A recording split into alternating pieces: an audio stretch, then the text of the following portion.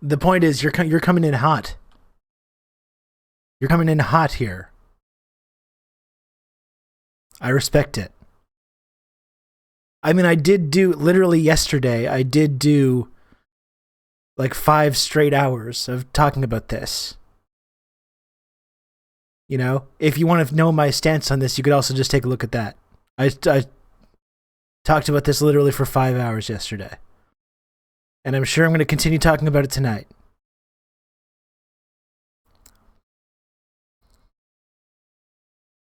Rob, I noticed the stream title earlier this week included Putin bad. So my question is, are you still on the Russian side? This is the good question. Good question.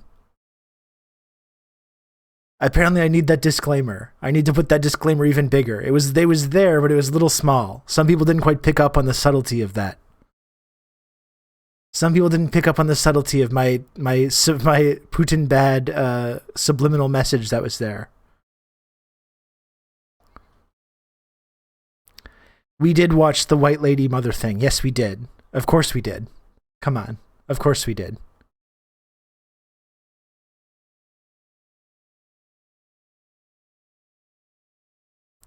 Absolutely. And I believe after that was released, Putin immediately resigned. He was forced to resign in disgrace after that. So congratulations to her, because that was huge. The CNN Applebee's clip, that was really good. Hey Lana, things are very bad.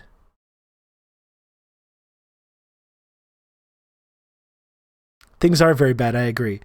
The point is, here's the thing, the point is, I'm not going to apologize for correctly pointing out the undisputable reality that there's a neo-Nazi problem in Ukraine. I'm sorry. That's just you don't have to like that. That's just the reality. There is. You know, it sucks, but it's true. Two things can't possibly be true. There's been plenty of like legitimate reporting on this. You can call that like Russian propaganda or whatever you want. There's been plenty of legitimate reporting on the neo-Nazi issue in Ukraine and the fact that Western governments, such as the Canadian government and the United States government, have been arming and funding and training these groups. No, there's not a Nazi problem everywhere. Oh, there's just a few bad apples.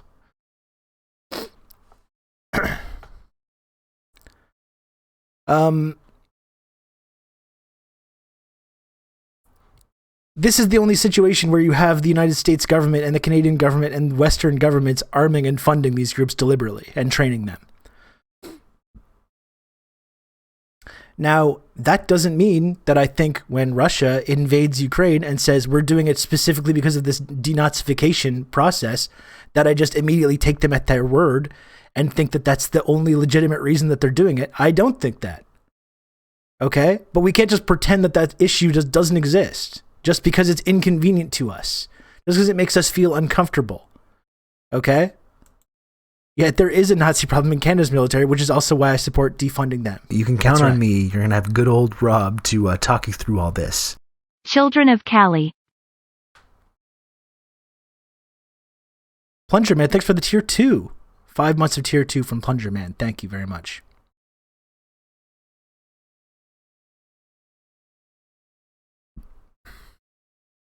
Ukraine in 7. Russia will blow a 3-1 lead in a choke and will expose this Mickey Mouse invasion waged by Laputin.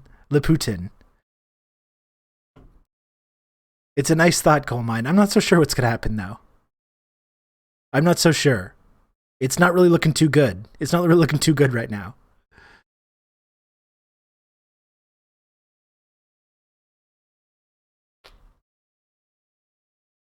We're pulling the Russian vodka from their stores. Again, so Putin's going to have to resign in disgrace right away.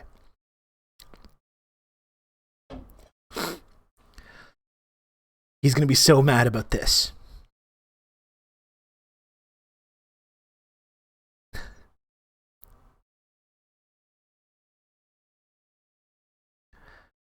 Lenin and Stalin used the same denazification excuse to invade other countries and install puppet governments in the USSR and the Eastern Bloc.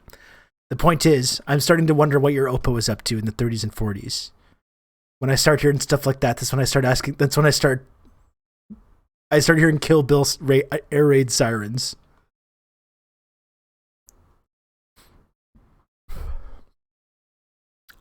I agree, Lana. We're gonna move on. Thanks for joining us, though. The point is, I appreciate your input.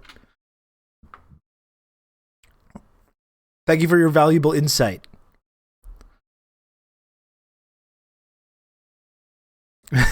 Stalin brutally denazified known non-Nazi Adolf Hitler.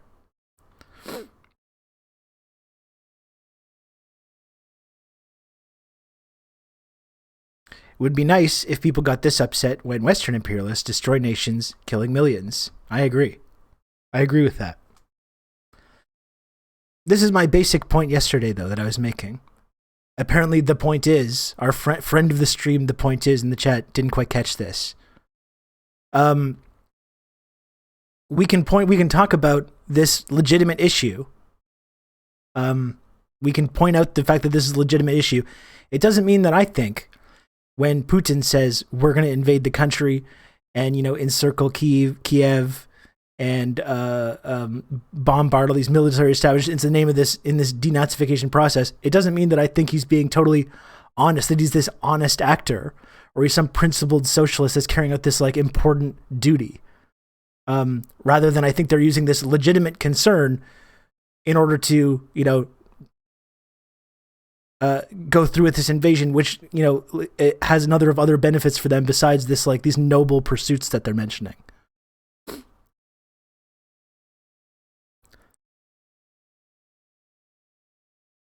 I think 10 people total think he's a base leftist or whatever. Yeah, it's a pretty small crowd there. Okay, the point is, thanks for joining us. Appreciate having you. I appreciate your input. Take care. Okay, bye-bye. Okay.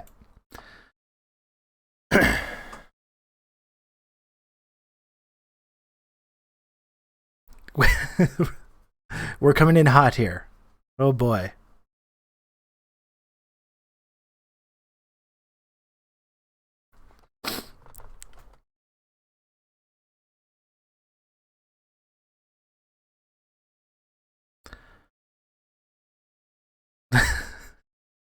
I support all the troops. You're like Rob Lowe in that NFL hat.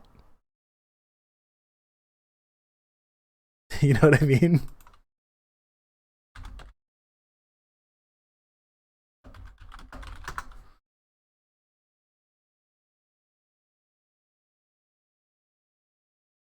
This is Alex Peters here. Why do I always do every single time I do this? It's because I don't start off with the backgrounds. That's why.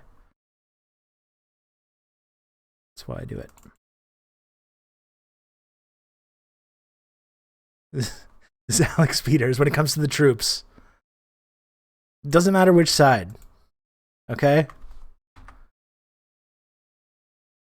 I'm just here to support people. That's all.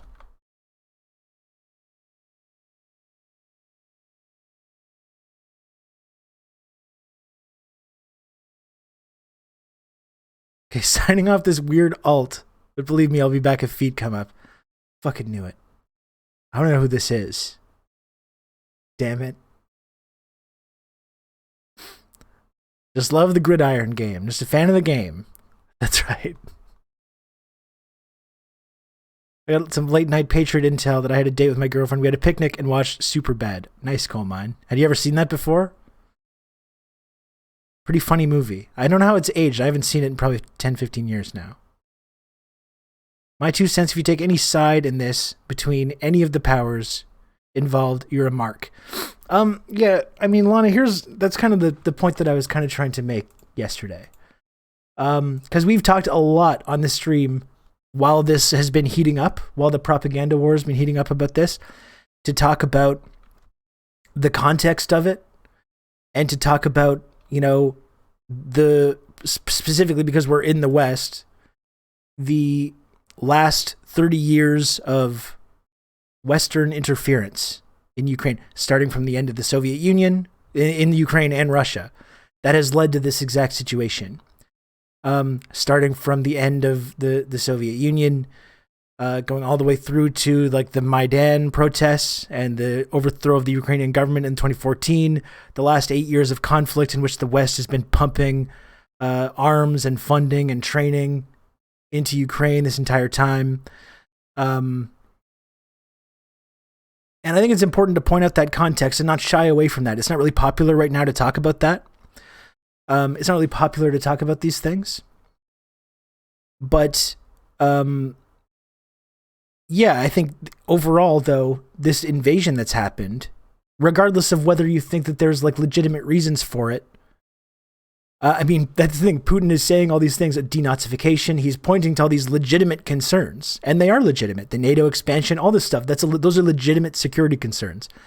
That doesn't mean we need to take the Russian government and everything they say at face value and say, oh, they're just doing all this for like altruistic reasons. I mean, that's being a mark. That's being, I think, a PR person for the Russian government. And like they don't need me to be a PR person for them. They got plenty of PR people already. I think when you take everything they say at face value and saying they're only just doing it for these altruistic, legitimate reasons, and you just kind of like make these excuses, it's like, come on, that's being a mark. That's being a mark. It would be maybe one thing. It would be maybe one thing if there were some principled socialist country engaging in this like good faith exercise here, or like talking about these very legitimate concerns and like acting in this altruistic way.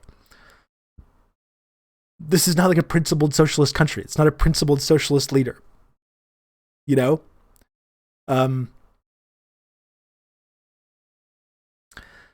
That is where I'm going to draw the line there. I will still talk about the context. I will still talk about the context of, this is such a funny thing to have on the screen while I talk about this. I will still talk about the context and how the West has contributed to this. I'm not going to shy away from talking about that. But I will draw the line at being a PR guy right now while they carry out this invasion, which is an escalation. It's a really dangerous escalation. No matter what you think about the Nazi problem in Ukraine, and there is a Nazi problem, no matter what you think about the government, and yes, it is kind of a Western puppet government. Yes, that's true. The reality is, though, average, ordinary people, families, are being kind of terrorized right now while the country's being bombarded, while Kiev is being encircled. I'm not going to sit here and support that or be PR guy for that.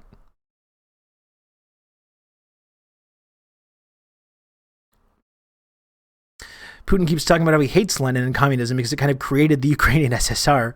He's not our guy. It doesn't matter to a bunch of these morons who just think that Russian equals communist equals evil. Yeah, I mean, that's important to point out as well. In his speech justifying this, he literally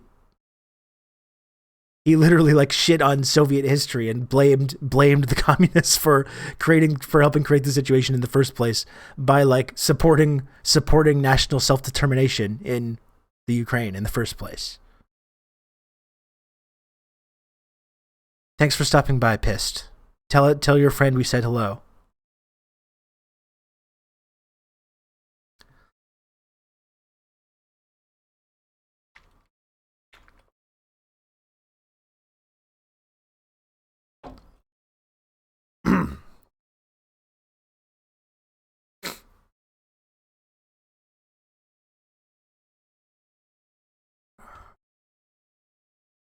And I got to say, as a Russian communist, the way people are talking about this makes me not want to go outside for a while.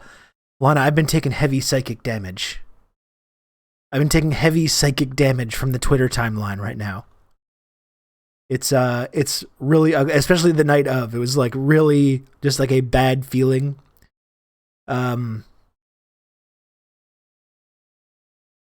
It's pretty rough. That is why drinks. That's right. It's pretty rough. And that's actually why I enjoy being able to come here to Twitch, where we can kind of talk about these things, talk about them at length, have little conversations, try and have productive conversations.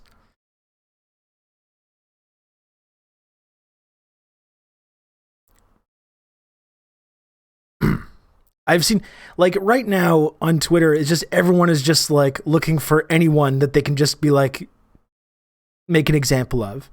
It's like the first thing people do in this moment is like try to use this to like attack people that they don't like online. Right? Like I saw someone that I follow on Twitter, a Chinchillazilla, I think is that. So many of you probably follow her, and she had this really benign tweet. She had this really benign tweet about like I shouldn't have to go to work in World War III in a pandemic, and it's just like a shitposty tweet. It's not a big deal, and just like it got so many like quote tweets and screenshots, and people just like, oh, just getting so mad over it, and it's just like, what is the point of it? Like it's not a big fucking deal. Everyone is just like losing it. People are just losing it.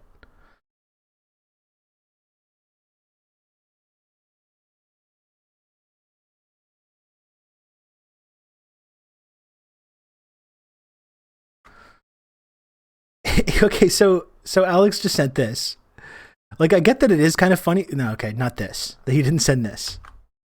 He didn't send this. That's not true.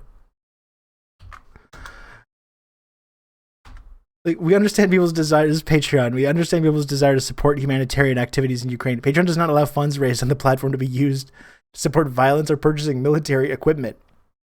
But like, that was, I like disassociated when I saw that tweet originally that's like, I'm supporting the Ukrainian military on Patreon. I was like, what? Like, that's just like the weirdest thing. Why are people supporting? I understand people want to support refugees. People want to support people that are hurting right now. All that stuff. But like, we send this country like billions of dollars in arms and weapons like every single year. Why are you going? You don't need to sign up on Patreon to support the Ukrainian military. What?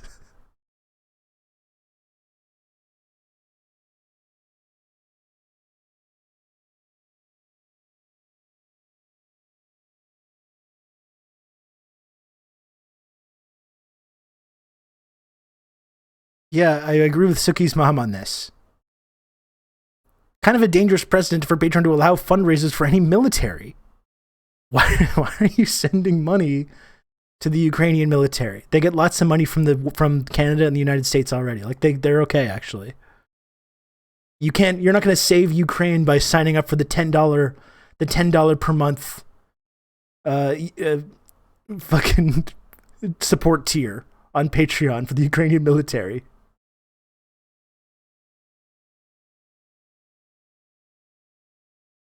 Please don't crowdfund your military, your weaponry, body armor, and medical supplies, even though you're being invaded right now. We don't support violence.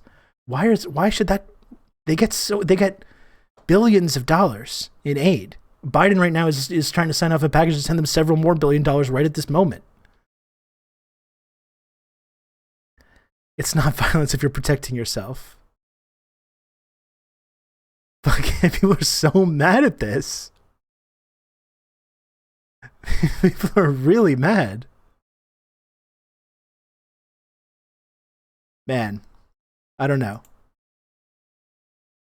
I think there's probably other things that we could probably be crowdfunding for right now.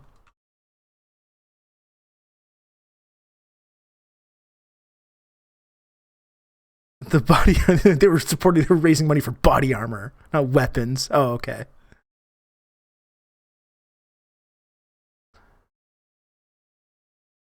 Literally sending money to Nazis to fight probably other Nazis while France escalates things. Just stupid all around. I saw there was a number of other like fundraisers being passed around as well, which inevitably, once you dig into it for 5 seconds, you realize there's fascist militias benefiting from that as well. And it's like, you can be against what's going on now, absolutely, as I am. Because, as I've said many times, Putin bad. As I've repeatedly said, Putin bad. Probably other way that's like, I don't think there's any way that we can really help with that right now. And like deciding to crowdfund for Ukraine right at this moment, I think is probably not the best way that we can all pitch in at the moment.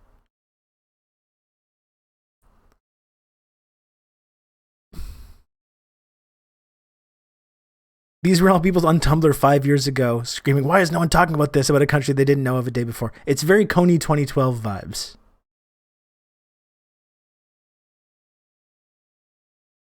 Ukraine is literally at war right now. I can't take this shit seriously either. No. No, I cannot.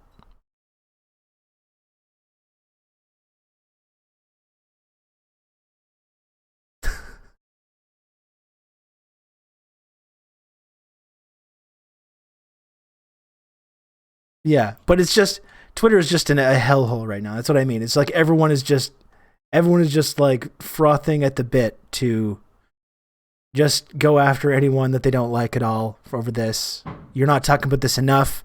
You're talking about it too much. It's tone deaf. Why are you shitposting? Why are you doing this? Why are you doing that? People are really just kind of losing it, aren't they? Not me, though. As always, I'm just calm, cool, and collected. But other people, though, are.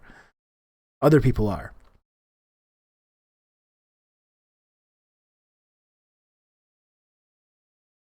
My favorite thing to do on Twitter is just not post.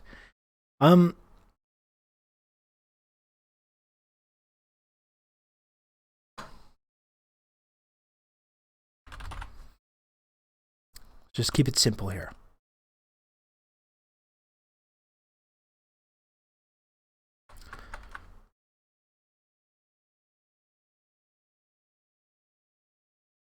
I keep thinking maybe I'll go back and then things keep happening. Yeah, more and more I'm just kind of like, I retreat here, I retreat to Discord. It's just seeming less and less worth it to me. Here's something that I would like to talk about, though. And we can look at what's going on in Kiev as well. Like Kiev right now there's crazy footage coming out from Kiev right now. We can actually look at one thing, because this is not like TOS or anything like that. But like, this is really wild.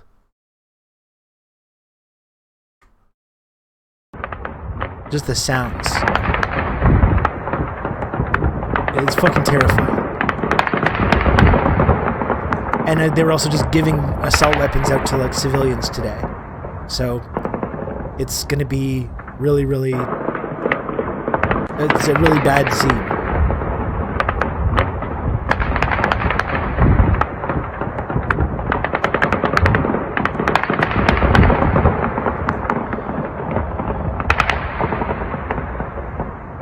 ASB News has stated that there's a lot of infighting. Don't know if that's true, though. I mean, they seem fairly good at vetting stuff. So I don't know what, who knows? This is one of those things where I'm trying to just, like, wait, especially when it comes to stuff like this, to wait till more actual details come out. Because there's a lot of speculation and there's a lot of, like, misinformation floating around. Why would you hand weapons to untrained civilians to fight against the Russian army? Makes zero sense. Yeah. I don't know. It's really scary, though, and no good can come of this.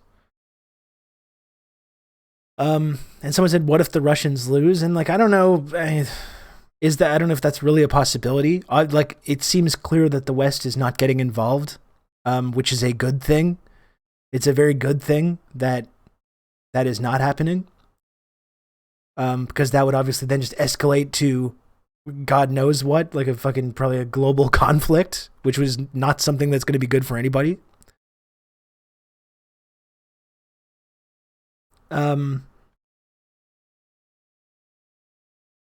It does. I did see tweets and information that Russia now is like talking about negotiating.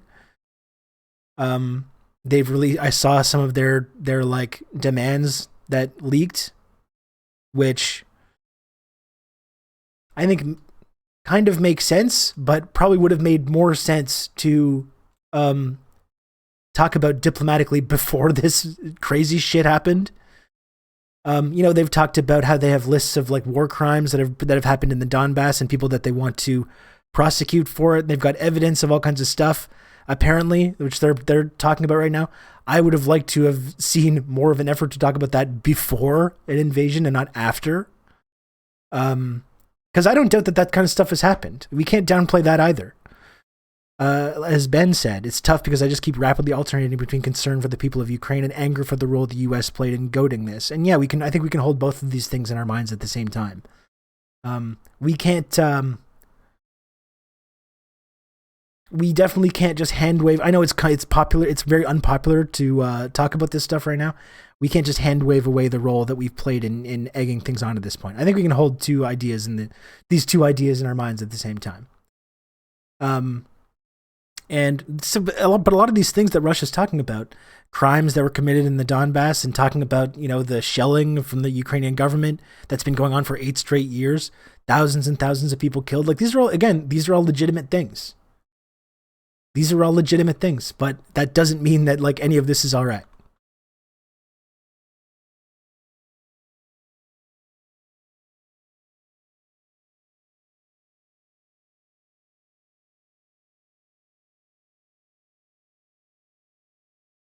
You'll be okay, Clueless. Don't worry. You'll be all right. It's going to be okay. Just breathe. Breathe in through the nose, out through the mouth. 3 or 4 times. You're going to be all right. But yeah, I mean, that's the point, is that there's a lot of very legitimate things that Russia could be talking about right now when it comes to the Western intervention, or when it comes to the actions that have happened over the last 8 years, since 2014. Thousands of people have died. I mean, it's not nothing. Like, it's not insignificant. People aren't going to be as willing to listen. I mean, it's not like they were that willing to listen before, but like, again, after this escalation, it's going to be, I think, a lot trickier to have these conversations, but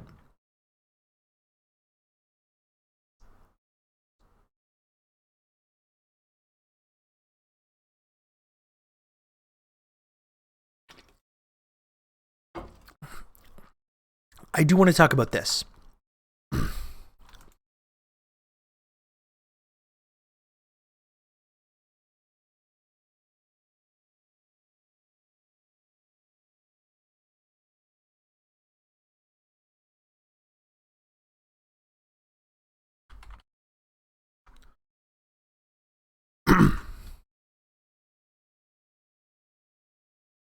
I would like to talk about this. Just give me one moment here while I get some shit together here.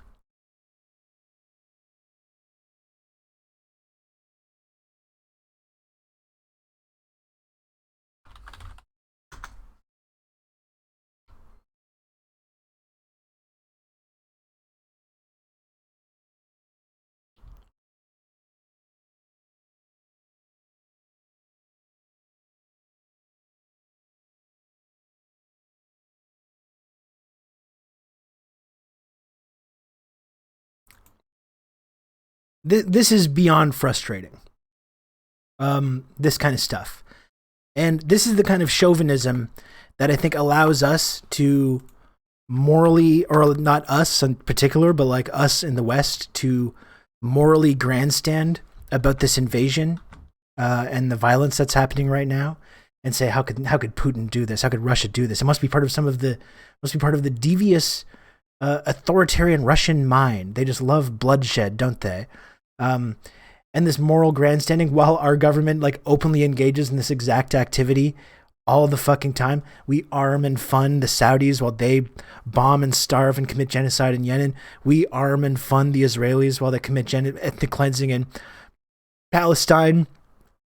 Keep Palestinians in an open-air prison camp. They bomb that 3-4 times a year with our full support, our full diplomatic support. We pay for the bombs that they do it. And then we morally grandstand about this. And it's part of this same sort of phenomenon that we're seeing here with now the conversation about refugees, about Ukrainian refugees.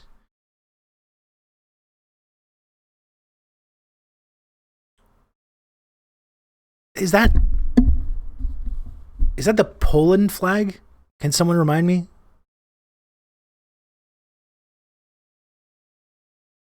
Moldova. Okay, thank you. So we have first citizens arriving in Moldova with over 4,000 crossings today. The government has deployed temporary placement centers in Palanca and Oknitia. Our borders are open for Ukrainian citizens who need safe transit or stay.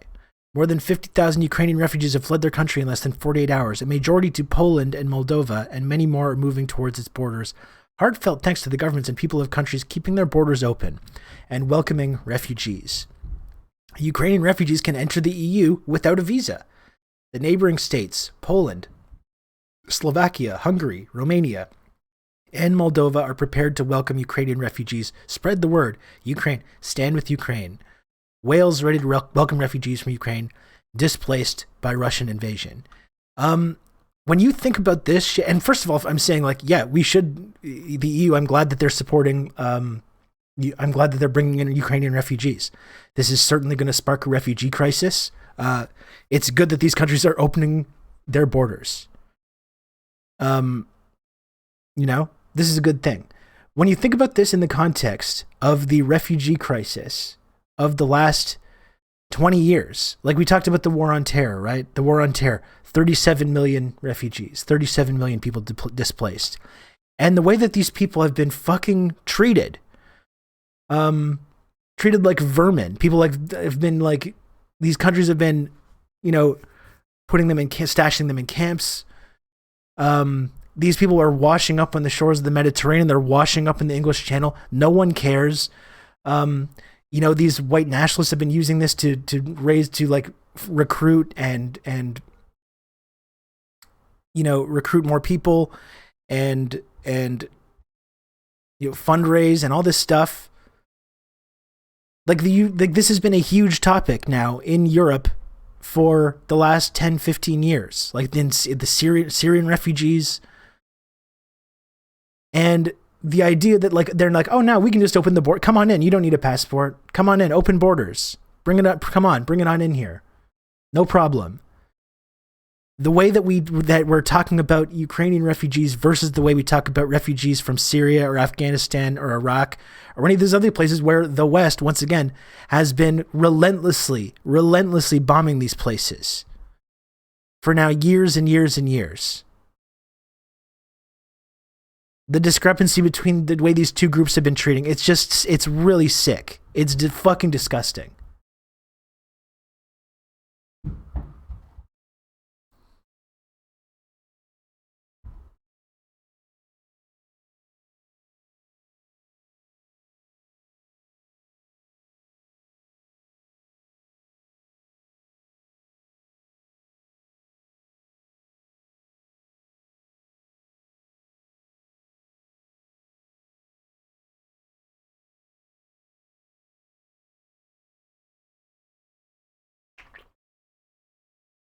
Didn't the UK and the EU almost sanction Belarus over their border with Poland because they let refugees through like a month ago? That's right. I mean, I feel like the conversation about refugees and immigrants in the UK has been fucking unhinged for like years now.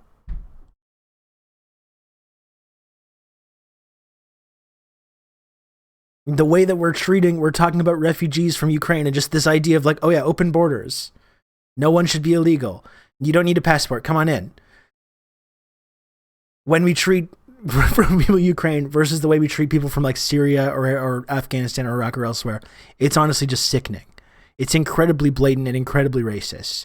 Or Haiti or Colombia. Thank you. I mean, yeah, talk about the migrant crisis on the southern United States border. Like, again, it's the same thing where the West causes the destabilization.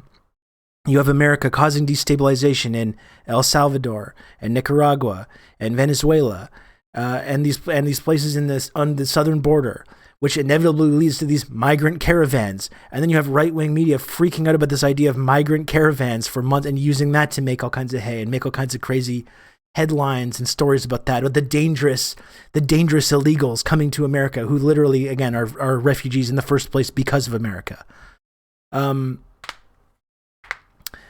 And yeah, so then these people show up in the United States, they get put in concentration camps. You get children being put in concentration camps in the United States border, which is still going on, by the way. I know it's been convenient for our liberal friends to move on from that and pretend that that's not going on anymore, but it very much still is. It very much still is.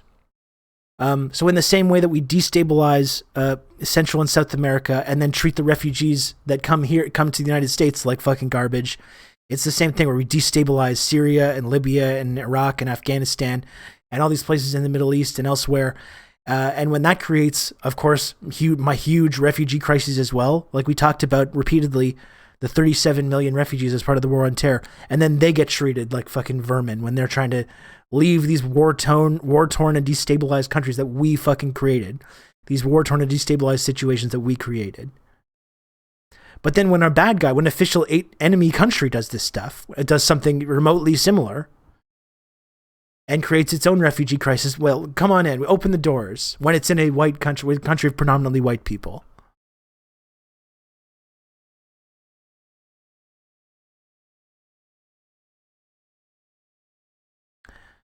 Cue the Family Guy meme with the colors of skin that the media should care about. Yeah, that's really what it is. What refugee crisis should we care about? And you have the different skin tones, and as soon as it goes below a certain tone, it's like, well, that's when we got to get really scared about the drugs and the scary terrorists coming in and criminals, violent criminals, all that kind of stuff.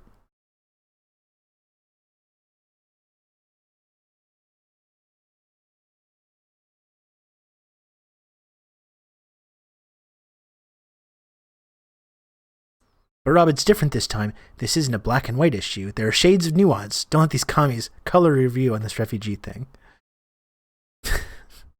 And it is just a bunch of fucking hypocrites using Ukraine and Eastern Europe generally as a football for the little imperial territorial resource conflict. I do not need to hear any more crocodile tears from these motherfuckers. They don't give a fuck. Well, that's what came up a lot yesterday when they're talking about this, Lana. Like watching Chrystia Freeland's press conference and stuff. When I think she talked about the rules-based international order like 4 or 5 times. The rules-based international order. And oh my God, Russia has violated the rules-based international order. And it's really terrible that they've done this. You know, Canadians, what was she said that made me have like a completely iconic reaction face to it? Canadians built that rules-based international order because they care about the world and that kind of stuff. But of course, yeah, now the evil Russian boogeyman are the ones that are violating that. And I have zero sympathy for these Western politicians that are crying about the fucking rules-based international order right now. Again, as I pointed out yesterday, I'll point it out again today.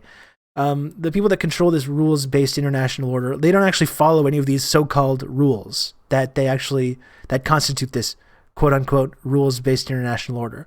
They want full power to control who is in this international order, who is not in it, who's allowed to follow these rules, who's allowed to break the rules. They want to be in complete control about that. And when they freak out about situations like this, it's not out of concern for human rights, although maybe it is, because Chrystia Freeland does actually care about the human rights of the fascists in Ukraine that are getting held at gunpoint right now. But what they really care about is the fact that they're losing control of this narrative and they're losing control of this ability to decide who does and does not qualify to be part of this quote-unquote international order that follows these rules, apparently.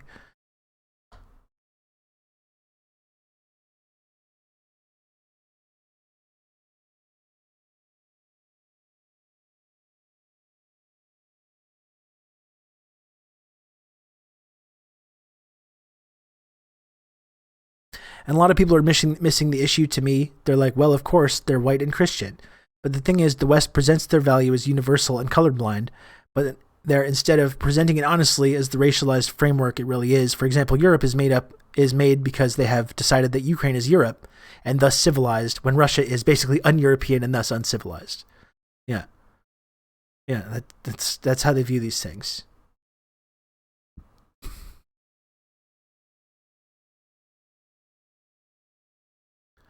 More like the tool-based international border. Oh my. Oh my goodness.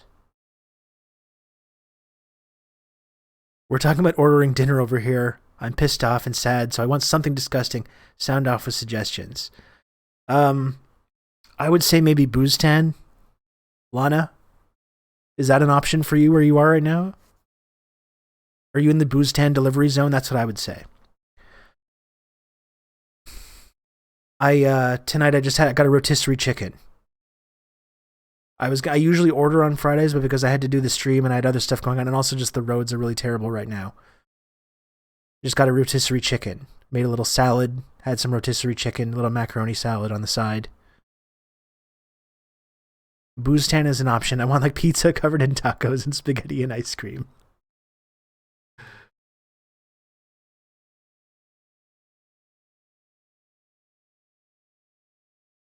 Part of it is that the media covers the horrors of this aggression and pretends Palestine, Yemen, etc. aren't happening, or if they are, the people are terrorists and not white, so it's justified.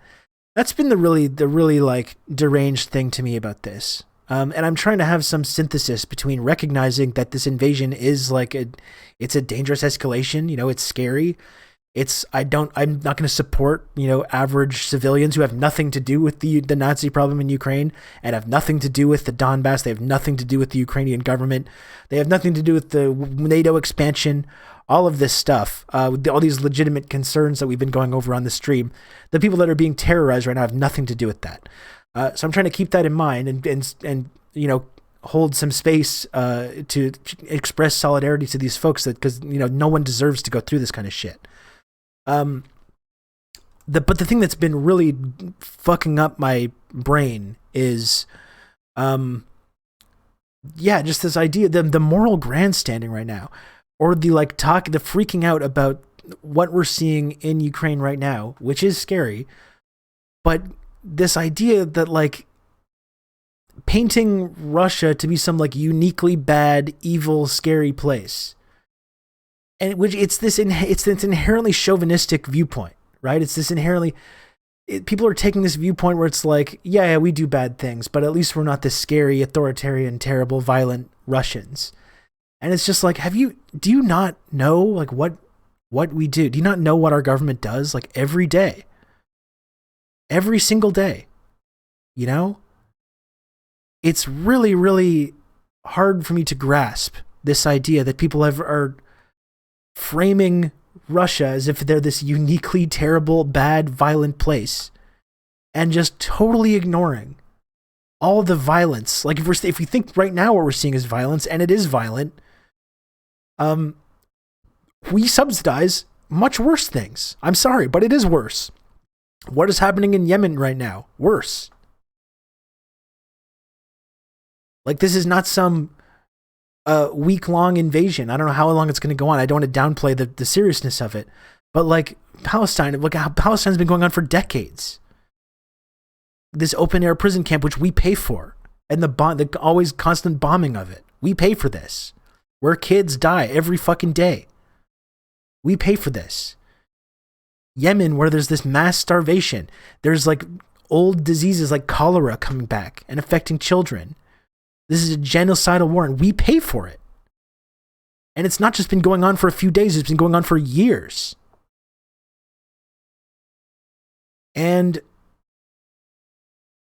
it truly is just like, I don't really get it, how people are able to morally grandstand about this.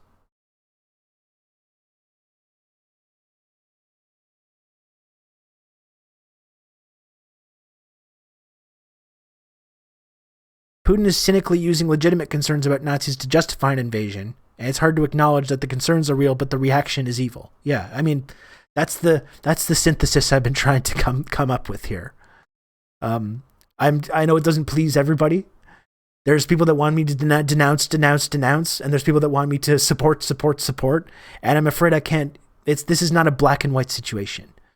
But I do find it intensely hypocritical. This idea that the way that people are talking about Russia right now, like it's this uniquely evil place.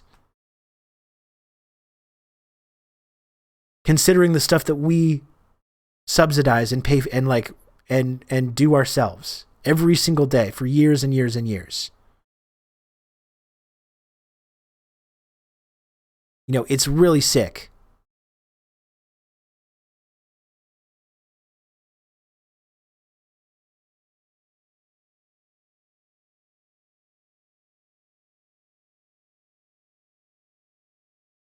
You don't understand what Putin was talking about. Okay, well, enlighten me. On one hand, I think Putin is a terrible, cynical asshole playing a geopolitical game with people's lives and possibly opening up a really dangerous can of worms, but also the racism and hypocrisy of the liberal order and fear I'm going to have to justify myself as a Russia person to people here who know absolutely nothing and think they're the heroes of history makes me want to fucking die. It's been really painful. It's been really painful to watch a lot of this stuff unfold. It's been very bad discourse.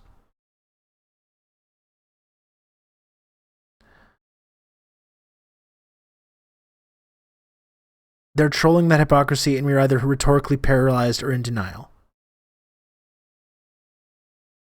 Or both. People here really, really hate Russians, man. It makes any intelligent conversation impossible. And yeah, it's like, Lana, I when the whole Russiagate phenomenon was going on, I thought it was bad, but I don't think I realized the extent to which there was like a groundwork being laid to build something even more sinister on top of that. Which we're seeing now pay off in fucking spades.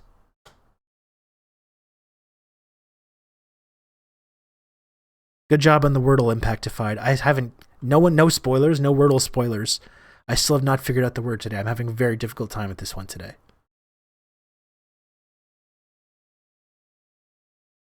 Hey, Squatch Drew. Yeah, evening stream. Hell yeah.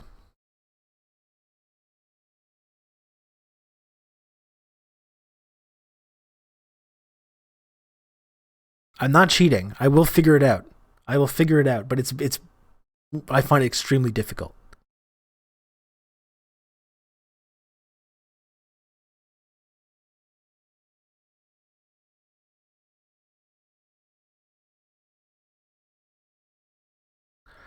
Yeah, Red Scary. I mean, this is a good point. This is easy.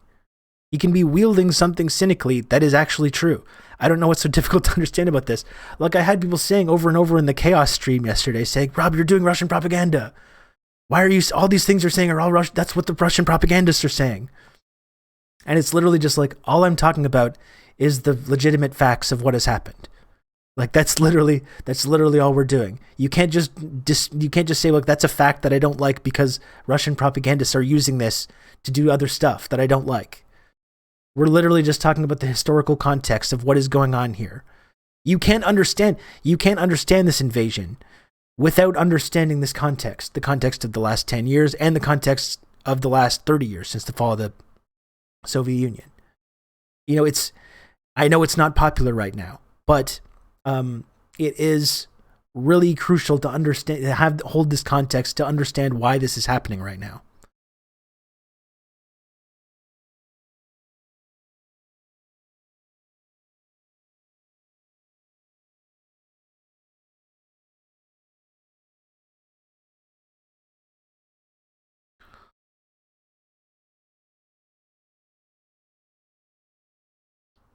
Yeah, you can go back even farther than that. Squatch. Like, you can go back to World War II. You can go back to the fucking Russian Revolution, and still you can go all the way back there.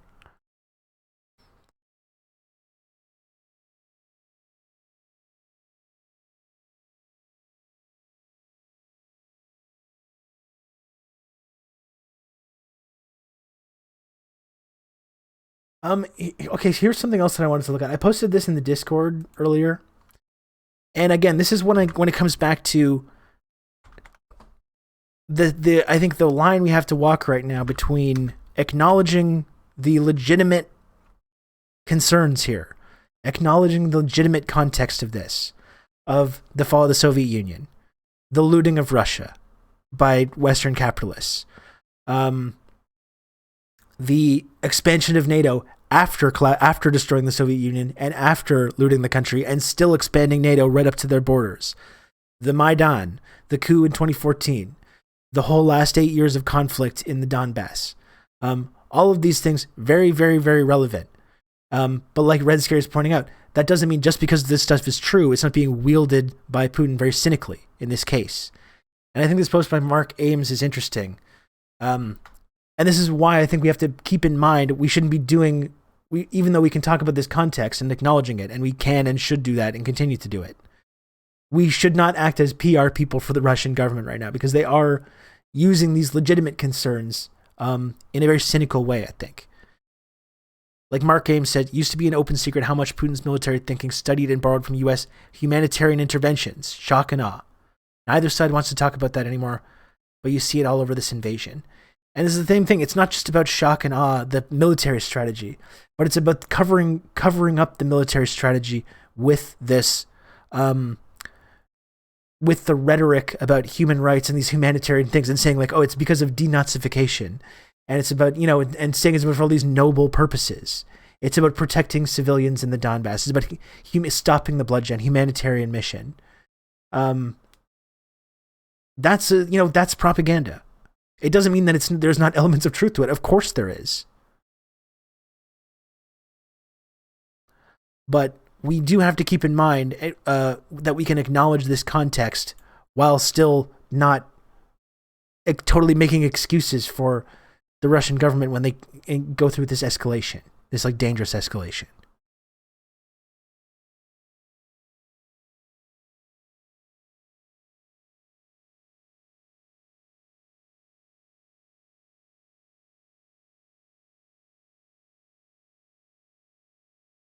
Yeah, people might as well be like, Soviet propaganda about how the U.S. treated black people in the U.S. South is being wielded cynically. Like, okay, yeah, but it was true. And in that case, when it comes to the Soviet Union, I don't think it was being cynical. I genuinely think there was like a genuine concern. And they were making very legitimate points about how they were being persecuted by the U.S. while they themselves were carrying out these like horrible racist policies of ethnic cleansing and terrible things. Like that's the thing. I'm way more willing to listen to these kind of arguments when it's coming from, you know, the Soviet Union versus when it's coming from this like capitalist kind of oligarchy state.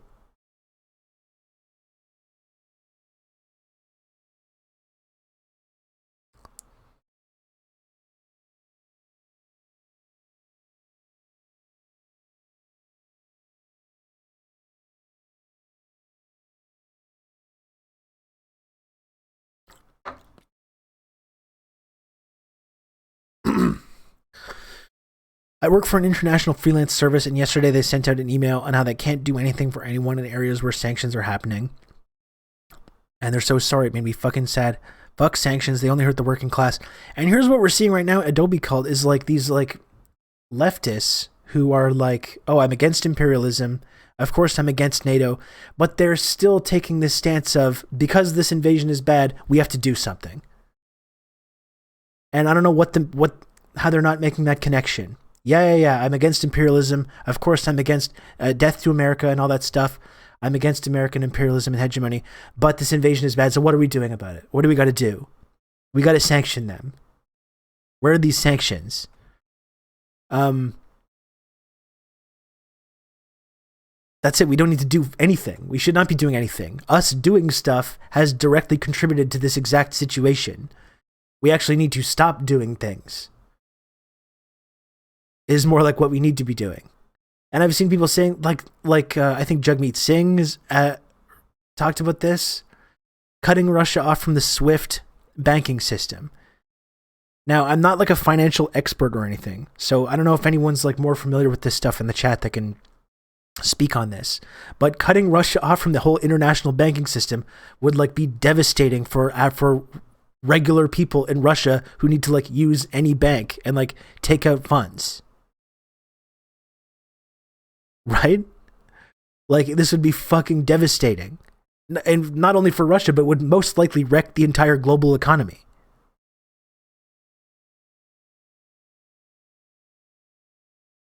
I mean, already with these sanctions that they're proposing right now are probably going to wreak havoc on the global economy. Like we talked about yesterday, the idea of like the energy situation, the energy costs, the huge amount of natural gas and other supplies that Russia supplies to big chunks of Europe, which are now just going to be completely thrown into chaos. And we've seen in France and in numbers of other places what the increase in energy prices can do to like drive people completely fucking crazy. We are going to see already, just from the sanctions they're talking about right now, we are going to see some crazy extreme consequences from this. There's a reason the EU voted against it. Yeah. They cut Greece off from SWIFT when they said fuck the loan conditions of the IMF, an actual member of the EU. I mean, a lot of what's going on, like what you're saying right now, and a lot of what we're seeing in Ukraine right now is just yet another example. Yet another example of why you don't cut deals with the United States of America. You don't cut deals with the West. Look at Ukraine right now. It's like they've done as Mearsheimer was pointing out. That's the whole reason that Mearsheimer clip is really important, I think. Because the West held Ukraine's hand now over the last 10 years to encourage them to like do what they want, to become more of a Western puppet colony, to get tough with the Russians. They've led them down this path, and Ukraine's like, okay, yeah, we're going to do what the West says, sure. And then, as Mearsheimer said, they're going to get wrecked. And what is happening now? They're getting wrecked, and the West is like, nothing we can do. Sorry about that. You're on your own. We can offer you some sanctions. Can we offer you sanctions and maybe a little bit of aid? I mean, it just goes to show. I don't know how many times this kind of shit needs to happen for these countries to learn this basic lesson. This is exactly what happened to Georgia as well, 10 years ago or whatever.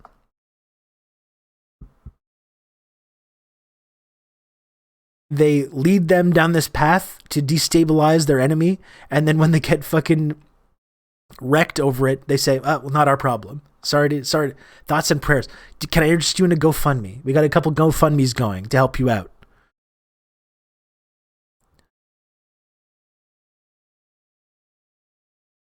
It's really bad having SWIFT, the only international banking system, and it being based in the West. It is really bad, and it's Baldwin's Ghost. That's one of the reasons that I support the rise of China as this new global economic power, because I do think that they are trying to resolve that little problem, right? I do think that there is something in the works right now, an alternative financial system that they can get all these countries off the US dollar. That's a big part of what this multipolar world order is. And this is the tricky thing to talk about. This is the tricky thing to talk about, especially right now. Like it's tricky, okay? I've spent the last year and a bit. I've spent the last year and a bit talking about the rise of this multipolar world order and why I support it and why I welcome the decline of the US empire and I welcome the decline of the imperialists and that I encourage actually further Western destabilization. I've talked about this a lot. I've not been shy about where my personal allegiances are on this. And this new kind of anti-imperialist sort of global alliance that's forming between these disparate countries that are kind of starting to join together to push back against the ability of the America to use sanctions on them, like Venezuela, Iran, Nicaragua, Cuba, China, Russia, and all these places. And I've been supportive of this. And, I've talked about this invasion, how I think it's a dangerous escalation. I don't support it. I'm against war, and this is a war, and I don't support that. There's civilians suffering, there's civilians being terrorized as a result. I don't support it, regardless of whatever legitimate reasons there are for starting it. But I'm not going to let my concerns about this, I'm not just going to reorient my whole worldview overnight and say, well, maybe this whole multipolar world order thing was a big mistake. Because the reality is I still do support this. And I still know where my personal allegiances are on this. And that is the tricky thing right now. That is the tricky thing to try and carve out a sort of space to talk about this stuff, to denounce specifically this kind of escalation that we're seeing, but to still, I do still intend to hold the line, as it were, and to continue supporting this multipolar world order, which is overall globally is a good thing, irrespective of what is going on right now in Ukraine. Overall, this is still a positive development. Overall, I do still welcome the decline of America and its partners as this kind of global police force. And as we were saying, even if we're uncomfortable with this invasion, as I've mentioned many times, Putin bad. Also, I've mentioned that as well. In case anyone's watching, they're not sure about this. I do think Putin is bad. I think he's bad, folks. Regardless of any of that, though, when you talk about that multipolar world order, this is what it looks like, okay? And part of what is happening right now in this with this invasion and this escalation, it is kind of exposing the West as being kind of feckless, and they're not really able to respond to it in any way, and everyone kind of sees that. Why do you want America to decline? Because America is the kind of head of the snake of the global criminal cartel that represents the kind of formerly colonialist countries. They're violent imperialists. They've controlled and dominated the entire world for the last several decades. They've killed millions and millions of people in imperialist wars and invasions and destabilization efforts and coups. And I'm against that. And Canada's been a big part of that as well. And Male Rights USA, you were saying some fucked up shit the other day, talking about that anti-trans legislation. It made everyone super uncomfortable. So take care. Goodbye.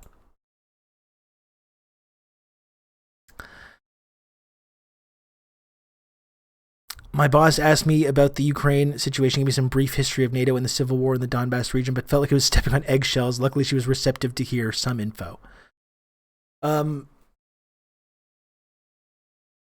Yeah, I mean, it's nice that at least some people are a little bit more receptive to this, but the consent manufacturing machine right now is going in overdrive. It is really, really fucking scary to see it, you know?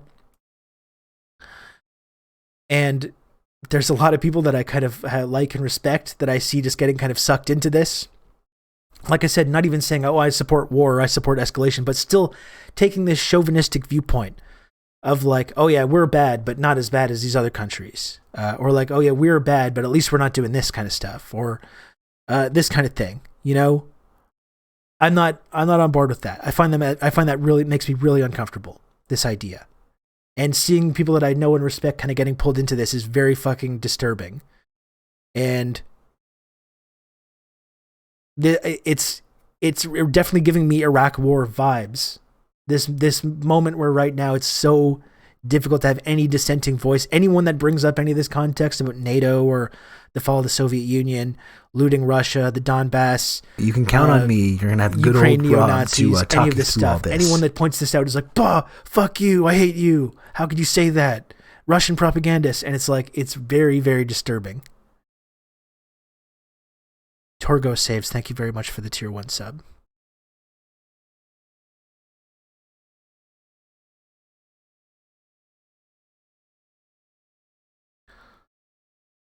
I'm losing respect for people. I see your likes and shit. I'm afraid there are many comrades I can't trust anymore. It's the consent manufacturing machine is indeed going burr right now, to an extent that it has not, I think, for many years.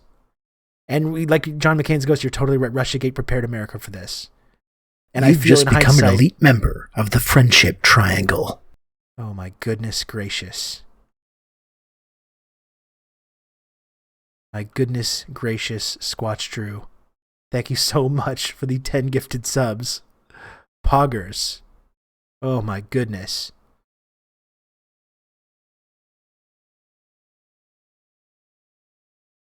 I'm glad you're fighting against the grain. Definitely Iraq War vibes with the coverage so far. And not just the coverage, but the way that people are getting like pulled into it.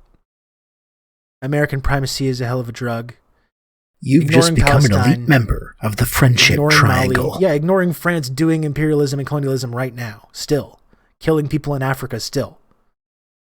You can count on me. You're going to have good old Rob to talk you through all this. Carrier wave. You've just become an elite member of the Friendship Triangle.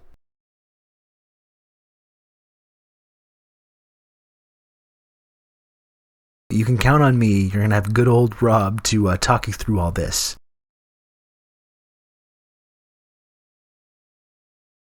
We simply use the computer to mark up the size of the account. Bits are free. Carrier Wave. You've just become an elite member of the Friendship Triangle. My goodness. Carrier Wave, thank you for the 5 gifted subs. I appreciate that a lot, Carrier Wave. Moss World, thanks for gifting a sub. Appreciate that a lot. Calm Like a Tom, thank you for the 5 gifted subs as well. Very, very kind of you, Calm Like a Tom. Bonsai Prince Buddy, thank you for the tier 1 sub. We simply use the computer to mark up the size of the account. More like tools-based international board DIR. Has anyone said that?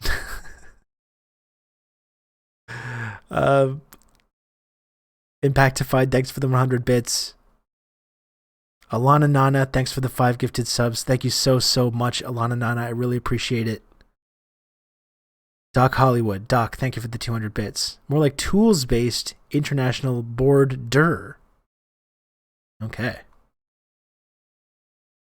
Rob just hates it when you interrupt him with sub alerts. That's right. I'm trying to have an important discussion here about these important geopolitical events. These important geopolitical events. And people are very rudely interrupting me while I'm trying to talk about this shit. Very frustrating.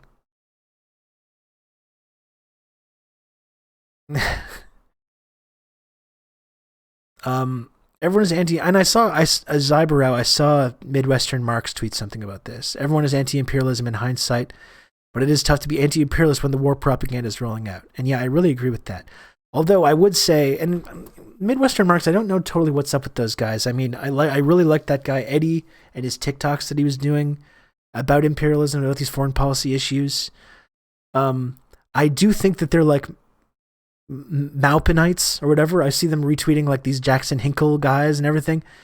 To me, as much as I agree with that sentiment, I think that crowd is veering into Russian government PR. I think a little bit to the extent that makes me a little uncomfortable. I do appreciate that sentiment though.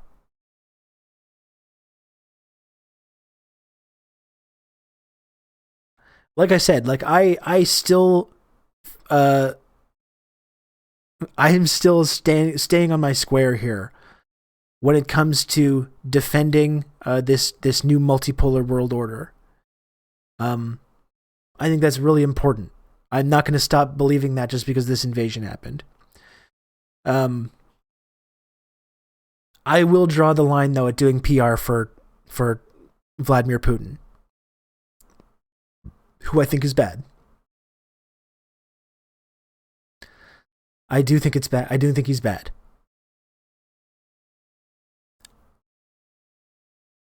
They have multiple people running the Twitter, but yeah, their connection to Caleb is cringe. Yeah. And I've talked about those guys before too. It's like, I find I agree with a lot of their stances on foreign policy, but it's like they get off in that weird patriotic socialism thing. There's a whole lot of weird shit going on with that I do not want anything to do with.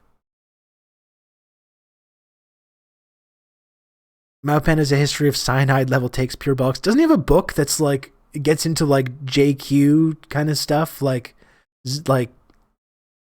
kind of heavily, I don't want to slander anyone, but kind of heavily, not the way that anti-Semitism has been used as like a weaponized way to attack people, but like the real shit. He was on RT the other day, so the PR for Putin angle is pretty accurate. Yeah. I don't know. I do not fuck with those guys.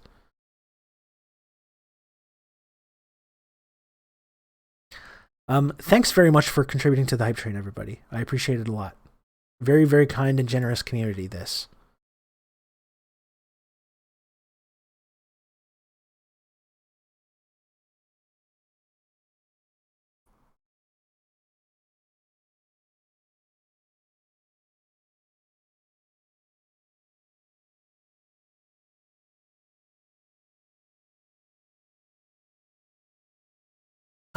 Here's another thing that I'd like to take a look at as well. I got a couple things that I'd like to take a look at. This also, I think, is pretty important to keep in mind, okay? Mommy, tell us how you put the skits together. We don't do skits, Mom. Skits are when the football players dress up as the cheerleaders and think it's wit.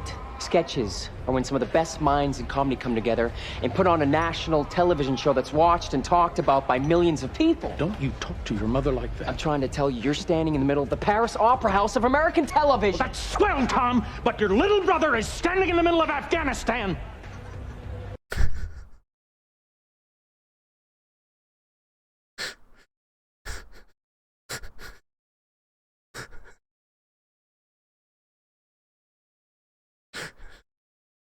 Okay. So, I'm sorry. You know what I would like to see is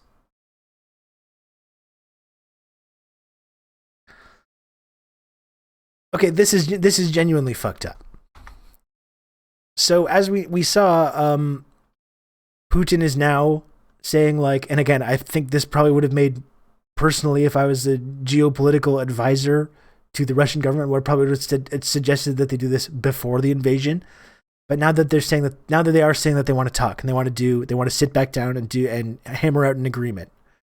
And now you have the U.S. State Department coming out and saying, no, we don't want no more diplomacy, no diplomacy.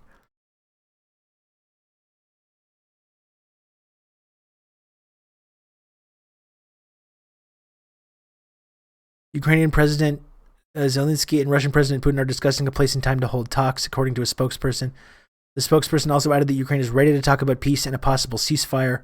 Earlier today, the U.S. State Department cast doubts about whether Russia had legitimate plans for diplomacy, saying Russia must stop bombing Ukraine first. Now we see Moscow suggesting that diplomacy take place at the barrel of a gun or as Moscow's rockets, mortars, artillery target the Ukrainian people. Not real diplomacy. They're not the conditions for real diplomacy. I mean, I would think that, yeah, if they were going to sit down, they would probably stop the actual assault before that was happening, but you can still see that they are very uncomfortable with this idea, even though they have suggested this.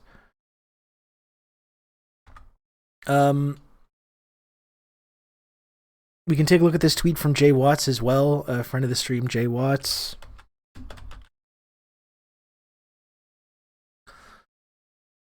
Which talked about... See, these are the kind of takes. This is why I've been staying off Twitter. These are the kind of takes that are floating around now on Twitter at the moment. If that's the case, having a stockpile of nukes at the ready means no diplomacy America engages in is valid either. That's exactly right, yeah. Surely America would never engage in diplomacy while bombing someone. They would just never do anything like that. This is what Twitter looks like right now. So you just stay away from it.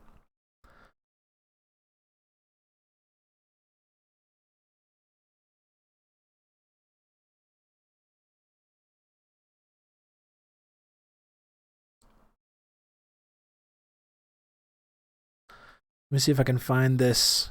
Yeah. This is from someone Jay knows in Kiev, which says, I don't know how valid this is. This is from Jay. You know, I trust Jay. I don't know if you trust him. You don't have to. This is from a comrade of Jay's in Kiev. The office of Zelensky announced the demands from Russia to enter negotiations. 1. Disband all nationalist and neo-Nazi formations. Recognition of Crimea as Russian territory. Recognition of Donetsk and Lugansk Republic as independent republics in the borders of the entire Donetsk-Lugansk regions. Neutral status and refuse from NATO aspirations forever. Russian language as official second language. Complete demilitarization. And this is exactly what Mearsheimer was kind of saying, right, in 2015, saying how to resolve this crisis. Like, instead of getting more hostile with Russia, what Ukraine should be doing is being neutral and and acting as a neutral state. That's what's going to avoid this big conflict, as he was saying, which never happened. And that's what I mean. A lot of these requests, I think, are kind of along those lines. You know, stop being a Western puppet, get rid of your military, recognize these regions, Crimea and these breakaway republics.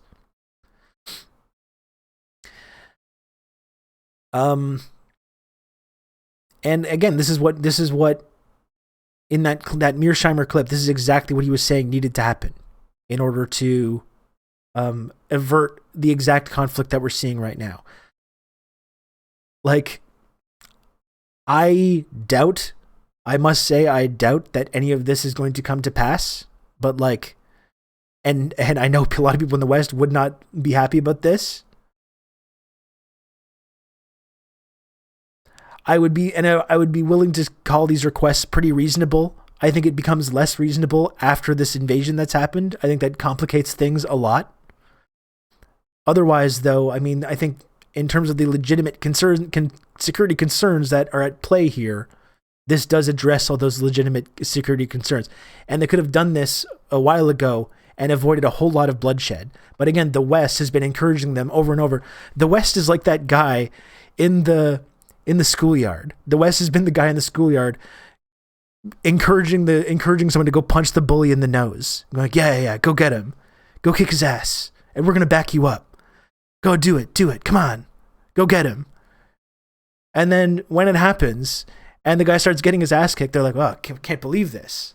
I can't believe this happened. Oh my goodness. Yeah, the US wants it to be another Afghanistan. I'm sure that's what they would prefer, which shows again that they don't actually give a fuck about people in Ukraine. They would rather turn Ukraine into a war-torn hellhole quagmire that the Russian government is stuck in. That would be much more beneficial to them than this kind of situation, which would save countless lives.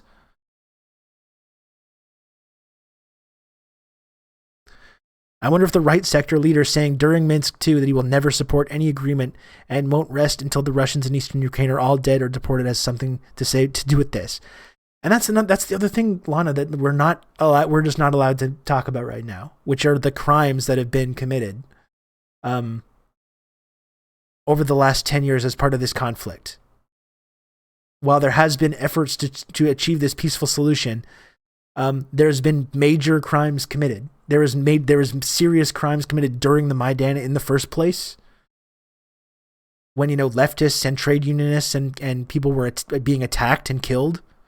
There's been thousands of people that have been killed during this conflict as well. And we're just not allowed to mention this now. We're not allowed to talk about this.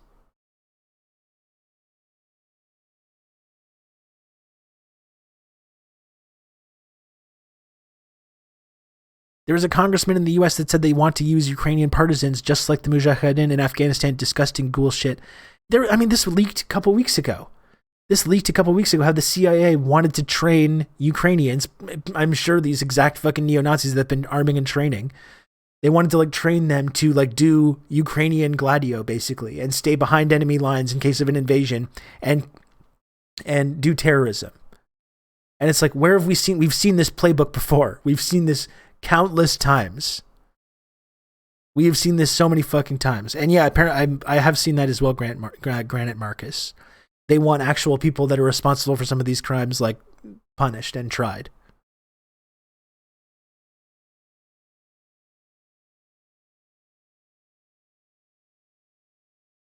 And when Ukraine collapses into a sectarian hellscape in 20 years, the people who egged this on will go, oh, we could not have possibly known. Mea culpa. Yeah, exactly. It's the same way, Lana, that the collapse of the Soviet Union destroyed people's lives in Ukraine. We talked about this a lot yesterday. We talked about it a lot on the stream. And the collapse of the Soviet Union was not some random event that happened in a vacuum. It didn't just happen because of Soviet mismanagement or because communism doesn't work, as many people as the propaganda tells us. This is a deliberate project on the part of the West, who spent almost a century, minus the few years of World War II when they were on the same side, spent basically an entire century, almost, spending hundreds of billions of dollars and pouring countless resources into this Cold War to ensure that the Soviet Union would collapse. And it destroyed the economy in Russia. It destroyed the economy in Ukraine. It destroyed people's lives and led to the rise of fascism and led to the rise of Putin and all these things.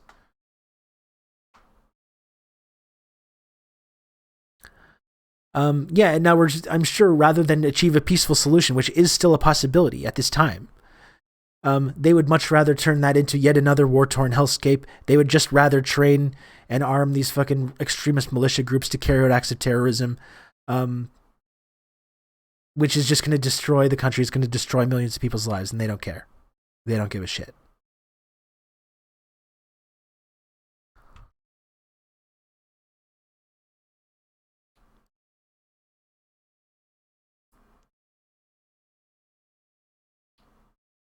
Yeah, and now China's pushing for negotiation. It's pushing to like de-escalate this. And of course, we'll never get credit for it. Somehow this is the fault of communism. This is what mom and dad said. Well, that's what they teach us in the history books, isn't it?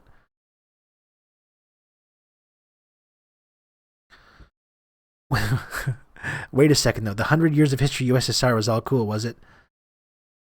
One thing that I think happened in that period that you're talking about, Pasel 100, is defeating the Nazis. The USSR defeated the Nazis under Stalin. Under, evil, scary Stalin. Oh no, can't say anything good about that guy. Terrible, evil person. Was the leader that led Russia during that period while 20 million citizens died, defeating the Nazis, while America was sitting on its fucking ass, figuring out which way things were going to go before they jumped in.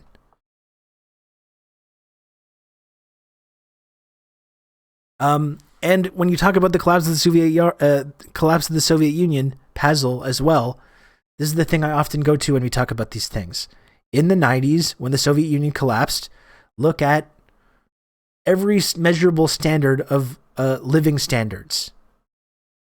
And it just dropped like a fucking stone.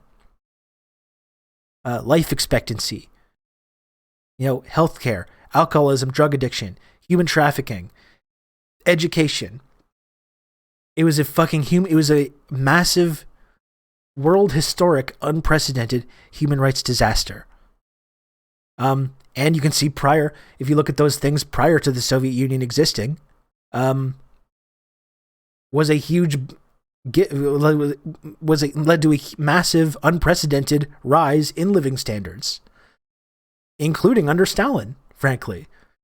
You can look at a line of life expectancy in Russia while Stalin was in the leader of the country, and it goes up like this.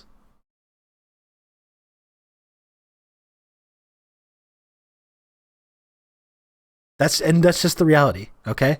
And that's not to say everything that happened under Stalin or under the Soviet Union was great or perfect, or that bad things never happened.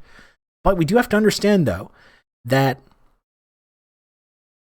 we do need to understand, though, that there's been a lot of propaganda about this period, and that all the Western propaganda that we've all been inundated with for our whole lives, which is designed to convince us that communism and fascism are two kind of similar things that are both part of just about killing people and murdering and death and violence, and are basically the same thing with a few different aesthetics.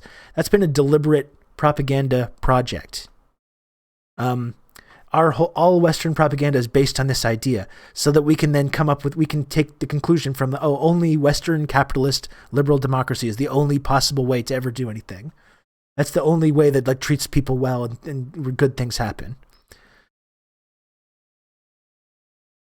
And yeah, under the USSR, millions of Russians were killed fighting Nazis. And in this big black book of communism, where we get a lot of this information about all the terrible things that happened in the USSR, a lot of people that died were Nazis and fascists. Not every single person, certainly. And like I said, it's not that bad things didn't happen. But there's been a concerted propaganda effort in our society, in our culture, to convince us certain things about this, which are distortions of the reality that actually happened.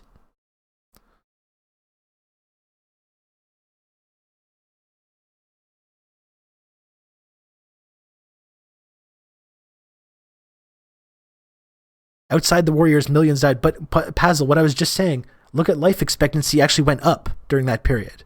It went up, not down.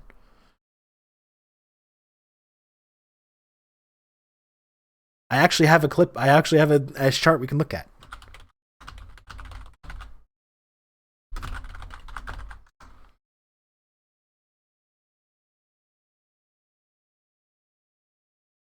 Look at this. This is important, okay? We're going to look at some charts. This is a chart of life expectancy in Russia from 1845 to 2020. Now, See right around here, that's around the Russian Revolution, and you see it starts going up. As soon as the Russian Revolution happened, it starts going up. Because all of a sudden people have access to healthcare and education and all these things that they didn't have access before. And this is Stalin's taking over right around here? Right around here? And then, of course, you have the war. You have the war here. There's a big plummet because of the World War II. And look at that. Look at that. Right after World War II, it just shoots up. The line goes up. Who was the leader of the USSR at that time? That's the basic question you have to ask yourself. So you can say, oh, people died. Yeah, people die in our society all the time. We have a massive, we have actually in the United States, you have the bigger prison population. You have a higher concentration of prisoners in the United States now, today, than there ever was during this period. Millions of people die every single year of lack of health care. All this kind of social murder takes place in our society constantly, every single year. But we don't really pay much attention to that. We don't really pay much attention to that.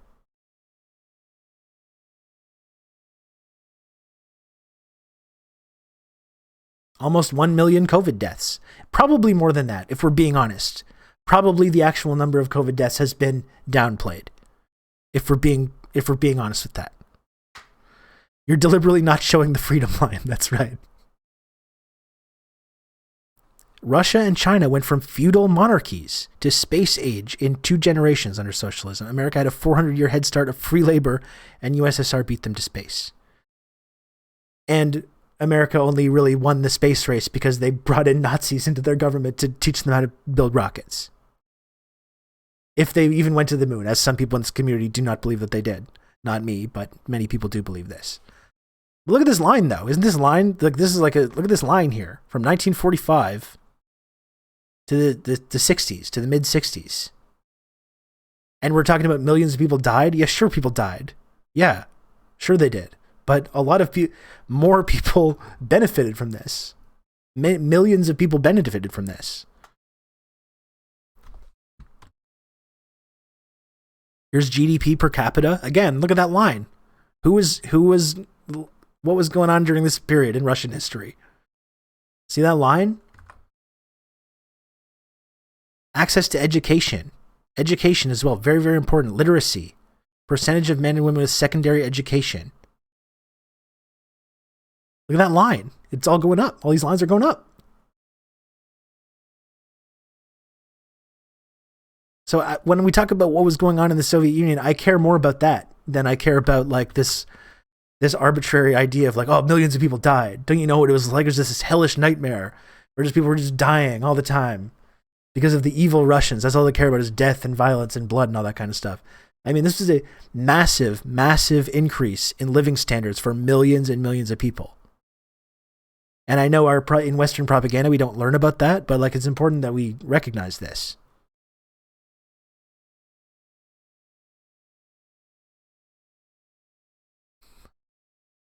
Anyway, we're kind of getting off track. We should be staying on topic here, but I thought I always enjoy kind of trying to educate people on this kind of stuff. You know what I would like to do is watch the clip of Vijay Prashad. Vijay was talking today. It's probably on YouTube.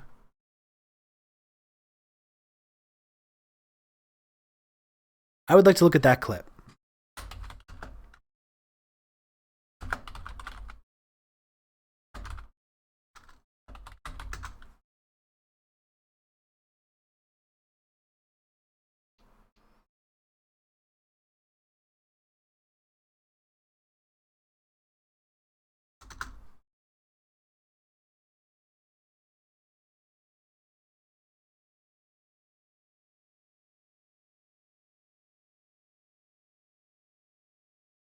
Does anyone have the clip from today? I know it's in the Discord server, but I don't know how to find it right now. I don't know how to find it.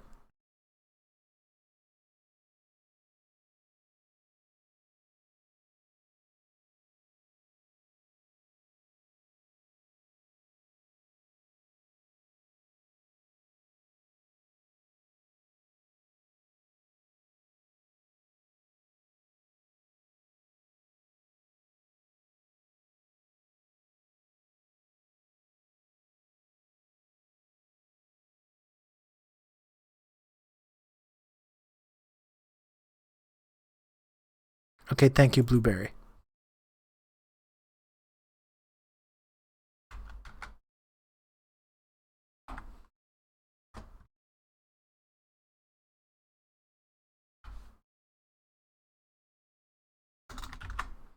Whoops. Okay, so here's VJ from today. This will be good to watch. We can kind of chill and watch this. I just want to, one more time. Where was Pazel? And I appreciate you being respectful, Pazel. Thanks for don't totally agree with your perspective, but I appreciate you at least trying to engage with people respectfully. I'm not defending the West. U.S. is probably responsible for more deaths. Interesting conversation. I get the point about propaganda, but if you're saying Stalin didn't send many Russians to their deaths, you really are turning historic facts upside down. I'm not just being critical. I'm interested and want to hear your POVs. I guess that's the point I'm trying to make, Pazel, is that not that everything that happened during this period was perfect. There is a lot of disagreement about exactly what went on during this period. I know a lot of what we understand about Stalinism was outlined in Khrushchev's famous speech after Stalin died, when Khrushchev accused him of all kinds of crazy stuff. Depending on which historian you ask, some of them believe Khrushchev was telling the truth. Some of them believe he was lying. I don't really want to say what's what. And I don't want to say that everything was perfect during this period or that even some crimes weren't committed. I think you do have to look at the role of the Cold War in a lot of the repression that did happen in Soviet society. This is a society that was under threat from moment one. It was under threat from moment one. As soon as the Russian Revolution happened, there was attempts to overthrow it and subvert it through these nefarious means. And when there's a society that's trying to develop, when it's under threat by the world's most powerful economic and military institutions, I think there's this tendency then to lean into these more what we would call kind of authoritarian tendencies. And people get hurt in the process, and there's collateral damage, and there's bad things that can happen in that process, and there's even crimes that can be committed. So I don't want to say, I don't have the exact answers for what is true and what's not true about that period, but I do know that when we talk about this kind of authoritarianism in Soviet society, the West does play a role in that as well. Just as the West has played a role in this current crisis in Ukraine by escalating things, Western intervention often is the thing behind all these things that's causing a lot of the conflict and a lot of the problems. And what we might call authoritarianism or repression in Soviet society is no different. This is a society that was under threat, constantly under threat by the United States, by these formerly colonialist countries that viewed their economic system as a threat and wanted to overthrow it. And they were trying to do so through, secretive means, through proxy wars and all these kinds of other things. And an inevitable result of that is that, it develops into this kind of police state society as kind of an essential defense mechanism against that.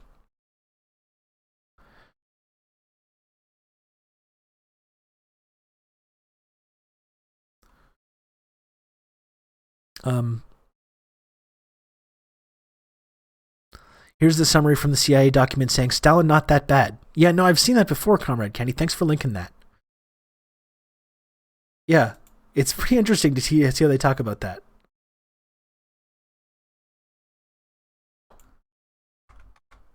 Thanks for linking that, and thanks for stopping by, Comrade Kenny. Yeah, even the CIA. It's hard to... Can I zoom in on this?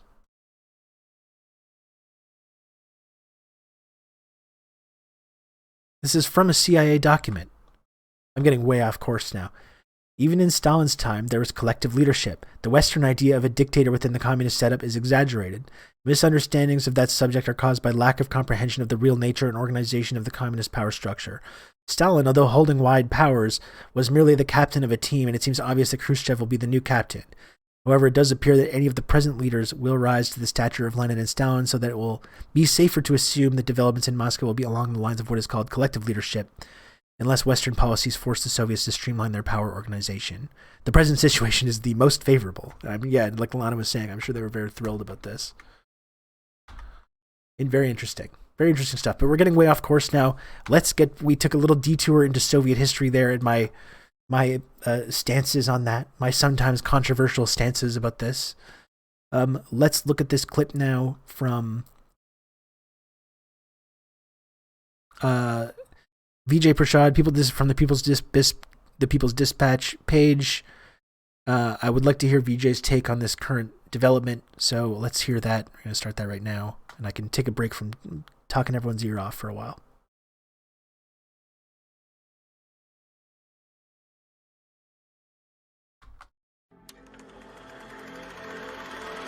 Give the people what they want. Give the people what they want.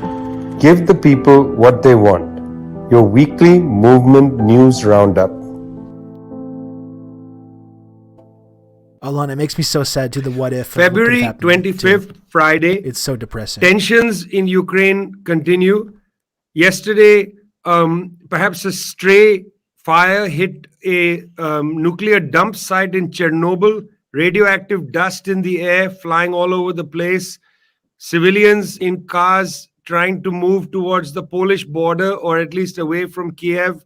Russian paratroopers in Kiev. You're listening to Give the People What They Want, your weekly movement news roundup with Prashant and Zoe from People's Dispatch. I'm Vijay from Globetrotter. Got to start with what's happening in Ukraine.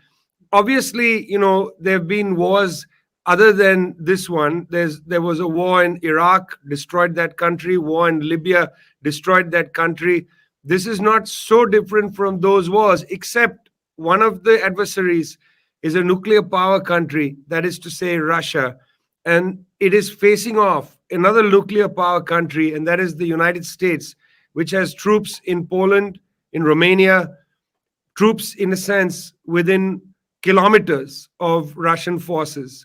A confrontation between the United States and Russia is exactly different than any other confrontation we've seen, except perhaps in Syria, where even in Syria, there was a direct confrontation between US and Russian troops. The Syria episode was a prelude to what we're seeing now. Lots of very, very harsh rhetoric coming from all sides. United States and the European partners really unable to formulate a proper response to this Russian entry into Ukraine. Sanctions announced by US President Joe Biden, very limited, unwilling to actually cut Russia off from the SWIFT system. Once again, contradictions are on display, contradictions coming from the Germans, the French, others. Energy prices have shot upwards for Europe. Already inflationary pressure 5.6%. Not easy for the Europeans to deal with this question. Unlikely that the United States and NATO are going to move troops into Western Ukraine, but then what do we know? We were not able to last week, predict in a sense that Russian forces would enter into Ukraine in these numbers. It's also I do feel a little bit better about publicly getting this shit wrong about the invasion, considering so many people that I do respect seem to be feeling the same way. It seems like a lot of very, very smart people who have spent a lot more time thinking about this stuff than me were also very taken by surprise by this. That is one thing I've tried to console myself with as I've dealt with this nagging sensation of like, oh, I very publicly downplayed the possibility of this exact situation happening. I feel comforted by the fact that VJ and others that I really like and respect also feel like they were taken aback to the same way. It is unsettling how the intelligence community was right, Maxie, but I'm going to go ahead and still continue to not trust anything that these pathological liars say. Just for the... I'm not going to change my worldview about that. Well, I guess it's time we start listening to them. I plan on continuing to not do that.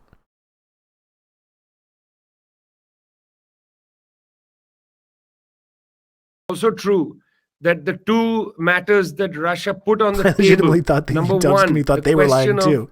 They were like, oh, keeping shit. Ukraine Oh my as a God. neutral power, not as a NATO power, very much still on the table. Secondly, minority rights for Russian speakers, not only Russian speakers, Hungarian, Romanian, and other speakers. These languages invalidated by 2019 law passed in the government in Kiev. Minority rights, minorities in the eastern provinces being battered by not only state policy disregarding Russian rights to speak Russian in Ukraine, but also by neo-Nazi groups attacking them in the Donbass region and so on. Serious issues on the table. Not sure that this military intervention is going to be able to solve any of those problems. Those require negotiation. Will the negotiation table open up again? Will Russia believe that its mission can be accomplished by force? Will the Russian troops accelerate this particular intervention? Will it go on more than a week, 10 days? Will that be possible?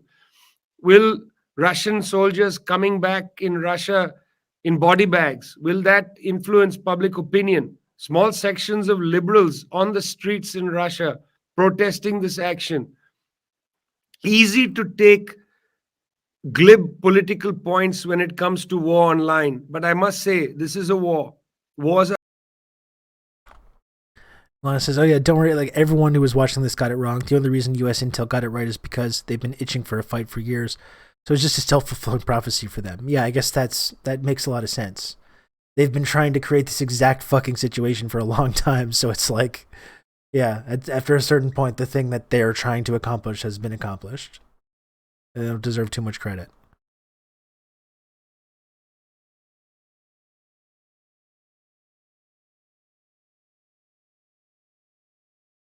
Ugly. There is no good outcome that comes from wars. I began by talking about the hit on the dump in Chernobyl. Serious issues are on the table right here. The acceleration of this is simply not acceptable. What will happen in Warsaw? Will the Bucharest 9, that is the 9 Eastern European countries that are part of NATO, will they operate independently? What will happen in Estonia, Latvia, up there in the Baltics? Will they feel under pressure to do something? This is very hard for small countries like that. Is there the possibility of peace? The United Nations has shown that it has absolutely no legs in this conflict.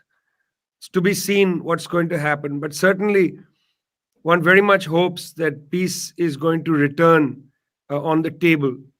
I'd like to just say before I move this conversation along that this conflict did not begin this week with the Russian entry into Ukraine. This conflict began in 2014 when the government of Viktor Yanukovych was overthrown, largely by the pressure of the Western Bloc, NATO and the United States. That's when the war actually begins. It emboldens the ultra-nationalists in Ukraine and so on. This is a long conflict. It requires some measure of resolution. The war is not going to be that resolution. I think that's. Do you think the West will think twice about destabilizing next time a regime challenges them? Nope. Next week, the following week. Come to peoplesdispatch.org. No, I don't. To follow this. Got to be sober in these times. Meanwhile, of course, the man who revealed or helped reveal much of the information of war crimes committed by NATO and the United States in Afghanistan, Iraq, and so on, Julian Assange still sits in Belmarsh prison, also known as the Guantanamo of Britain. There is a tribunal afoot to raise the issue of Julian Assange. Zoe, bring us up to speed on the Belmarsh tribunal. Definitely. Well, today in countries across the world, actually, there is a day of action demanding that Julian Assange be freed, demanding that the extradition request the United States, where he is likely to face, where he's facing charges that could implicate up to 175 years in prison, be rejected definitively. The Belmarsh Tribunal is part of this day of action. This morning, in the morning in Africa and in other countries, there have already been several protests underway. People from the National Union of Metal Workers of South Africa, from the Socialist Movement of Ghana, have been taking the streets to join this movement to call for the freedom of Julian Assange. I think in these moments where so much is on the line, where the warmongering rhetoric, where the inability of NATO, for example, to consider other positions, to continue to press on with its objective, to continue to insist on its vision of the world, its construction of the world. It's so important that journalists like Julian Assange, that organizations like WikiLeaks exist, because they are the organizations that are willing to tell us the truth, that are willing to tell us what happens in the secret cables between embassies. All of these documents that we wouldn't have had access to are possible because of Julian Assange. Today in New York City, in the People's Forum, there will, as part of this day of action, the Belmarsh Tribunal will be going on. It's coming at the 20-year anniversary of the establishment of Guantanamo Bay. I would like to get another shot for Hoffer. It will raise awareness to, of course, Guantanamo and the horrific human rights violations that took place, that are taking place not only at Guantanamo, but in the chain of clandestine prison and torture facilities across the world that the U.S. Army, the CIA has used against innocent civilians, against people accused of crimes in the war on terror. Truly a human rights tragedy. It not only is against all of these people that have been tortured, detained, imprisoned in Guantanamo and this chain of detention facilities. Guantanamo is also a violation of Cuban sovereignty, a true abomination on the human rights order, on the UN Charter, on all of the things that we hold up and treasure for international law. And then similarly in cities across Brazil, they're mobilizing outside the UK consulates, embassies, to join in this call to demand free Assange, that truth-telling about crimes of the empire is not a crime. It's extremely important that this cause be raised, that this be brought to the surface, because these are very dangerous times.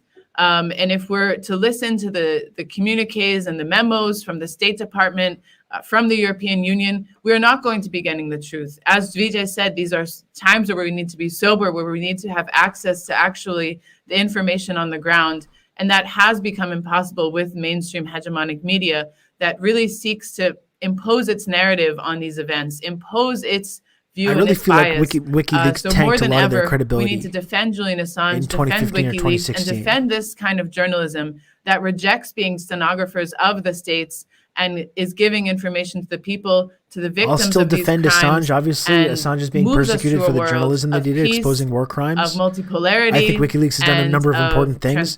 It was, especially in retrospect, it was exactly true, and I think important to reflect on. But we also need to see that there are victories that come out of struggles at the same time. Prashant, you're going to take us to a place that doesn't often have victories, but I know that the Australian government has been threatening to register in the middle of all this Hamas as a terrorist organization. Strikes me as a bizarre development in the middle of all this. But you're going to tell us something good from Palestine.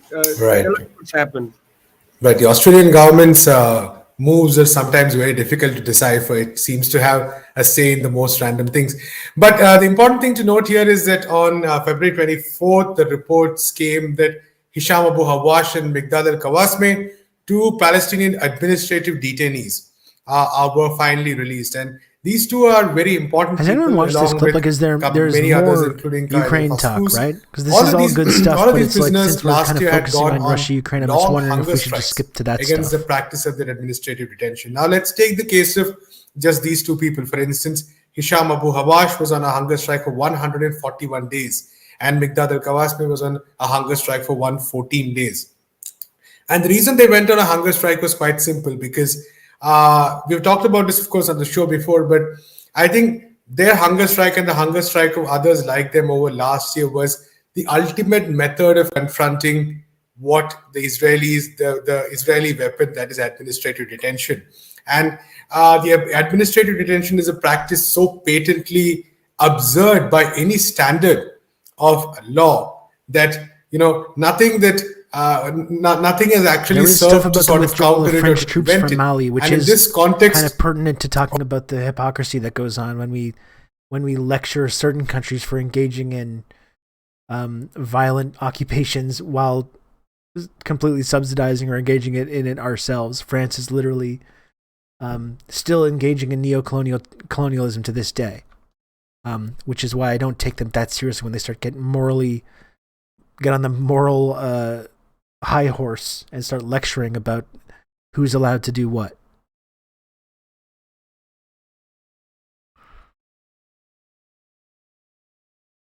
All the Palestinian prisoners who were subjected to could do was to actually literally put their lives on the line and say that if you do not end this practice whereby you can just arbitrarily detain a person for 4 to 6 months, sometimes even without them knowing what the charge against them is about, as long as the prosecution can convince the judge that there is some kind Puzzle. I don't know if it's supposed to be puzzle or puzzle.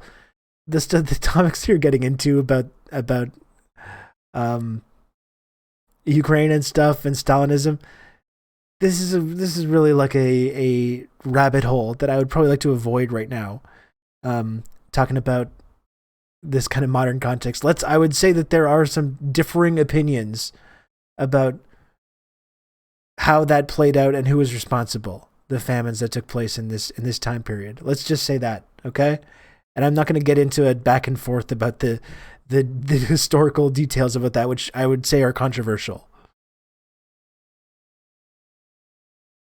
Kind of security aspect involved. As long as that can be convinced without the prisoners knowing what the issue is about, 4 to 6 months detention, which can be renewed again and again and again.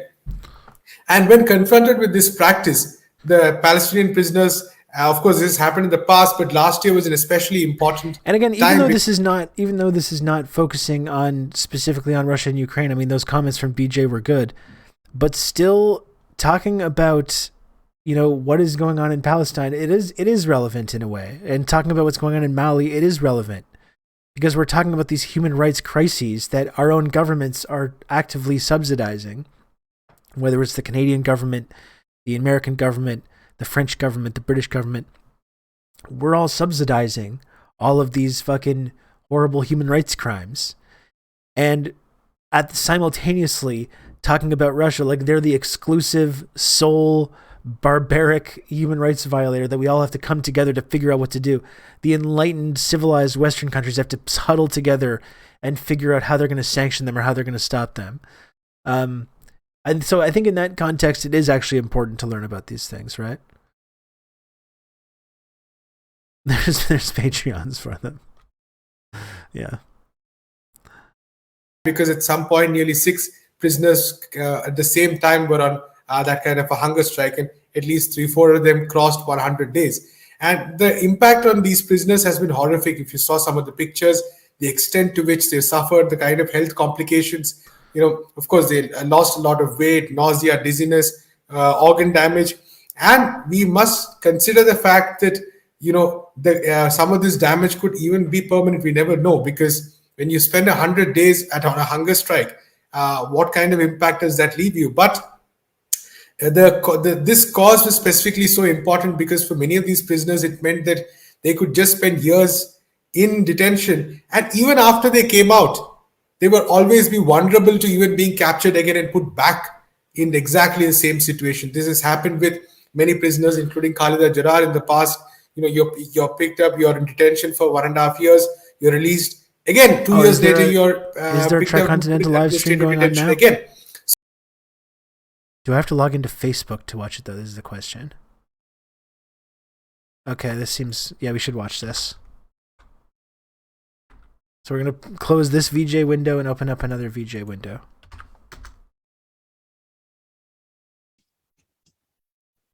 Yes, we are live.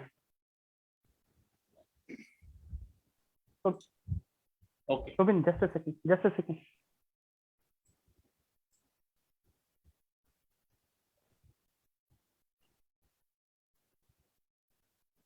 is the Tricontinental Institute live stream.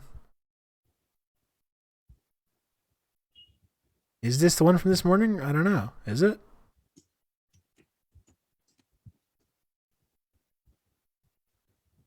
Okay, yeah, this doesn't seem to be live right now. Yeah, live. Please go ahead. Thank you. This is not live right now. Should we watch it though?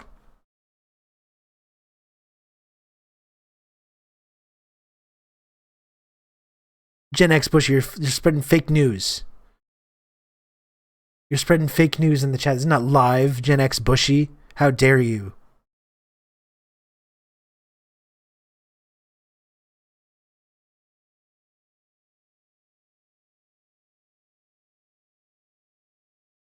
How dare you, sir? It's okay. It was live at one point. Anyway, since we did want to talk about Ukraine, like maybe we can watch this anyways. Like this seems good to watch. Hello, Ukraine. Please go ahead, sir. Thank you. Hello and welcome to this panel discussion organized by We don't need to watch the entire 90 minutes of it, but there must be some Russia's good stuff here. Military intervention in Ukraine. Just a quick recap. The Russian President Vladimir Putin announced a few days back that Russia would recognize the independence of the breakaway republics of Donetsk and Lugansk in eastern Ukraine. And yesterday, he announced military action, saying that we watch Russia the full 90 intends minutes. to Sorry, I mean, we demilitarize can do and it then. denazify Why not? Ukraine. The Russian armed forces have subsequently moved into Ukraine proper. I'll just be back in one moment. To discuss these Okay, developments, folks? we have with us I'll be back two in a sec. experts on global politics and geostrategic affairs. Prabir Purkaistha, the founder and editor-in-chief of NewsClick, and Vijay Prashad, the executive director of Tricontinental Institute for Social Research and chief editor of Leftward Books. In this panel discussion, we'll start with a few introductory remarks by the panelists. And after that, we'll move on to have a session of questions and answers. Let's start with Prabir. You're muted. Okay, I think 10 to 12 minutes of introduction and then Vijay coming in with his 10 to 12 minutes will at least frame what the issues are, if we can frame them so easily. The question is, it has taken all of us by a little bit of surprise. Of course, the issues in Ukraine have been building up, not from now. It started a long time back. We had 2014, a warlike situation over there. And then you had the Minsk Accords. And Putin has been raising this issue for quite some time, that what is happening with NATO, its eastward march to its borders, the fact that if it comes into Ukraine, that essentially it brings Moscow under its nuclear arms, NATO's nuclear arms, and definitely its missiles, if they are positioned there. These are all issues that he has been raising for some time. And secondly, the fact that the Minsk Accords were not really implemented, and the two powers responsible for implementing the Minsk Accords along with Ukraine, that's Germany and France, made no attempt to see that the Minsk Accords were really respected and were implemented, which was the Donbas region receiving regional autonomy, internal autonomy within the Ukrainian state. These are issues he had been raising. And of course, the United States and its allies for the last 3 months have been predicting invasion, saying that Russia is going to invade. But for 3 months, Russia had raised this issue on different platforms and trying to say, unless you resolve these issues, we can take action. So finally, to our surprise, I must say, that what we thought was a chess move, moving into the Lugansk, Donetsk, what would be called the what are being called the separatist regions, or the autonomous regions, or independent regions, that instead of moving into only that, which is what he had announced a few days back, as of last 2 days, there is a full-fledged army or a military action aimed at Ukraine itself, and what Putin has said, denazification and demilitarization of Ukraine. Now, Ukraine is an independent country. Militarily forcing these two steps, of course, are violations of international law. And yes, of course, this means that Putin has crossed, so to say, the Rubicon. What started as what could be interpreted as chess moves in a longer geopolitical game, Putin effectively has upended the board itself. And what we now have as a military action, which will force Ukraine to demilitarize, at least promise neutrality as a minimum, And what will happen to the Russian-speaking region of Ukraine, which is a significant part of Ukraine, it's probably 35 to 50% of its population. What will happen to that is an open question as of date, because originally it was only a recognition of Donetsk and Lugansk regions, these two regions, and their independence. But now, and of course, that was also within the original boundaries of Ukraine, which getting something called lasagna pizza. Relatively Fuck yeah. More than what exactly the area they occupy as of now. Militarily, the forces that have moved in, it is clear that it is not a general attack on the civilian infrastructure, the way, for instance, NATO attacks have been. When NATO had attacked Iraq or it attacked Libya, it really reduced the government infrastructure and a lot of the civil infrastructure as well to a rubble. They did not land troops that quickly. They first bombarded both Iraq and Libya before they landed troops, and something that we saw in Afghanistan as well. So you have very much a I just had to tore a leg off my rotisserie chicken while I was upstairs just now. Just really rapidly munched that down. That was what I was just doing. I'm washing it down with another Schafferhuffer. Very tasty. Low alcohol content too. This is still sober caucus adjacent. Ponderance of military power before you launch physical troops on the ground. This time, what we can see is that the Russians have put their soldiers, they're basically on the ground as much as that they had attacked the military installations. As of now, it's a military installations, the air defense part, which has been hit. And now we have reports that Kiev is also under attack, and they have entered Kharkiv, Kiev, Odessa. These are some of the cities that we are hearing, apart from the general attack that has been launched on the military installations and the air defense systems of Kiev. There are again reports now that Zelensky has said he's willing to look at neutrality of Ukraine. He has also said that, well, who is coming to fight with us? There is nobody who's willing to fight. So what completely way hung out to dry by the are we West. not neutral? So if nobody is going to come to fight, then yes, we are willing to guarantee neutrality. But I wish that all these discussions had taken place before the military attack. This is what I was and saying. Whether there was a chance of this kind of discussions taking place, NATO's like new phone, new been aborted by the military operations that Putin has launched. The Russian government has launched. Let's not call him, as others would like to do, Putin is a dictator. He is elected, and he duly represents the Russian people. So therefore, whether the West likes him or not, he is the representative of the Russian government at this stage, and therefore his actions are the actions of the Russian government or the Russian state.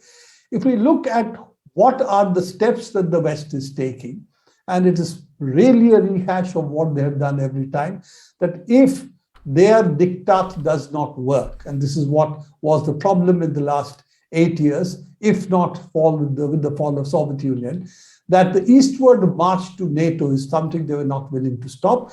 And if we do not accept what they propose on the ground, then there are the sanctions, the financial sanctions, which are essentially steps for economic war. Let's call it what it is. A sanction regime in international law is actually economic war. And this has become the preferred weapon of the United States and its allies. At the drop of a hat, they will say there is a, what is it called? The rule-based international order. Who makes the rules? The settler, colonial, and ex-colonial powers make the rules. Yeah. The G7 is really that. It's a set of settler, colonial, and ex-colonial powers. They set the global rules. And then that is supposed to be the rule-based international order. Not international law. They don't actually follow the rules. They just set them. The United Nations, which is supposed to be NATO sends good thoughts and prayers in the world.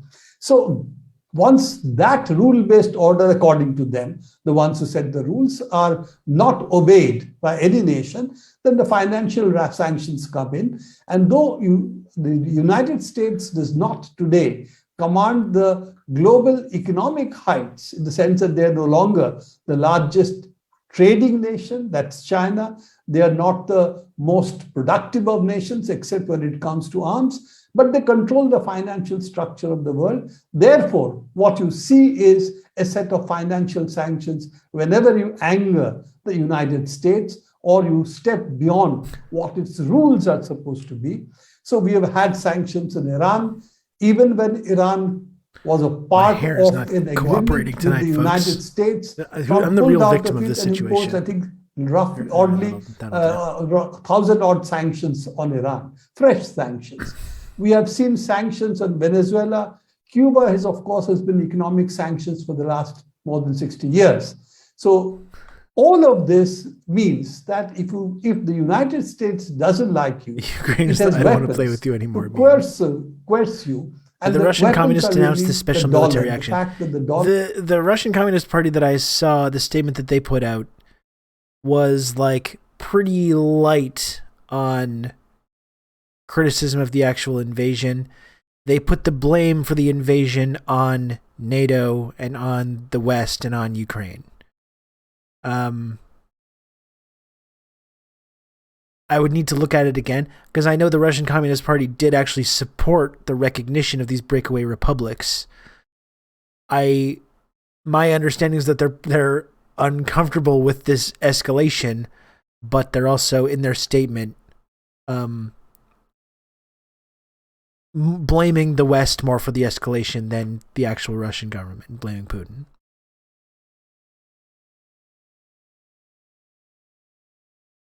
Is the de facto international currency, and the transactions in the world. Did they go into it later? Part of it is settled in dollars.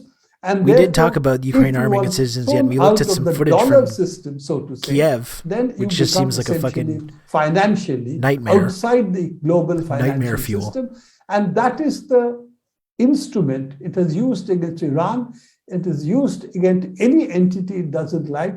I think the number of sanctions in the world that the United States has runs into tens of thousands today. And that is the instrument now it has brought out against Russia, that it will impose financial sanctions. They have said sanctions from hell and various other things. But it is interesting that the one that really the West needs, which is oil and gas, the United States buys a very large amount of oil from Russia. It's one of its major suppliers of what is called heavy oil, which earlier used to come from Venezuela. Venezuela is also under sanctions. They can't buy from them easily. The second is, of course, gas, and European Union is the largest consumer of Russian gas. It does seem like China a fucking recipe for disaster to going on what's going on in the chat. To literally, while there's this military invasion happening, declaring martial law, and then just arming whoever wants a rifle, just giving a rifle to whoever wants one. That's kind of a recipe for like all kinds of violence, and not just violence in defense of the city. There's already been, stories coming out about people being murdered and families and stuff. It's like, it just seems really, really bad. Yeah, really bad.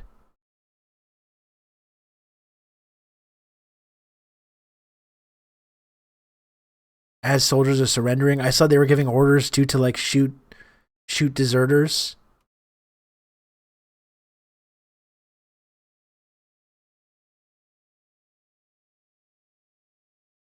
Full-blown chaos. Yeah, I'm having a hard time trying not to see it as a cynical attempt to generate shocking and terrible PR for Russia.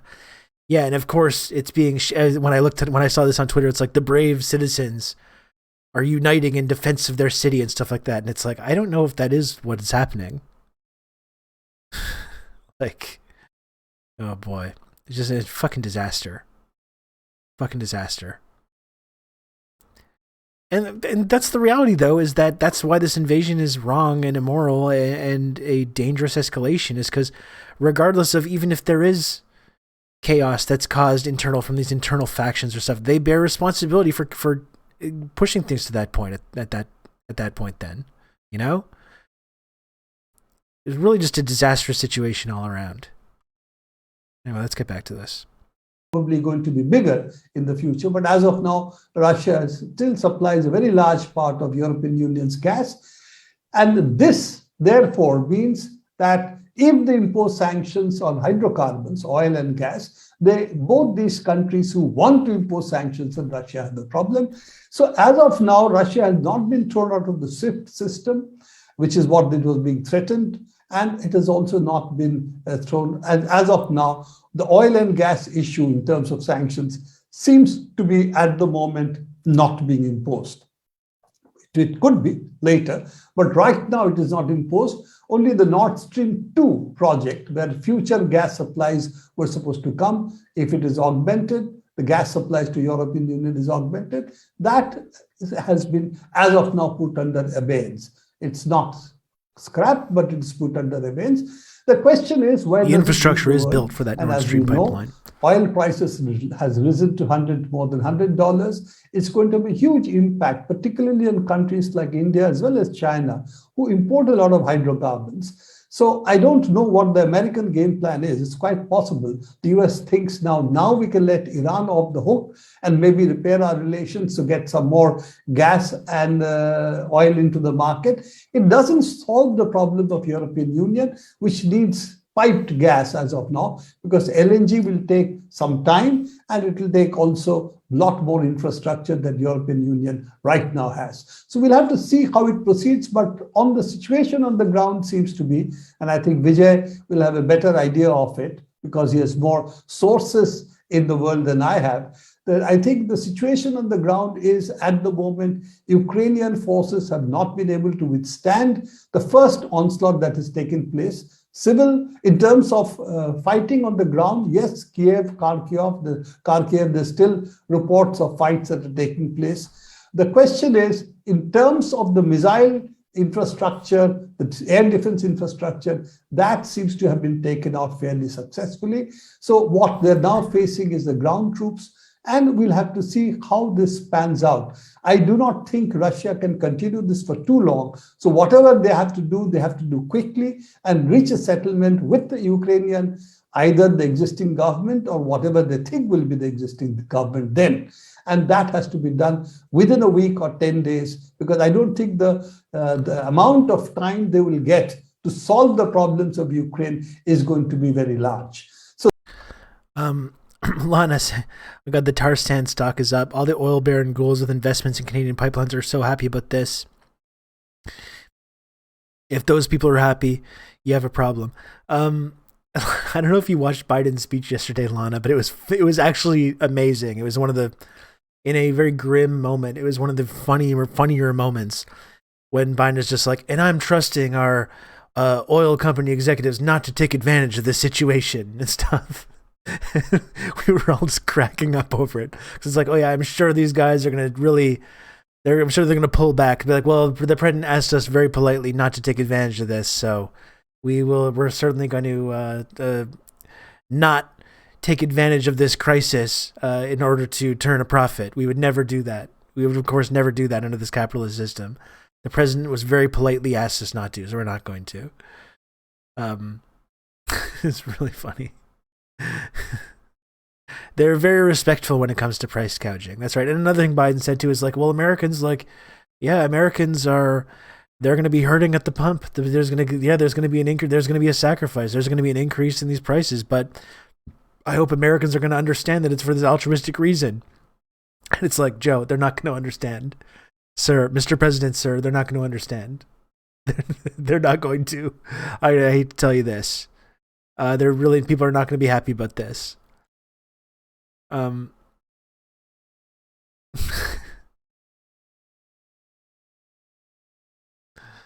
That was really funny. Yeah. Please, Exxon. Ooh, do not raise the prices. They asked us very nicely not to.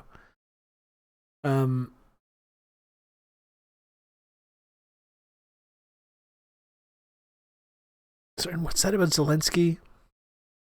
Attacking indigenous Canadians to build pipelines in support of Ukraine. That's a dark fucking idea. Yeah, and it's an extra level of hypocrisy when we lecture Russia about not respecting national sovereignty. and not respecting their neighbors' borders and stuff, while we're, engaged in an ongoing genocidal colonialist project ourselves. That's an extra layer of hypocrisy on that. I still can't believe that someone got Zelensky to say that Ukraine will strive for nukes, and Lana said he's been suggesting the nukes thing and tearing up Budapest memorandum since like April 21. And yeah, like Crackety Kraken said, that nuke comment is likely what precipitated this offensive. Like, they've given them all the ammunition they needed to go ahead with this. Putin always seems so calculated. What do you think he gains by this invasion? How far will he take it? Install a pro-Russian president and leave? I mean, that seems to be what their agenda is. I'm not really sure, though. I don't want to speculate too much about it, but that seems to be the plan.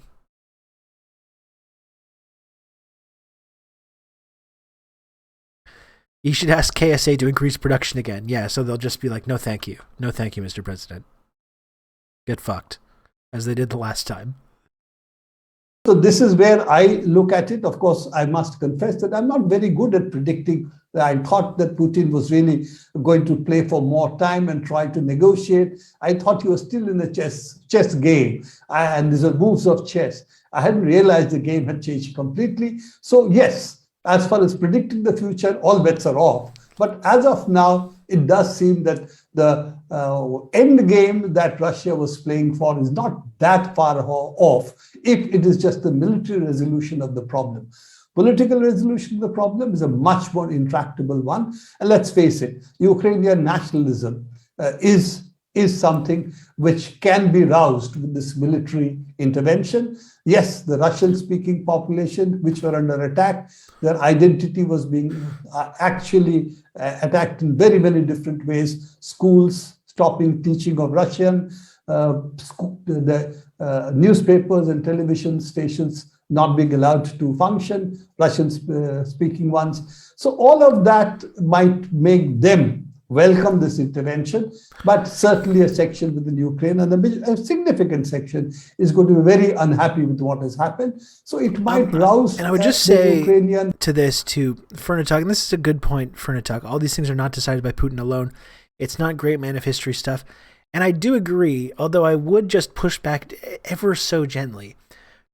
And we should keep in mind that it does seem like a lot of what Putin got elected on the first place, on this idea of like restoring Russian sovereignty and restoring Russian dignity and making Russia into this great respected power again, that kind of ideology does seem to be a significant like animating factor here. And of course that's not just coming from him, but that kind of like ideology that he got elected on originally and rose to power on originally does seem to be animating a lot of this stuff about restoring Russia to this respected and feared like global power.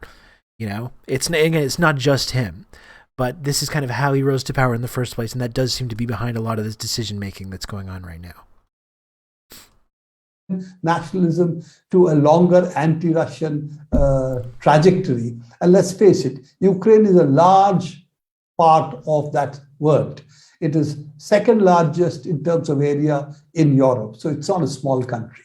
So given that, I think we have entered into uncharted territory, and both at the level of Europe and at the level of the global level. And we are beginning to see the possibility of a new realignment of the geostrategic interests of the world. We sure are. And that's going to maybe look at Europe as something which is not going to be that important. If you take what Mackinder calls the global, basically the Eurasian island, as the Eurasian world as really the world, and others are small islands, then what would happen is Europe becomes really a peninsula for the world island, which is Eurasia. Now, Eurasia and Africa, of course, but they become a small peninsula. Now, is that the way the world is going to be? Or with the United States coming in across the Atlantic and European Union, there still will be a significant force in Europe and Eurasia. That is something we have to watch. And I didn't listen to the full speech. No. I saw the highlights, the excerpts. Thank you so much, Prabir. Vijay, that was really great, actually. A lot thanks of that a lot. I'd like to hear more from this guy. Subin and Atul for setting this up so quickly. Thanks to Prabir for setting up the story so well, and importantly, for I think emphasizing that we were all pretty surprised with the intervention in the way it happened. But I want to return to that. Peace is a priority. That's the key slogan of the moment. Yesterday, Ukrainian troops and Russian troops were engaging each other in the town of Chernobyl, a name we all know from the Chernobyl disaster. Accidentally, a dump was hit.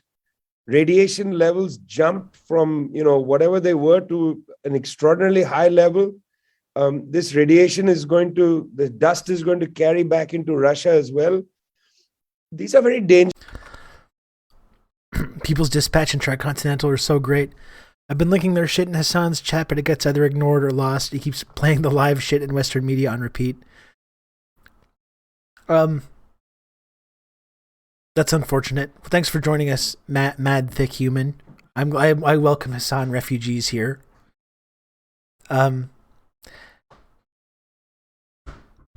Yeah. I like Hassan. Hassan's like a good guy. I think he's been on my podcast a number of times. I've talked to him a bunch of times. I think he's a good guy. It did seem like he does lean into that watching that Western media coverage too much. I know everyone got really mad at him a few weeks ago, or a week and a half ago, or whenever it was, when he talked about how he didn't think Russia would invade, and he was kind of trying to make some similar arguments to what I've been making, and everyone got very, very mad. And he did kind of seem to react to that and kind of try to go in the opposite direction in order to keep everyone happy, which is a little unfortunate. But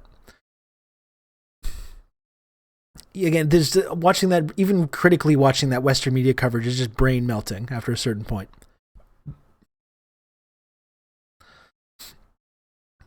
So yeah, I really enjoy watching this kind of stuff. I really appreciate this analysis. I'd rather watch this 10 times out of 10 rather than just watching some shitty MSNBC coverage, even if we're critiquing it. This is way, way more valuable. Dangerous events. One should not be callous about it. Loss of life should not be looked at callously. His head's just too small. Negotiation is absolutely important, and I'm going to come back to that as well.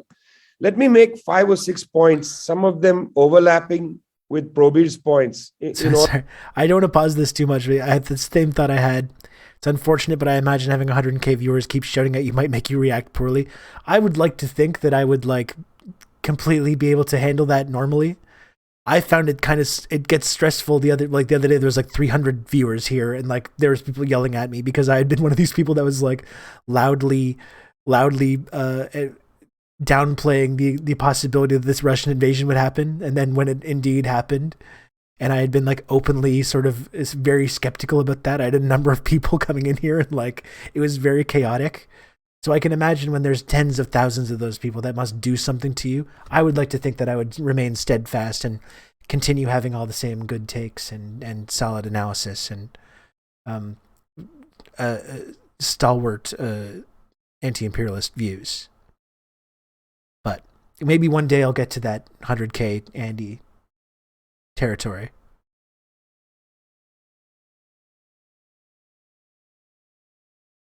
In order to explain why this intervention is taking place. I want to be clear. An explanation for something like this is not a justification for it. I want to explain it. I want to understand it. And that's what I'm trying to do. The first point, the destabilization of Ukraine did not happen in February 2022. It did not happen then. The destabilization goes back. There is a relationship between having a lot of viewers and being squishy on these controversial topics. There's a number of examples of that when it comes to Hassan's channel, unfortunately. Ukraine's president sought a large loan for his country.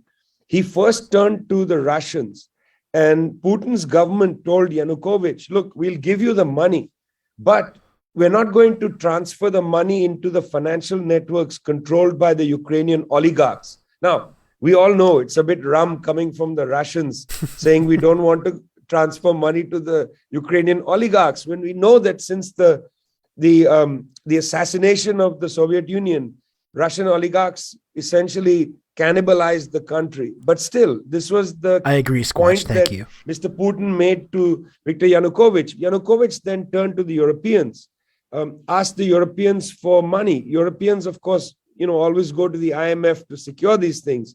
United States government used that as a great opportunity. Victoria Nuland, then in the State Department, high official of the US government, goes to Kiev, informs the ambassador, we're going to get the loan. We don't need any guarantees. We don't need any transparency, nothing. We want to undercut the Russians, essentially. That was made clear. And that was the coup against Viktor Yanukovych in 2014, the great Maidan events and so on. That was the beginning of the destabilization. That's the first point. Second point. Okay. I do have to do a bit of a mea culpa though, okay? Okay, folks? I did my whole mea culpa yesterday when I talked about how I was wrong about this stuff. And I got it wrong. I admitted to it. I got to admit this as well, okay? Because I'm getting kind of hot.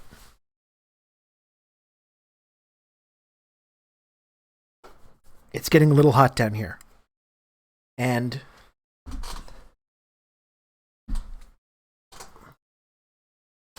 just full disclosure here. Full disclosure. All right? I'm being honest with you. I'm being honest with you. I want to be honest with my viewers. This is the same shirt that I was wearing yesterday on the stream.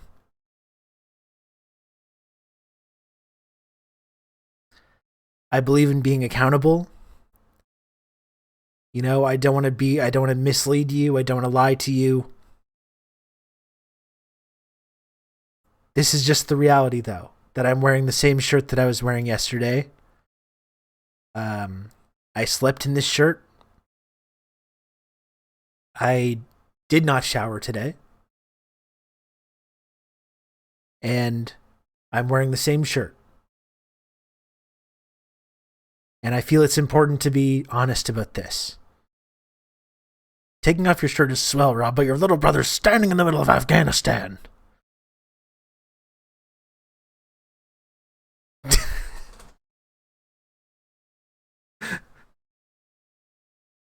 Are you still... I'm not answering that question. I'm not answering that question about the socks.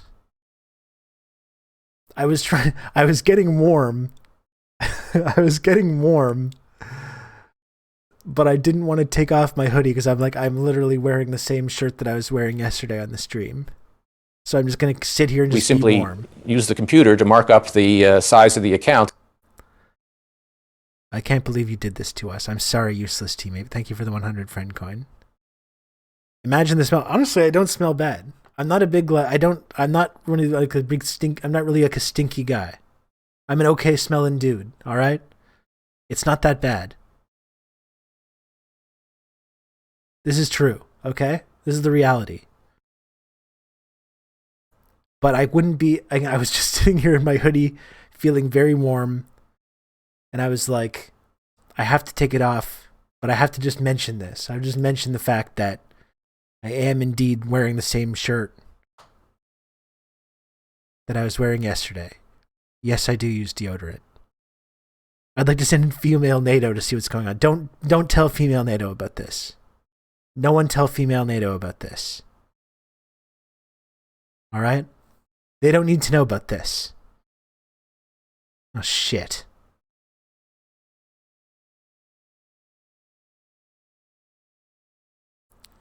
It's good that you admitted it first, because I would have recognized that you were wearing the same shirt and called you out. The old get out in front of the story tactic.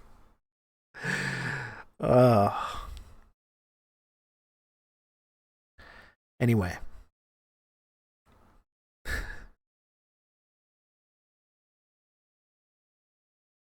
Anywho. That's that. Okay, I wanted to be honest about that. That's what's going on. Let's continue the video now. Tensions right after 2040 began to accelerate in the eastern part of Ukraine. Ukraine is, in a sense, a plurinational country. It was created out of sections held initially by the Polish and Lithuanian You're lying if monarchies, you say you've never done this by the before. Thank you, Tsarist Empire, Thank particularly Eastern Ukraine. What is now Eastern Ukraine was in the Tsarist Empire. There were people speaking a multiplicity of languages, not only Ukrainian and Russian, but also Moldovan, Hungarian, Romanian, number of minority populations in the country. There was a delicate compact that was established inside the Ukrainian Soviet Socialist Republic, which was then a member of the USSR, a very delicate compact about nationality, about ethnicity, about minority rights. Because everybody then was a Soviet citizen, the question of reducing nationality to ethnicity didn't come up. When Ukraine broke out of the Soviet Union in 1991, the question of ethnicity was on the table. And that's why I said it was accelerated after the 2014 Maidan events. But, it was accelerated. We know it was accelerated because in 2012, a bill was brought before the Ukrainian parliament, which tried to protect Russian, Hungarian, Moldovan, Romanian as regional languages, essentially, even though the national language would be Ukrainian. This was a bill in 2012, 2 years before the Maidan. But then subsequent to the Maidan, this was junked. And in fact, in 2019, it was entirely put aside. Russian was removed as an official language. Ukrainian was imposed as the only official language. By the way, nobody was ever saying Ukrainian should not be the language. It's that minority languages were to be also protected. So what you see after the events of the Maidan 2014 is an acceleration of Ukrainian nationalism, which is what, in a sense, provided the opening for the far right, including neo-Nazis, don't encourage to essentially become important factors in Ukrainian politics, not be marginal. Road names were changed and so on, things that we've been hearing about right through from I choose to think of it as Rob keeping his journalist shirt on. Now, 24 straight there hours was a lot of pressure put right. on the Russian-speaking population in eastern Ukraine, including by some of these neo-Nazi groups that went in there, and there was a great deal of violence.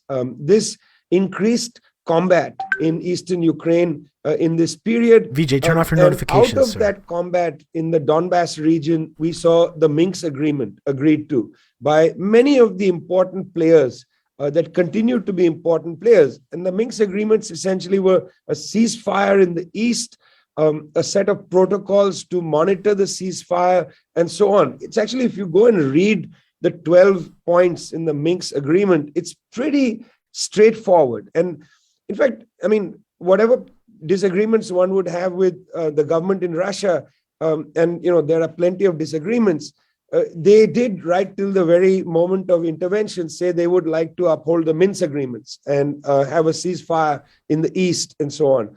At the same time, it was clear that the government in Kiev, was not keen on actually pushing their Western partners on the Minsk question. Now, if you go back and look at the violations of Minsk, it's clear that even though both sides violated the Minsk agreement, the majority of violations came from the Ukrainian nationalist groups, these neo-Nazis and so on. This was the majority this is important of context. The violations. No doubt about that. Linked to this point, I would like to say is that there had become, for the last 8 years, sustained ethnic cleansing in the eastern part of Ukraine, something which I was actually puzzled why the government in Russia, Vladimir Putin and others, didn't make a bigger issue of this at the United Nations.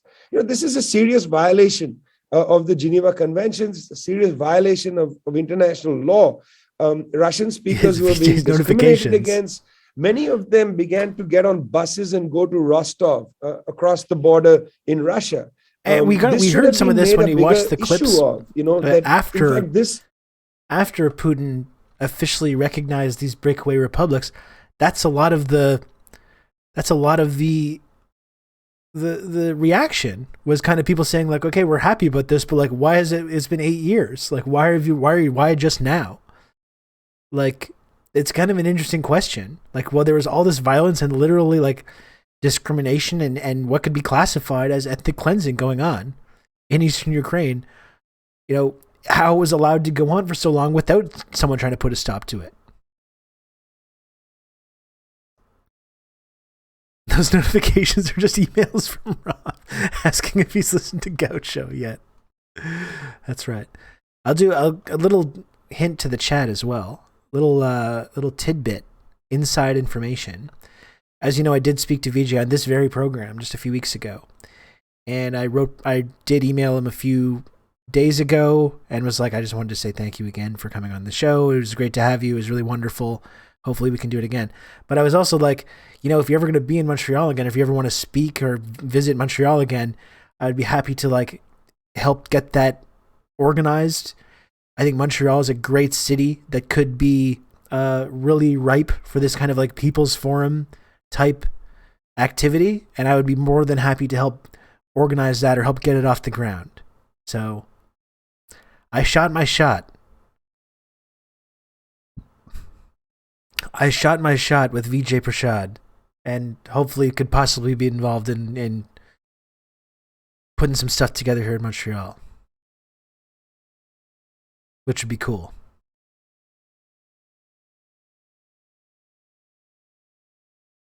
I didn't do any of the homework the quest that Vijay gave us. I haven't really been able to take the time to do that, unfortunately. It would be cool. Let's continue this. We're only 25 minutes into this bad boy. To my mind, was the most serious issue. And when Putin in his speech said, you know, we're entering for denazification and so on, even in that speech, I was quite surprised that he didn't use the phrase, at least I didn't notice the phrase ethnic cleansing. It's a very important phrase, hearkening back to events that took place in Yugoslavia. How long are you going to be Here's up? a point I just want to make parenthetically. After the collapse of the USSR, which was a plurinational project, after the collapse of the Yugoslavian state, which was a plurinational project, ethnicity reared its ugly head, not because it was being held or suppressed by the plurinational project, but because the plurinational project provided a different road possibility. Everybody has Soviet citizenship. Everybody has Yugoslav citizenship. That superseded your ethnicity. That's important. When Croatia broke away from Yugoslavia, people became Croatian in their citizenship. Their ethnicity and their political identity was now the same. That raises serious problems for minorities. You know, if you have an overarching plurinational citizenship, you can go past some of these problems of ethnicity, nationalism. What's happening in India, for instance, you know, the protests against the CAA, Citizenship Amendment Act, was not to allow quote unquote ethnicity to be reduced to citizenship, that citizenship should be plurinational, should go above it. And you know, what was happening in many parts of the former Soviet Union in Yugoslavia was an increase in this ethnic tension. Only in one place did we see a kind of almost peaceful separation, and that was in Czechoslovakia, where the Czech Republic and the Slovaks decided to separate pretty peacefully. This is the problem with the collapse of the Ottoman Empire too against Armenians and the Kurds. Of what happened in Make an argument about Albania too, Georgia, right? With South Ossetia and so on. This is a rerun. We've been through this before. This is, again, the old story of the collapse of the USSR. And unfortunately, the Western countries are unable to see these realities. They are insisting that this is a question of Russian bullying and so on. It's not helpful. It's an ahistoric approach to what's happening here. There are historical problems. And so the West has driven a different agenda. This is what Barbara Tuchman called the March of Folly. They put a different agenda. They attempted to push NATO eastward in order to so-called control Russia, subordinate after destroying Russia. Let me put it this way. As long as Russia was willing to be a subordinate ally of the United States, everything was fine. When Boris Yeltsin was the head of government in Russia from 1991 to 1999, Russia was a NATO partner. You know, all was good. It's when Vladimir Putin comes into office, and Medvedev as well, and they drive an agenda for Russian independence from Western power, that all bets are off. Now, suddenly NATO has to become an adversary of Russia. It's in 2014 during Maidan that Russia is removed from NATO and Russia is thrown out of the G7. It was the G8 until 2014. It's around the time of Maidan and the Russian intervention into Crimea that all bets are off. Russia is no longer a partner. And NATO continues to push this belief that Ukraine will not be a neutral country. And by the way, this is so cynical because France and Germany have made it very clear Ukraine cannot join NATO. Ukraine can't join NATO because Ukraine has a border dispute, and that's part of the NATO protocol. This has been on the table, the French and the Germans on the table.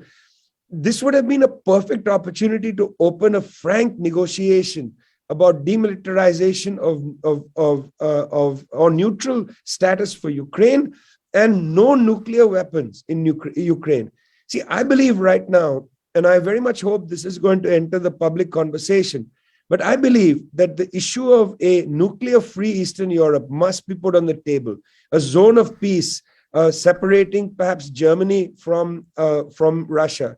There needs to be a question of the denuclearization. There is no way that the Russian government is going to permit nuclear weapons in Ukraine. There is no way. This is by the way, foreboding of which what is somewhat might understandable happen if the United States decides to put nuclear weapons in Taiwan. What do you think is going to happen then? People are playing with fire. The United States government and its Western allies, they are playing with fire. They are trying to push a situation where they will subordinate countries, continue to be, primus inter pares, first among equals, and so on. This is not going to be the situation in the world. People will not allow it. Unfortunately, it's going to lead to very dangerous, a very dangerous situation as it has for the Ukrainian people. And for the sake of the you can Ukrainian get away with people, that in the for Russian unipolar soldiers world and so order. on, I very much hope there'll be an Not so much immediate anymore. ceasefire and a serious discussion takes place about security guarantees for Russia and for the region. And the question of minorities is on the table and not allowed to be set aside. The principal issue here is security guarantees and minority rights. The rest, I don't think, are serious issues and should not be allowed to cloud the debate.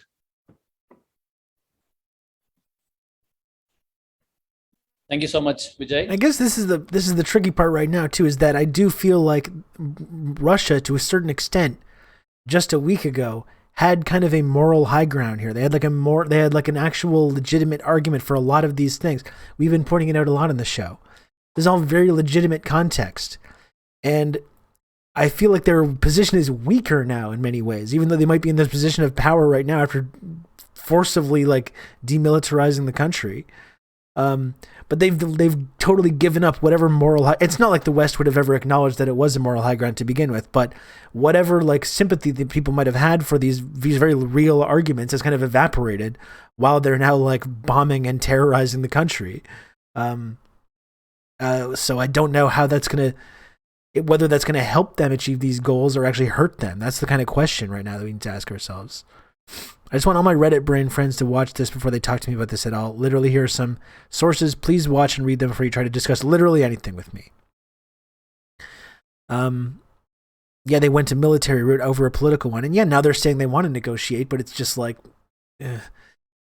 it's, I understand why there's a reticence to negotiate now while this shit is going on.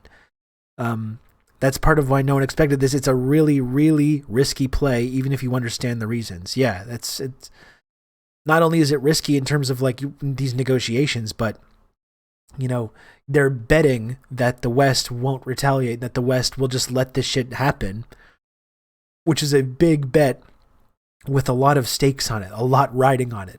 I would not be comfortable making that bet considering the West, the long history of the West. That's what makes this whole situation so scary. Look at how the world outside of the West reacts. It's not a loss for Russia. Yeah, I mean, that's worthwhile of keeping in mind as well. It's just if the West does react and make things worse, then that's going to just be bad for everybody, though. That's going to be a cataclysmic outcome, or it could be.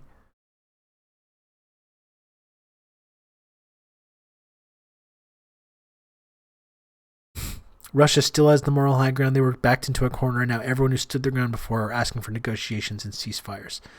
Yeah, I mean, the Ukrainian government seems more willing to talk about it, that's for sure. But again, it's still, it's really hard to justify, considering the violence and chaos that we're seeing now.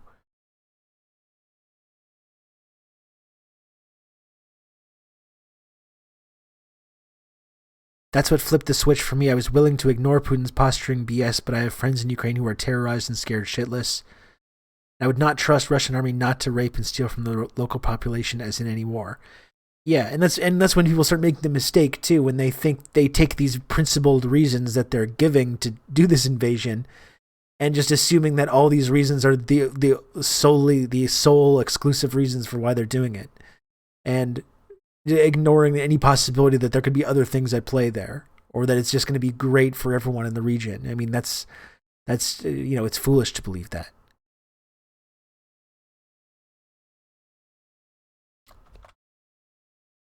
Also, yeah, the fact that this vindicates the NATO and the CI position in the eyes of the West is very frustrating. Yeah, it is frustrating.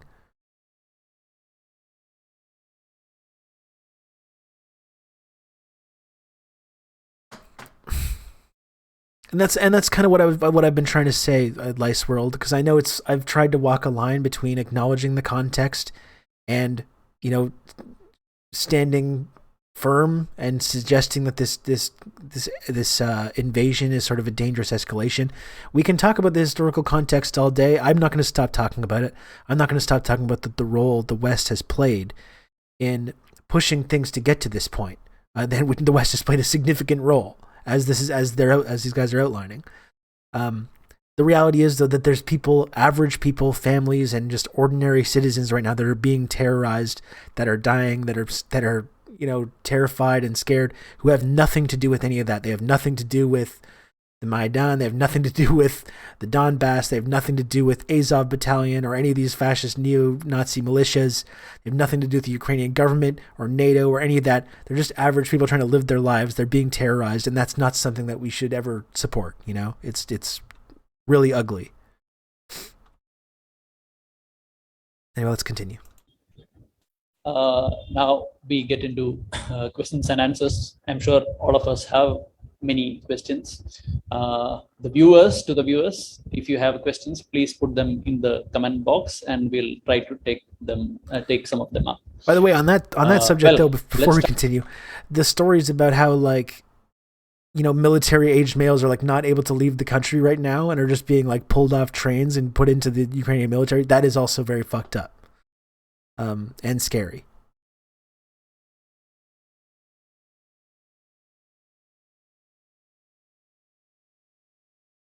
Forced martyrization. Yeah, that's pretty ugly in and of itself. And Russia bears responsibility for it, for escalating things at this point, but that doesn't mean that Ukraine's totally absolved from participating in that also.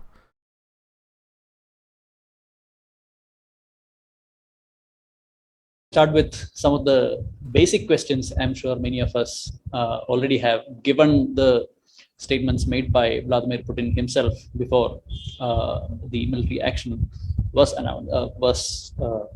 pursued.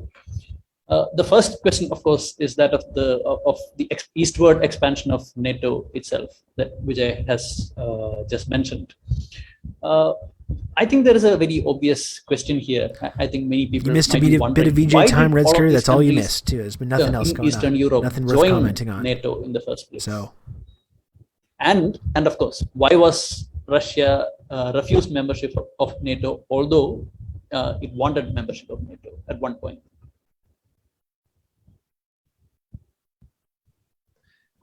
Probir, you're muted. Muted. You're muted. Muted. You're muted. You got to hit the little bell, the little microphone. I thought that was a Vijay question, but I think both of us should answer that. I think that's an important question, and it needs to have different ways of looking at it. One central issue that is there is, what was the objective of NATO from immediately the beginning? Snitches. And as I think the first head of NATO had said, it is to bring US in, United States in. It is to keep Germany down and Russia out. This has been the objective of NATO from the beginning. And therefore, NATO was formed with the idea that essentially United States has to be given a role in Europe. And if we look at it, that's why it's called the North Atlantic Treaty Alliance. Basically, it is an organization for the two sides of the Atlantic. Now, this is the way the US also looks at Asia, that it's Indo-Pacific. It's not about people. Thank you, Red It's Scary. really about maritime power being used to project its power over the mainland. And that's been the strategic objective with which the United States has moved from both sides of Eurasia. One, the NATO part, the North Atlantic, and the other, of course, is looking at it from the Indo-Pacific point of view. It's rather surprising when a country like India also starts talking about the Indo-Pacific, because we're quite far from the Pacific if you look at the map. But it makes sense if you're looking from the American point of view. Now, if we look at NATO, it was obviously aimed at the Soviet Union. And after the fall of Soviet Union, a lot of people had argued NATO doesn't have any reason for existence. Now, it therefore had twofold metamorphosis. One is to become an instrument for becoming the global policeman. It's NATO which intervenes in Libya. It's NATO, of course, you can say it's always the United States, but NATO officially, which intervenes in Afghanistan. In Iraq, they couldn't even get NATO. So it became what? The coalition of the willing. So which means that some countries in NATO were out. They were not willing to be part of that. But NATO as a global policeman was the role that was being thought of after the fall of Soviet Union and basically of Eastern European socialist countries. Now, this expansion towards Russia, therefore, was a part of keeping Russia out. Because if Russia actually integrates with other European powers, it becomes a bridge between Asia and Europe. And that means the Eurasian center of gravity shifts from the North Atlantic, where Europe and the United States form the center of gravity of the world. It moves towards Eurasia.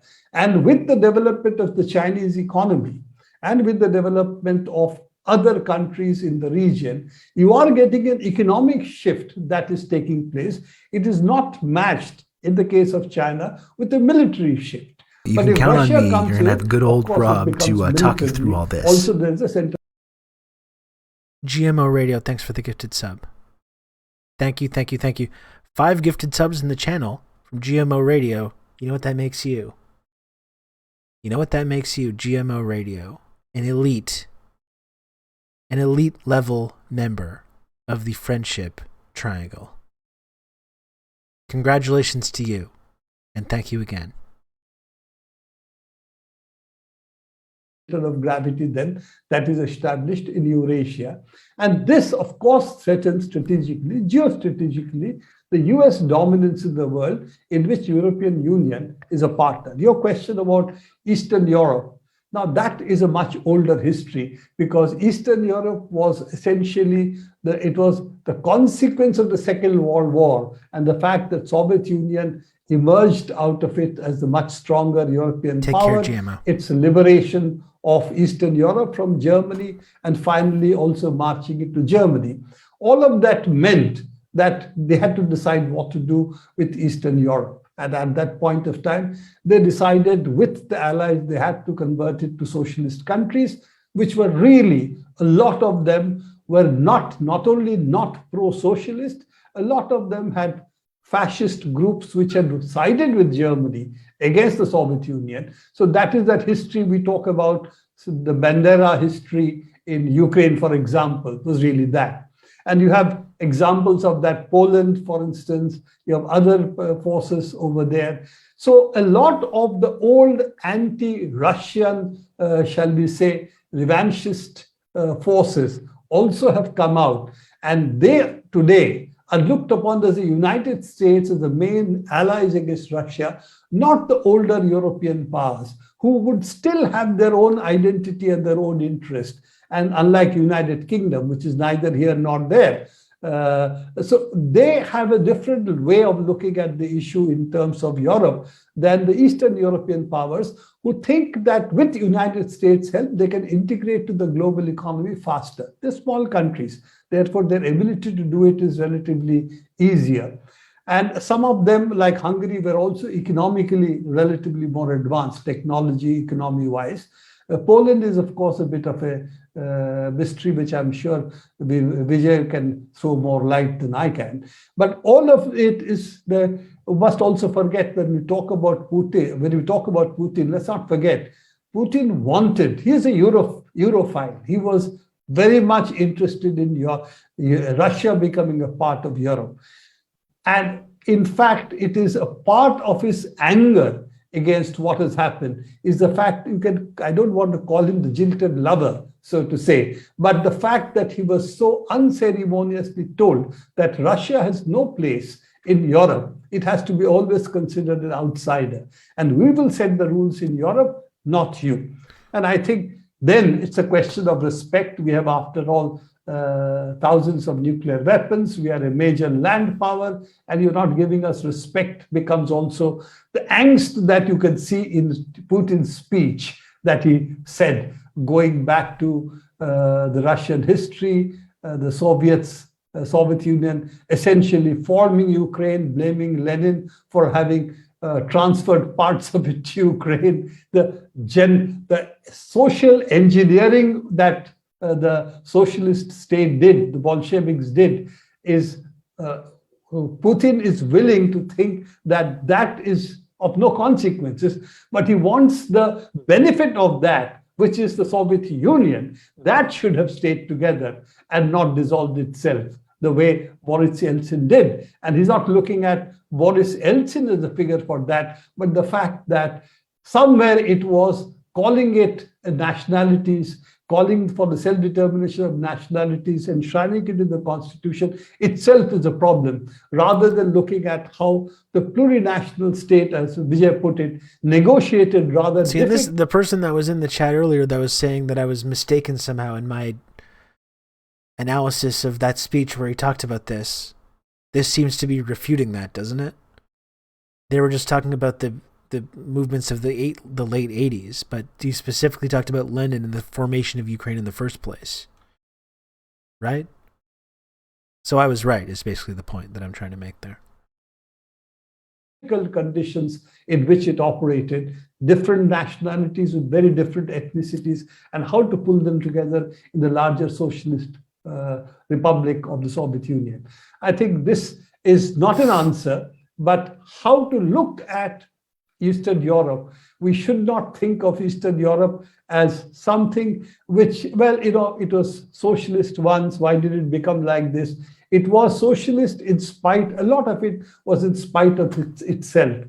Part of it was also its history, which is not really its history, but history of Europe and the war, the Second World War. I think a lot of it was a consequence of that.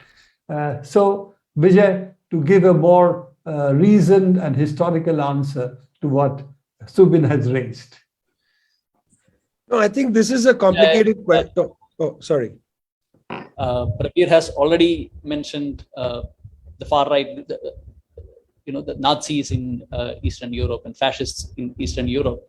So that was my second question. So when you talk about, when you come in with your thoughts, if you could reflect on that, that is, who are these neo-Nazis in Ukraine? What has been their role? Yeah, so a few things. One is that there was, after the collapse of the Soviet Union and the dissolving of the Warsaw Pact, there were two ways in which these countries were offered integration into Europe. Europe was the preferred integration at the time and not reintegration with the Commonwealth of Independent States, which is the first name of Russia, CIS. Europe was the preferred place for integration because Russia collapsed. People don't remember this maybe, that Russia literally collapsed. The standard of living tanked, life expectancy, fell and so on. There was a serious problem. And Yeltsin, big boozer that he was basically there, taking orders from the Clinton administration in the United States. So preferred integration was not eastward; it was going to be westward, for just that reason. And then, of course, there are historical animosities there between these countries and so on. But there were two platforms for integration. One was the European Union, which was partly political and partly also the market. That is to say, entering into the European integration process of allowing people to move without visas and all of that, the Schengen Treaty. So one was political and economic through the European Union, and the second was militarily and security through NATO. These are two parallel processes of integration of Eastern Europe into the rest of Europe. Now, it's interesting because, in a way, the first flank, that is to say, the EU integration, had its benefits in the initial period. Think of the number of Polish migrants who just went to Britain. And this was one of the spurs, by the way, of the Brexit debate in Britain. It was Polish integration into Europe. So initially, there were great benefits to Eastern Europe to integrate towards the West, to get in line. This is with some the guy, German Rob economy, Russo, some leftist based in of course, all Canada. of this I was created turned on to this anti-European sick sentiment individual, or and I anti-Eastern found European this. sentiment in Germany, in Britain, and certainly also in France.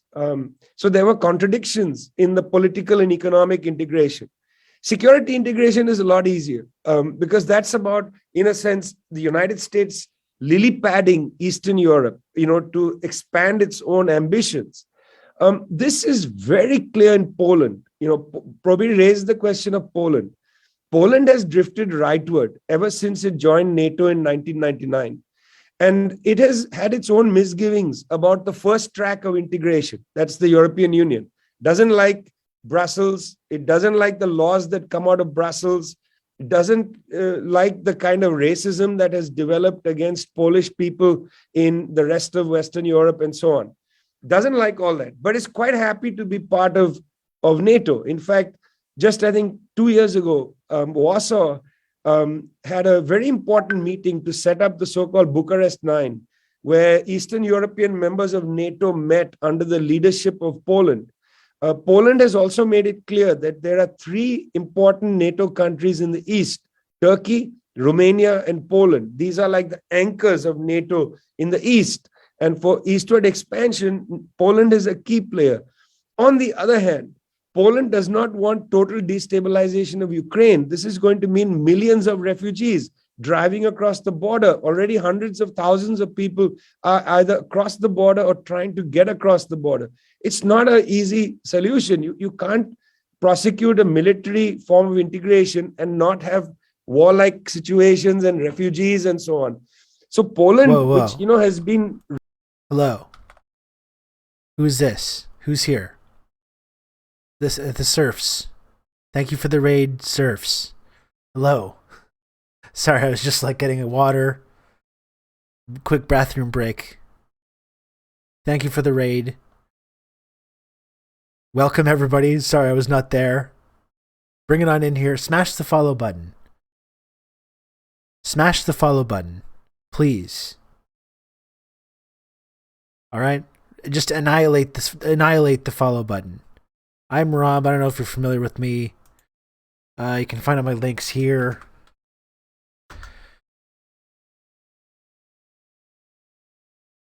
I think you can. Yeah. You find all my links there. Find me on Twitter there. I do this stream every single day. Monday, Tuesday, Wednesday, Thursday, Friday. Usually during the day. It's a night stream today because I had to bring my son to the physical therapist earlier. So I did a night stream instead. That's a nice, crisp, unclean, unworn shirt you got on. Thank you. This is a freshly clean shirt. That's how I do it. We're trying to forget Ben Burgess's Rogan appearance. I did not have high hopes for that. And I understand that it was bad. So, not surprising. You've just become an elite member of the Friendship Triangle. Oh my goodness. Gen X Bushy, thank you so much for the 5 gifted subs. So, and if anyone else wants to subscribe, get the emotes. Join the community. It's a really wonderful community. The sub goal is, remember, it's just more of a guideline. It's not like a hard and fast limit. You don't need to pay attention to that. Okay, so I've been covering the Ukraine and Russia conflict for now a couple weeks. I've been trying to provide people with kind of a historical context of why this conflict has been happening. Talking about the last 20, 30 years of history in this region, going back to the fall of the Soviet Union, the NATO expansion, the Maidan, the Donbass, and this sort of civil war that's been going on for the last 8-10 years, and kind of trying to understand Russia's viewpoint about Ukraine and what has been going on there, how they view Ukraine as kind of a security threat. Some of these concerns, I think, are fairly legitimate when you talk about the Western influence, the Western interference in this region. The West pumping in billions of dollars of funding, arms, arming and training these like neo-Nazi militia groups, things like this. The West has played a large role in the Maidan, especially backing the coup in 2014 and overthrowing the government, installing a pro-Western, pro-EU, pro-NATO government. I've been trying to point out that context a lot. I must admit that I was not expecting this dramatic escalation, this kind of very dangerous escalation in terms of the invasion that we're seeing right now, which is very scary. But I am trying to look at now this. We're watching this video. It's from the Tricontinental Institute with the, which is president is Vijay Prashad, who's he's a friend of the stream. He's been on this very show. Was here a few weeks ago. Very good conversation. This has been a really interesting and informative video talking about this historical context. And it's been really good stuff. I hope you enjoyed. I'm going to continue watching it now. But again, thanks for joining us, everybody. Really ruthless against Syrian refugees, as an example, doesn't want any refugees to come in there. So the contradictions of NATO's expansion are quite He's basically dramatic. My best friend. This has also increased the neo-Nazi kind of activity.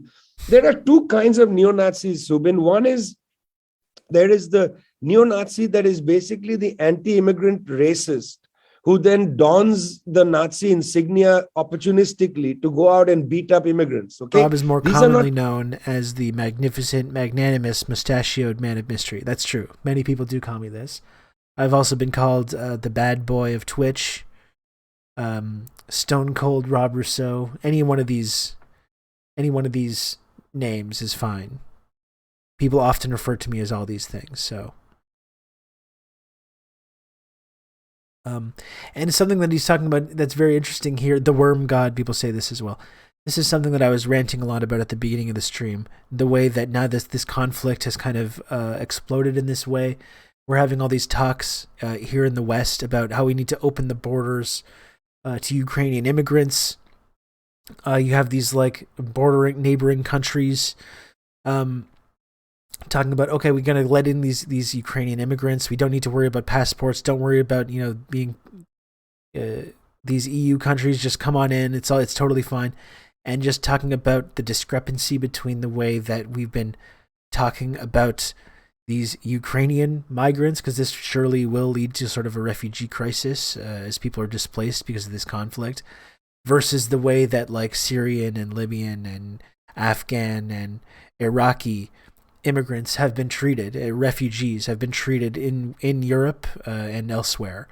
And just these sort of night and day difference between how we talk about predominantly white refugees that are being that are fleeing violence that's being perpetrated by sort of an official state enemy, versus predominantly brown people who are part of, you know, big migrant caravans and these big mass migrant crises, refugee crises, who are displaced because of Western military intervention and Western violence, and how we talk about and treat these two different sets of refugees. And it's very, very telling and very, very hypocritical. Something that we should not lose sight of. Not to say that we shouldn't welcome Ukrainian refugees, you know, I think we should, but it's very, very telling the way that we talk about and treat refugees, depending on where they're from and depending on who caused the violence that destabilized the region that led to the refugees in the first place. People who are necessarily coming out of a long history of Nazism. These are anti-immigrant thugs, essentially, you know, who are ultra-nationalists and so on. There's a lot of that you've seen. And the Syria migrant was the figure that provoked a lot of this. But don't underestimate what Brexit did. You know, Boris Johnson is out there in Warsaw and in Kiev acting the real hero. But the amount of racism generated against Eastern Europeans in Britain during the Brexit and that's not even about brown people. That's about like Polish people and Eastern Europeans as well. Polish people have been a big part of the immigrant fear-mongering. Eastern Europe has not been able to fully denazify since the 1920s and 30s. Hungary, for instance, has a very old Nazi or rather fascistic heritage, much before Hitler comes to power. You know, there the aristocrats, the big landholders in Hungary, held fast to a kind of fascistic attitude, a kind of feudal attitude towards the rest of the population. And they're ruthless. In those currents didn't die out. You know, they continued. They were, in a sense, subjugated perhaps, but they have risen now. I have no doubt some right-wingers in the EU will also hate the Ukrainian immigrants. That's very true. So now the these are people who actually political class and the media class Nazi uniforms in their closets. You know, unlike the opportunistic anti-immigrant, they went and opened the closet, put the Nazi uniform on, and went off there with their, you know, jackbooting and saluting and all of that nonsense. That's there. Final point regarding NATO. Look, I think this is totally forgotten. In 2004, United States is in the war in Iraq, okay? 2004, 7 or 6 Eastern European countries, Estonia, Lithuania, you know, Latvia, they all joined NATO in one go, okay? This was like the biggest entry into NATO since, I think, 49. In one go. Sergei Lavrov went to Brussels for the initiation. VJ, you got to turn off your notifications, sir. Philippe says, while we're on the subject of hypocrisy, can you comment on how you think people in rich countries might react to a well-designed program of gas rationing? Not well. Not well at all. I mean, look no further than France, like 2-3 years ago with the Yellow Vest, the movement in France. The chaos that's going to become as a result of the fluctuations in energy prices that come from this conflict are going to have amazingly destabilizing consequences in the West and in all over Europe and everywhere. We couldn't even handle not even going to Applebee's. I mean, think about how people have reacted to that, to these very minor. I would say it wasn't well designed, but I agree with your main point. Well, that's the thing. Like, take a look at the West and the United States and Canada, how people have reacted to these very minor, like, yeah, don't go to restaurants for a few weeks. Wear a mask in Walmart and Costco. People are losing their minds like it's the fucking worst thing that's ever happened to them. So you can count on me. You're going to have good old Rob to talk you through all this. Uninitialized 2008. Thank you so much for the 12 months of Prime. So yeah, none of that says anything good about the what is going to happen when we start seeing very severe fluctuations in these energy prices. Not just energy, but like people have been pointing out, Russia also a huge supplier of wheat and other food exports for a big chunk of Europe, which is going to really drive up prices. People are not going to respond well. It's going to be really, really alarming, I think, the downstream effects of a lot of this stuff. The EU just declared gas a green energy resource. Russia's stealing our green energy.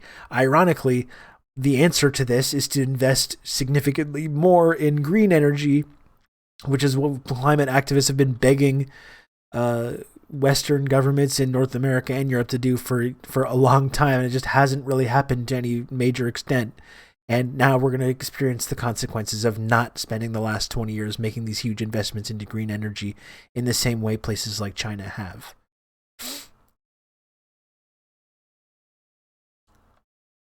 Fitting 1,000 gallons of gas into the bed of an F-250. We are going to see there's some wild times coming up ahead this decade, folks. I don't know if you think I think people sometimes try to imagine that, things are going to go back to normal. Since 2020, it's just been crazy. Eventually things are going to go back to normal. The pandemic's going to recede into the distance. We're going to return to some semblance of normalcy. That's gone, folks. It's gone. Just say goodbye. Say goodbye to all that stuff. It's only going to get more chaotic from here. We got to prepare for this. Mentally prepare for this. It's going to get way, way more crazy than it already has. On Fox News, they're blaming all this on Biden's shift to climate change. Great. Yeah.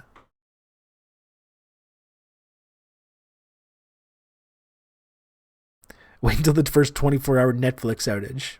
Seriously. Yeah. Once those treats start to dry up, folks, here in the West, we're used to getting our treats in a timely manner. Once that starts to dry up, people are not going to be very happy. Pandemics, wars, climate change, all on a rotating schedule, and migrants. That's the result of all of these things, right?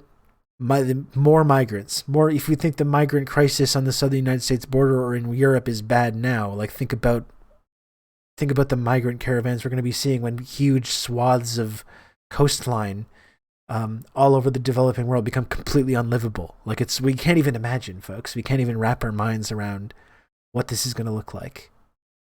So I would wait till the water wars to happen. All kinds of fun stuff coming up on the horizon, folks.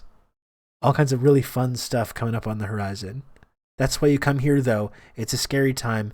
People come here so I can talk you through all this, right? We need each other at this time. We need to have community. That's what this community is.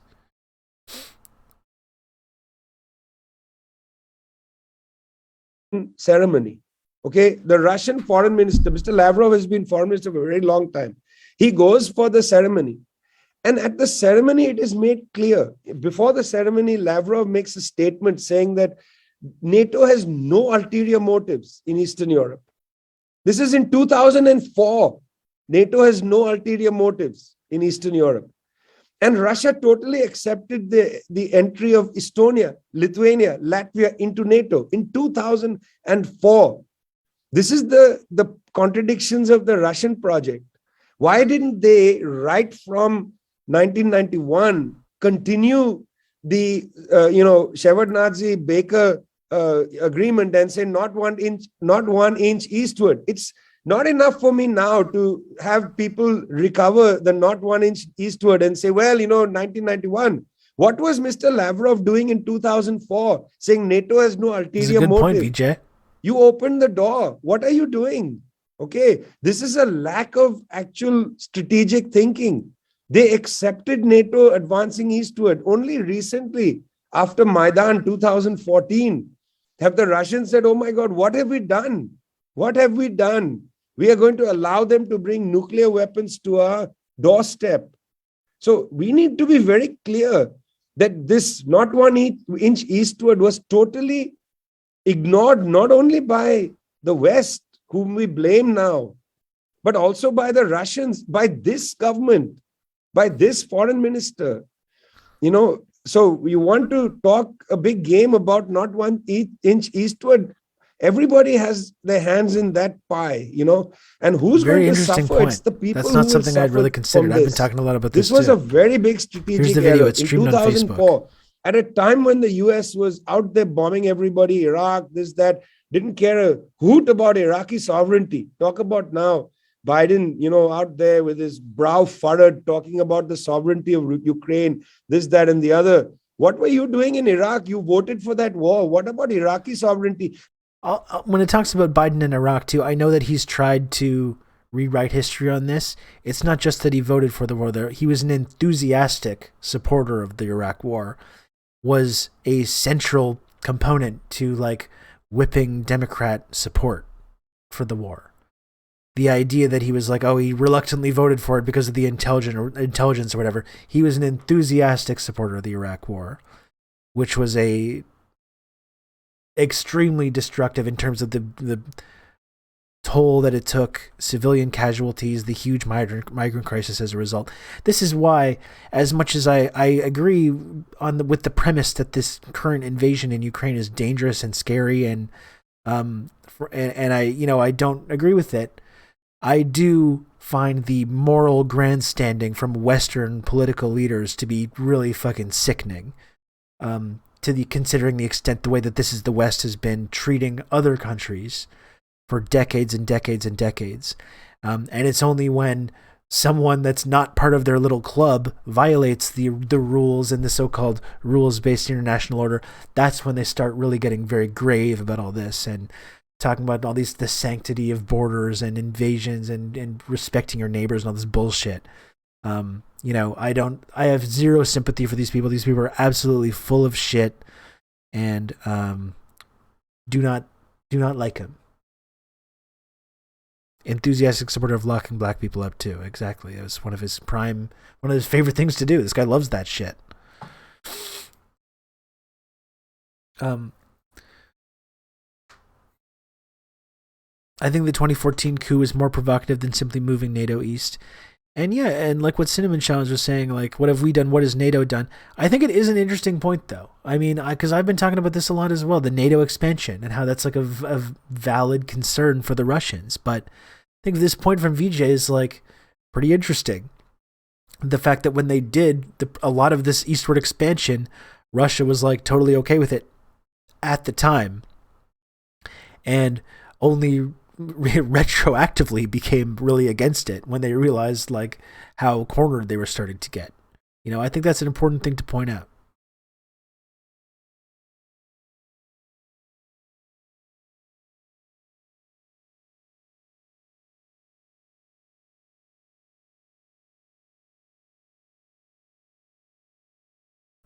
Pretty cool to see all the cool stuff VJ's done. Seems like the only yesterday he was just some guest on the show. Well, he got the Russo bump.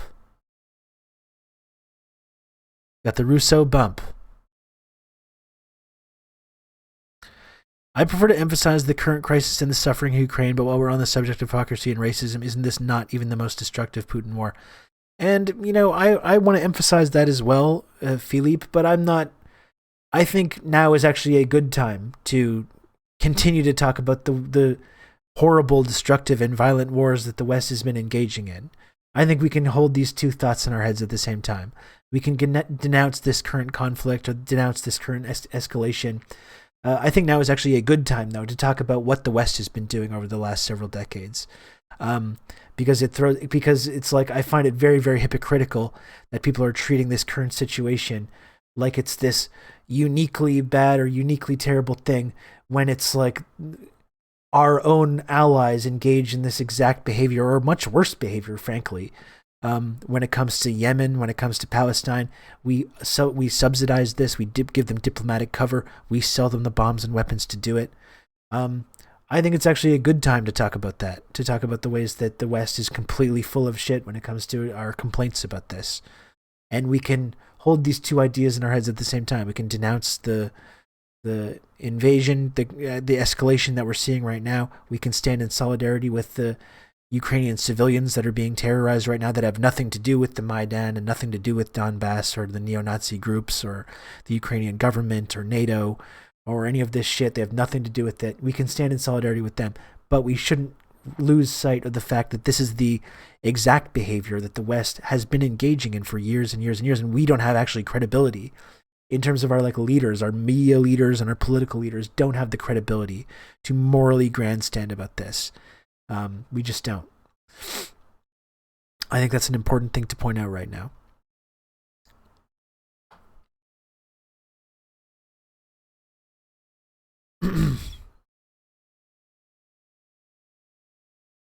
the U.S. has done and continues to do infinitely worse for the world. I mean, that's the thing. People have made the kind of Iraq comparison, right? And we've talked a little bit about like the rhetoric and the way that like, you know, it's similar to like the whole shock and awe Iraq rhetoric, where it was talking about human rights and we're liberating people, and the way that the West kind of relies on this kind of language in order to justify the very violent engagements. And that's kind of what Russia is doing right now. They're taking these like legitimate concerns, their legitimate security concerns, and kind of talking about this process, this kind of like almost noble process of like denazification and this kind of stuff.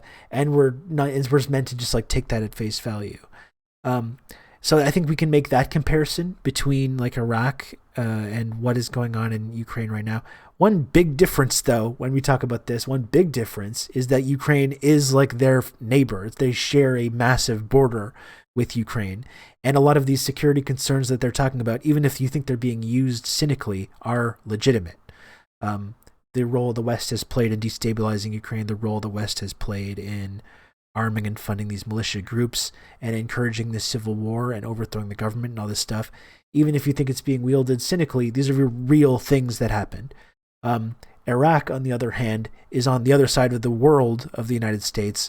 All of their security concerns that they were talking about were completely fabricated and invented out of nothing, and was also a much more violent and bloody multi-year long, almost multi-decade long occupation that created this huge vacuum and created untold violence and misery. So I think we can make certain comparisons to that, but also in many ways that analogy kind of falls apart when you talk about Iraq versus what Putin is doing right now in Ukraine. And that violence spread to other countries. That's right, yeah.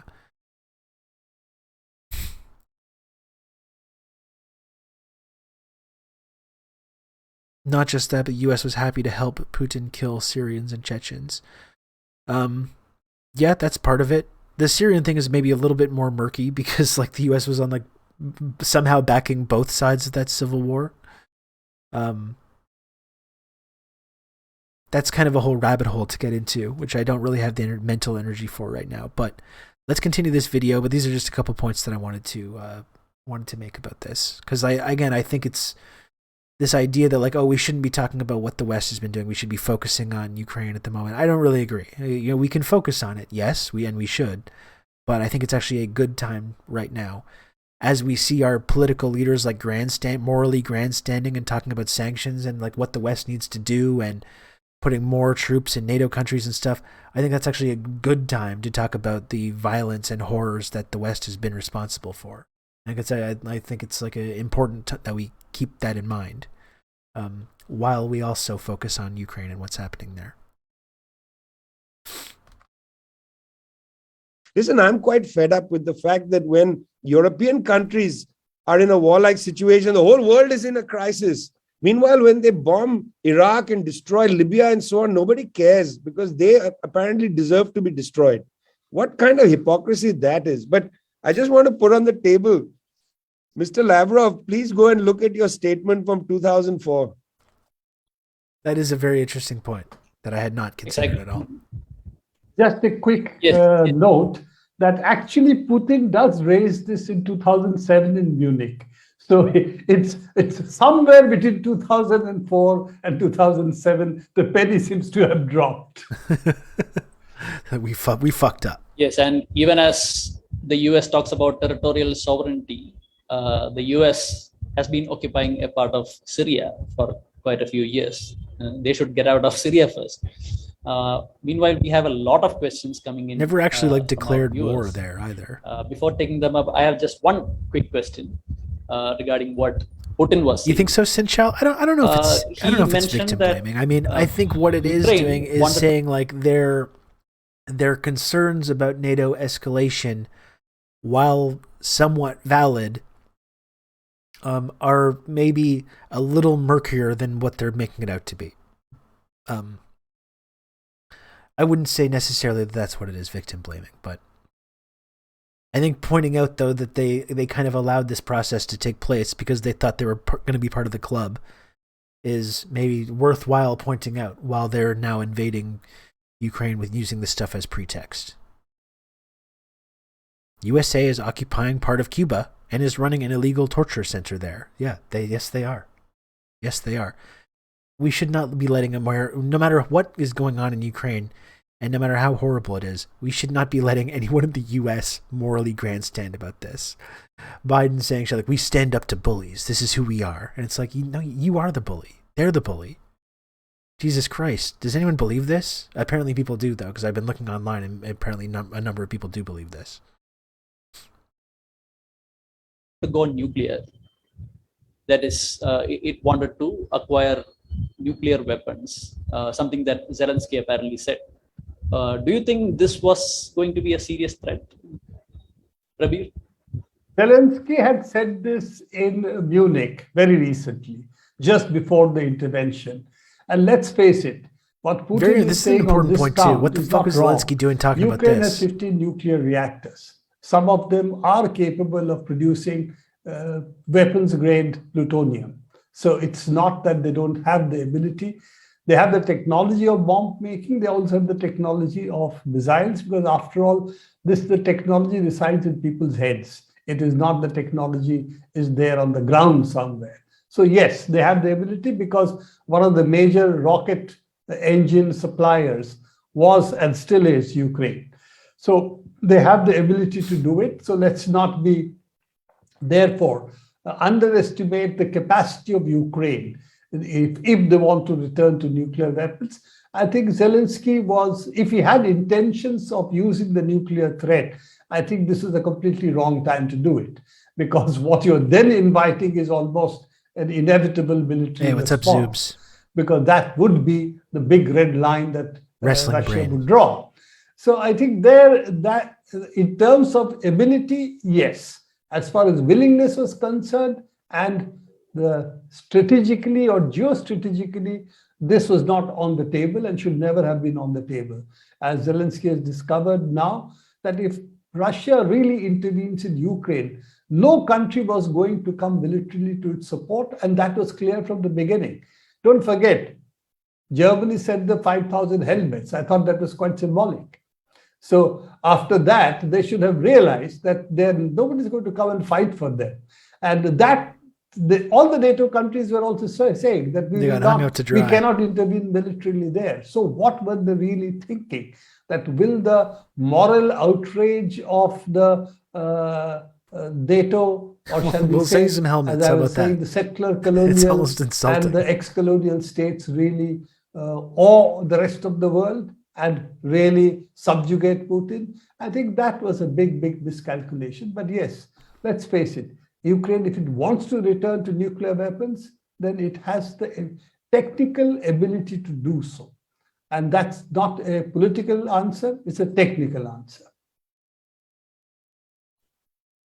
So if Vijay doesn't have any more thoughts on that, let's move on to some questions from viewers. One question is regarding the rationale of the Russian Communist Party. Reports are coming in that Russia's common people are demonstrating against the war against Ukraine, but the Russian Communist Party is supporting the current move, wherein Putin is traditionally the oppressor of Russian communists, and yet this is what the Russian Communist Party has done to support the war on Ukraine. What is the rationale of the move by the Russian Communist Party? That is the question. Meanwhile, I was also trying to read the statement by Gennady Zyuganov. Yeah, Charles Darwin. It's hard to see a situation that wouldn't be seen as being more antagonistic. I mean, obviously, we've seen nukes be a deterrent for invasion when it comes to places like North Korea. We saw what happened when Libya gave up its nukes, ended up costing them as well. So perhaps that's true. I don't know. To refer to Ukrainians. Probably Ukrainians don't like the term. And it reeks of some sort of imperial mentality, if I'm not entirely wrong. Any of you, Vijay?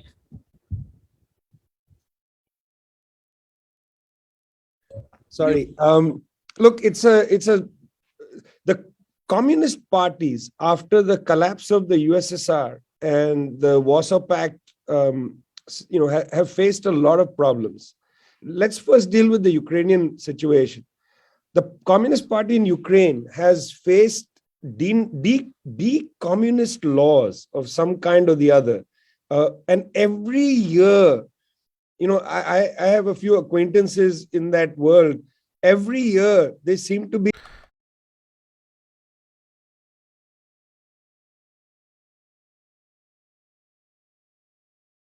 It's just sad that so many former Soviet countries have been purged of their socialist anti-imperialist character and replaced with neoliberal conservatives inviting the West into their living room. Yeah, which has been a fucking disaster for actual average people, working class people there, right?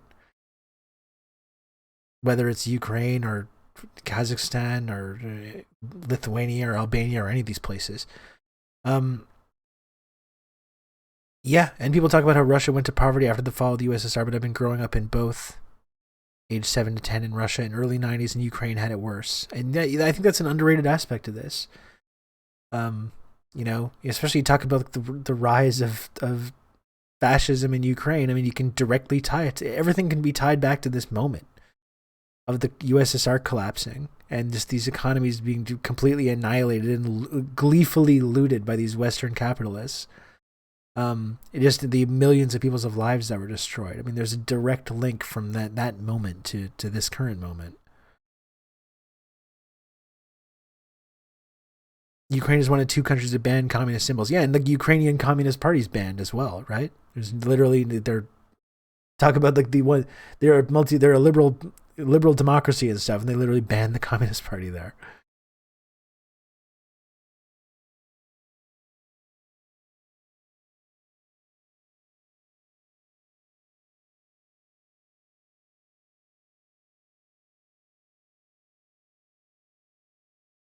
Be in and out of court, trying to establish their right to run in some councillors' election, some local election. Eventually, they were not allowed to permitted to run in the presidential election and so on. They have simply not been able to establish themselves. And I'm talking about Ukraine first, in Ukraine. So it's very hard to have, a serious political role. What do you think about Ukraine forcibly conscripting young men who are trying to flee with their family? I think it's pretty fucked up. Has really struggled. I think if people want to leave, they should be able to leave. And I'm not saying this from a position of anything other than understanding what it has meant for them to just maintain their existence since the 1990s. Jesus Christ, these were in Russia, it's horrifying. Slightly different. The Russian party there has, at least since the rise of Putin, has played an interesting role. It has, to some extent, become, taken a position very close to Mr. Putin of reestablishing the strength of Russia, depleted. The biggest mistake in regards to the USSR being dissolved from a Western imperialist point of view is they let the Russian capitalists get rich instead of their own Western capitalists. That Yeltsin placed it in, Mr. George. They lost control and have been frothing at the mouth to try and get back in. I mean, yeah, that's how Putin's really tied into that, right? And Tyler Shipley, a friend of the stream, Tyler Shipley, had a really great thread about this, and that's kind of Putin's whole appeal was like after the country was looted by Western capitalists, he kind of carved out this new territory where he was kind of promised to stand up to the West, all while ensuring that he and kind of a close-knit group of oligarch friends would really profit from. They would be the ones to profit from it and not the Western capitalists. And that has been a sticking point for the West since that time, right? That he kind of kicked out the Western capital and wanted him and his friends to get rich rather than the West. George Soros talks a big game about human rights, but of course he made. This is some guy, Rob Russo, some leftist based in Canada. I was turned on to this sick individual, and I found this. Hey, TYT. Hey, thanks for the raid, TYT. I appreciate it a lot. You can count on me. You're going to have good old Rob to talk you through all this. Metal Kitty Mom, thank you for the 4 months. You can count on me. You're going to have good old Rob to talk you through all this. Oh, my goodness. This guy still yapping? Really chill guy. Thank you so much for the 15 months of Tier 1. I am indeed still yapping. Here it's 10:38 Eastern Standard Time. I am indeed still yapping. Although I'm mostly relying on this video right now.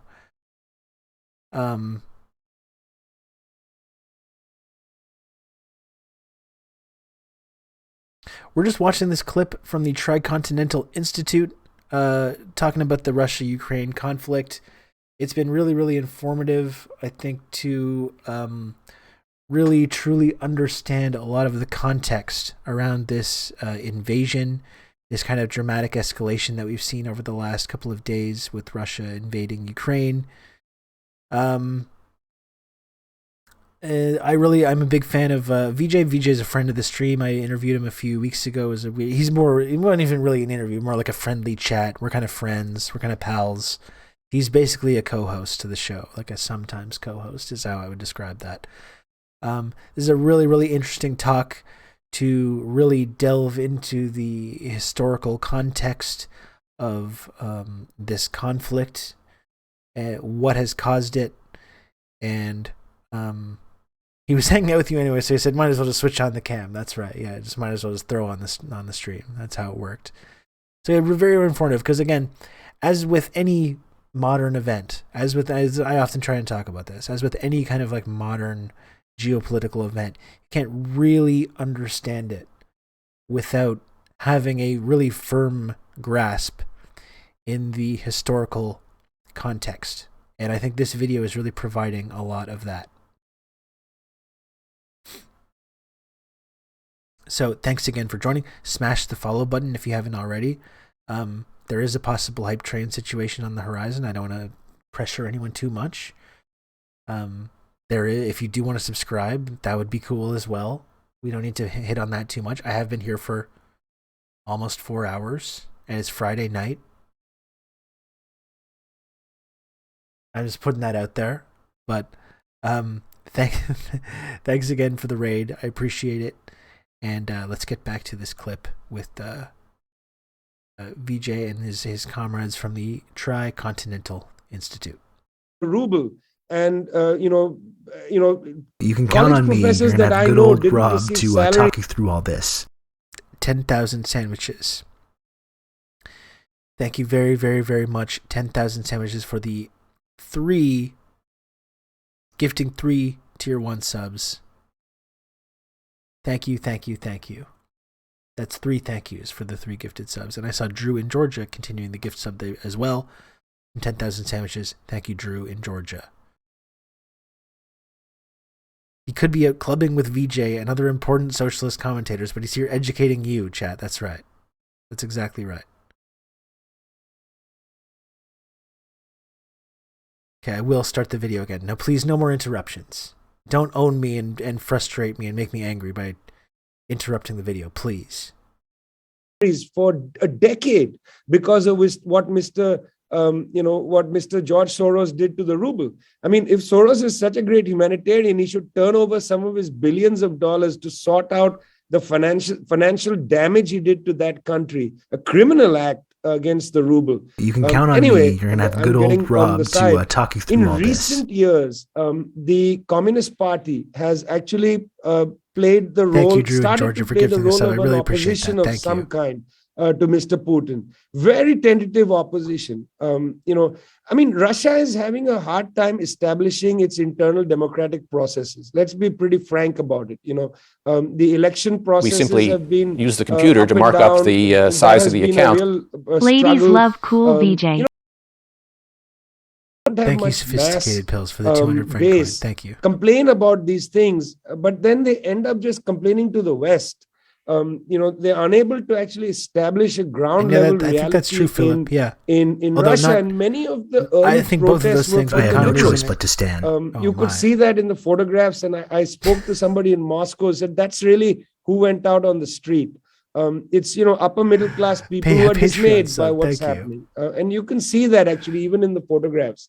But that was what I learned. Not quite to the same extent, could be wrong. though, Philip, others could also be on the street.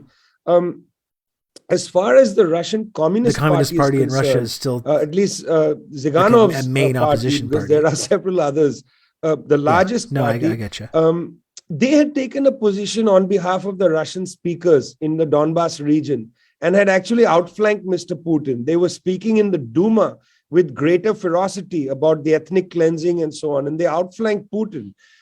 In many ways, Putin's precipitous action took place really in because the left in the Duma put a motion saying let's recognize these two areas, Lugansk and Important Donetsk. to Let's point out too. recognize them Of course, because Putin's not some of principled the ethnic socialist when it comes to cleansing. They put recognizing this these bill republics. forward in the Duma. But it was literally the Russian Putin's Communist Party that was party pushing didn't him to want do the this. bill to go through, and in We many simply ways, use the people computer say to in mark up Russia the that, size of the this account. was a reaction to that. I don't think that's entirely the case. It may be part of the discussion, but in a Riley, way, thanks for what's the 100 happening friend now, I think the communists played a role in it. Although it's not clear that the communists are waving the flag and saying, let's go invade Ukraine. I think there's dismay about that. Just as I feel like we are also unhappy about that, about the military intervention. Now, I understand something needed to be done to protect the people of Eastern Ukraine. I completely understand that. Something needed to be done to This is true. put This a is not message popular to the to point out fascists right now, that but it's there's a very red true. line here. All of that is true. Was there a need to land paratroopers in Kiev? Was there a need to fight near Chernobyl? Perhaps the other thing is that the Russians have a security aim, which is to build a land corridor that links Donbass to Crimea. That's not been discussed much. Right now, Crimea is linked to Russia through a bridge, which goes across the Black Sea. But perhaps they want to establish a land corridor. This is something that we'll have to see. Where are the troops falling? Where are the paratroopers? Where are the Russians moving forces? If they are attempting to establish a land corridor to Crimea, that kind of fact on the ground could be very significant in future negotiations. And by the way, finally, I just don't feel like the West is going to advance troops across the Polish border into Western Ukraine. I could be completely wrong. I didn't believe that Putin would land paratroopers in Kiev, but I really doubt that the West is going to do that. And one of the reasons is that imagine the situation if a Russian bullet pierces the armor of a US soldier or vice versa. I mean, what's the walk back from there? How are you going to crawl back from there? It's a very dangerous situation. It's extremely and dangerous. I think that's the reason why Wang Yi, the Chinese foreign minister, if you go and look at the readout of the call that Wang Yi had with Sergei Lavrov, it's an extraordinarily interesting call because Wang Yi cautions about what's happening. The Chinese just do not want this to occur. They did not want this military escalation. That was very clear from the foreign ministry spokesperson. Her comments right when this was happening are very instructive. So I feel like, there is going to be a great deal of pressure not to allow that stray bullet to strike Ukraine is not either strategically a Russian important or a to the US West. It is in the sense that they can destabilize Russia and threaten Russia through Ukraine. I don't know what the walkback will be. It's useful in that Vijay. sense. Actually, one question from a viewer was about the role of China and its supposed support for Putin. Prabir, do you have any thoughts on that? I think Vijay has already. And here's the tricky thing. Like when you're saying something needs to be done is a slippery slope, and sure, that's true. Here's the reality though, and again, it's not popular to point this out right now. The reality is though that there were ethnically Russian people in Eastern Ukraine, in these breakaway republics, who have been dying in like large numbers for 8 years now.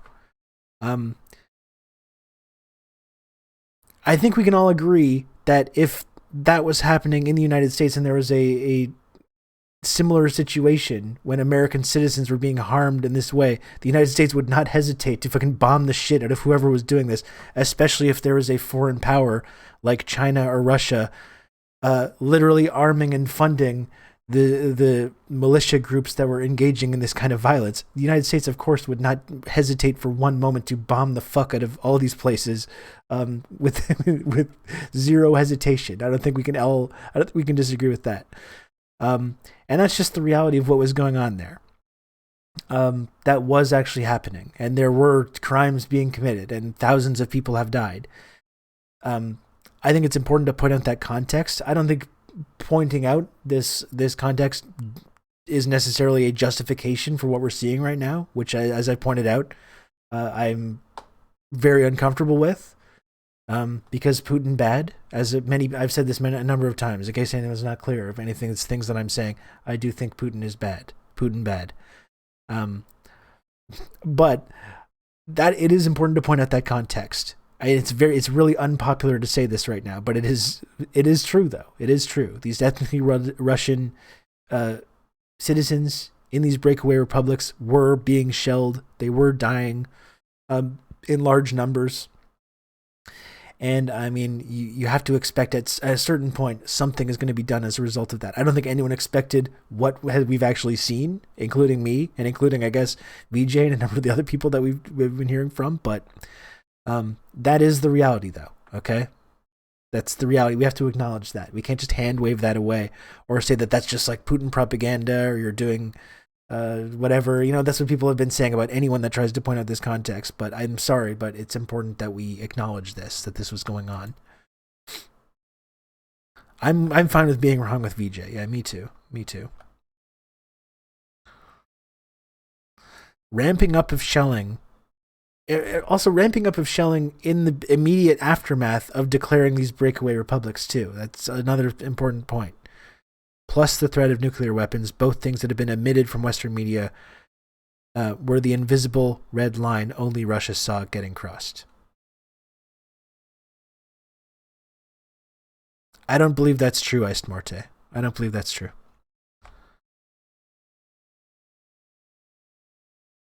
This is some guy, Rob Russo, some leftist based in Canada. I was turned on to this sick individual, and I found this. I'm getting all the late night raids. I've been hanging in there, going a late night marathon stream. I'm getting all the raids. Julian, thank you so much for the raid. I appreciate it a lot. Bring it on in here, raiders. Smash the follow button. You do the honking. We love the honking. We didn't get enough of the honking when we were covering that whole Ottawa occupation. The honkening. And now it's another honkening happening right now. Welcome. Thanks for joining us. I'm Rob. I don't know if you need me to introduce myself. I'm always uncomfortable with that.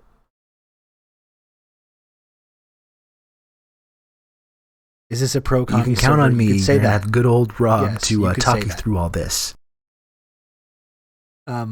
Red Wizard, thanks for gifting a sub. I appreciate that. Thank you very much, Red Wizard.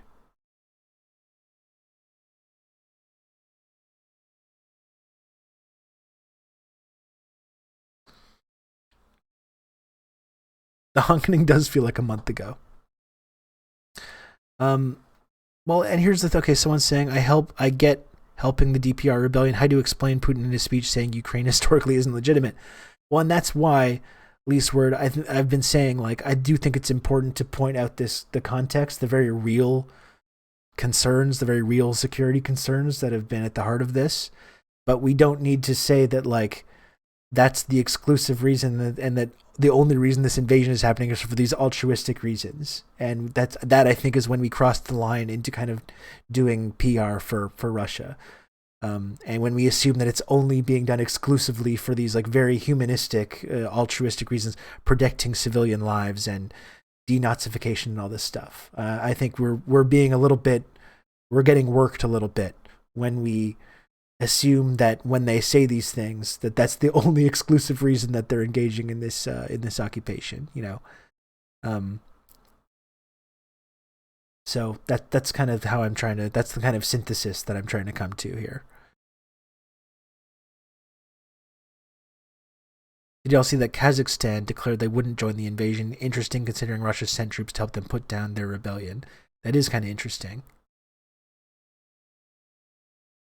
I mean, it's a very fraught situation. I can't say I don't understand why these countries that are already kind of destabilized already are not willing to sort of go all in on helping out there. Thanks, Lodane. We are just watching now we're watching this clip from the Tricontinental Institute, this stream today.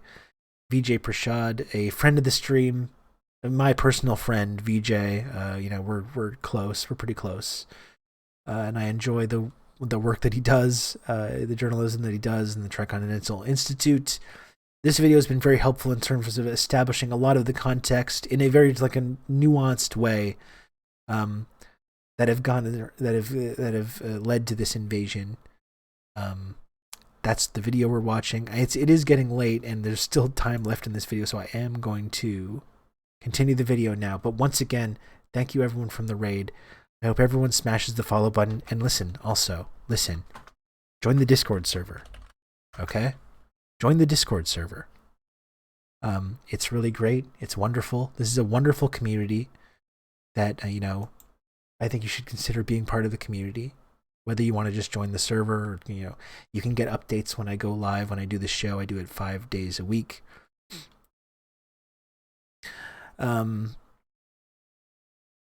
It's also just cool. All right, so join the Discord server if you're nice. Okay, if you're me and I don't want you in the Discord server, then don't join.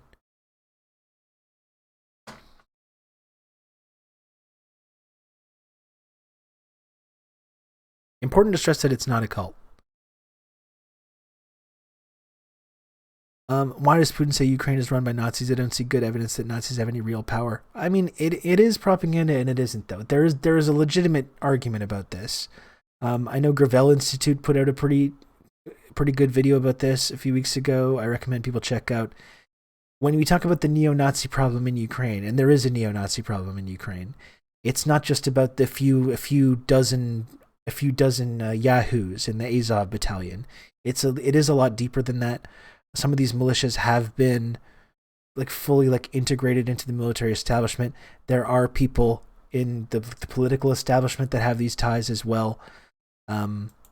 I don't think I agree that Russia is kind of using that as a pretext, kind of cynically, but I don't think we should just hand wave away that this is a real problem, though.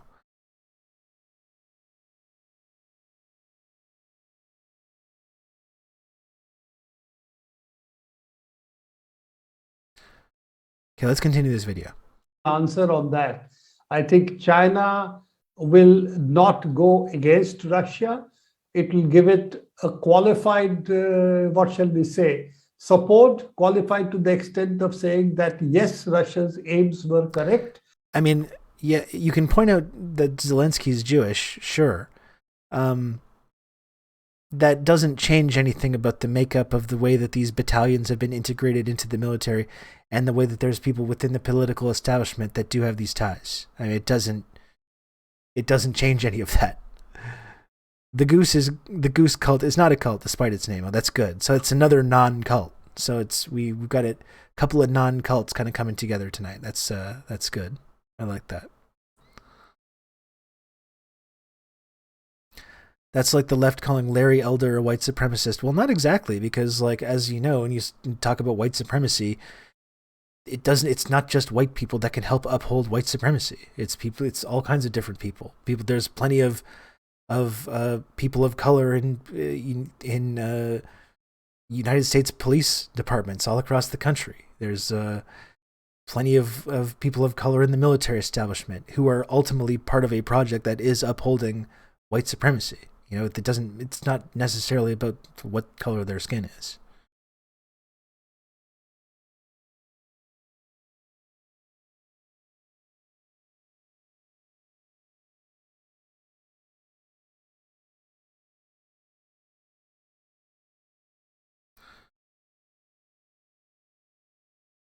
The meaningful thing where it's getting a little chaotic here. Oh my goodness, all these raids getting pretty chaotic here. Kind of exciting. The meaningful thing is that the Nazis and the far right were significant in the coup in 2014 and got government positions in the immediate aftermath, but Zelensky in his election was mostly a liberal centrist rejection of a lot of that. They haven't done enough to actually address the issue, but yeah, he's a liberal who wants to not alienate the far right. That's important to the regime. A lot like Putin not alienating his own right wing. That's a pretty nuanced view of it, I think. Let's continue this video, though, because it's getting late, and I do need to eventually stop streaming at some point. Here we go. But it will not endorse the action taken. So that's what it seems to have done. And I think that's a legitimate part of it. The problem will be much more hideous. Russia is our biggest arms supplier, and we are in the American camp, as we can see in the Indo-Pacific. Now, how we square the circle here is going to be much more difficult, because we found finally on the Iran issue, though Iran was our major oil supplier and a long strategic partner, when it comes to Central Asia, it was our only route to Central Asia was via Iran, not obviously via Pakistan. So we, in spite of that, we had to fall in, support the United States in IAEA, and then, of course, went further, that when Modi's government finally stopped buying Iran oil, we couldn't really buck the US Yes, you sanctions. should, Rudy Prospero. So I think now, if sanctions from hell, as they say, are going to be put on Russia, what India is going to do, particularly with respect to the S-400s and other military arms that it buys, and it buys them much more cheaply than it buys from the United States, what's going to do is going to be a big, big issue. So China is relatively clear. They don't want to rock the boat with Russia. At the same time, this was not clearly their preferred option.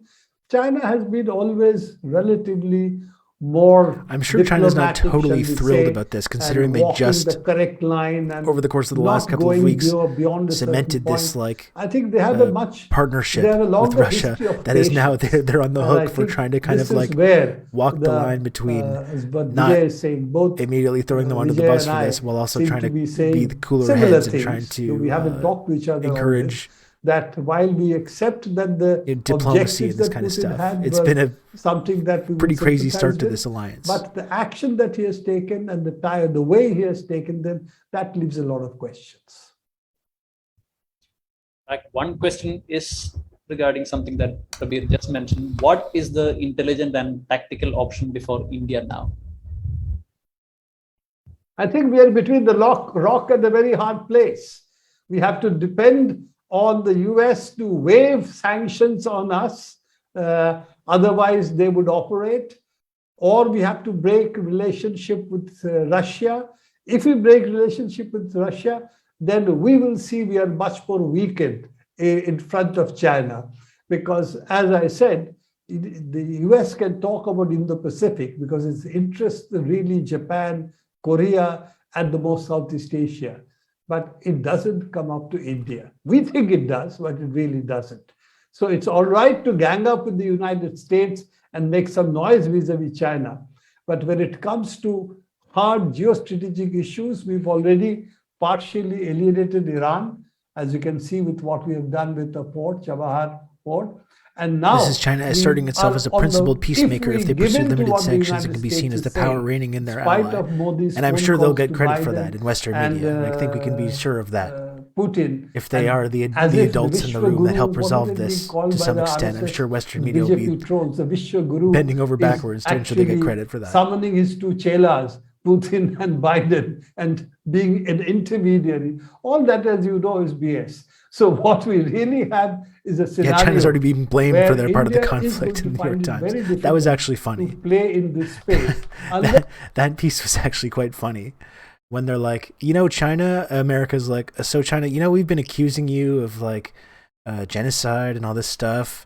And we're always talking about how bad you are and how bad you are in Hong Kong and Taiwan and Xinjiang and all these places. But by the way, though, could you like talk to your ally there and like help us resolve the situation that's completely gotten out of control? That would be great if you could like fix that for us. And China was just like, no. And they immediately just shared all the intel with the Russians, according to the New York Times. That was pretty funny. I had a little chuckle about that, though. Not Western media, but the rest of the world, it would be a good sign of them being a true world power. Yeah, no, I agree. I agree with that. No. We won't be doing that. Thank you. Unless the US says, okay, because you are with me on China, we'll let you have your special relationship with Russia. But the way the world is, our leaders are in big time denial. It is very scary. That space will be available very low. It's not just a river in Egypt, folks. Okay. So we have another question. Can you talk about how the US is trying to paint Russia as imperialist?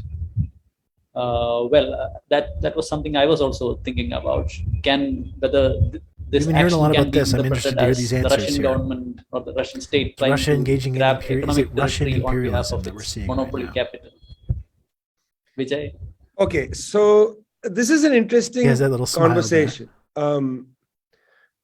I want to actually go back to China to. And again, like I don't deny that I think Russia right now has some like designs about expanding their sphere of influence.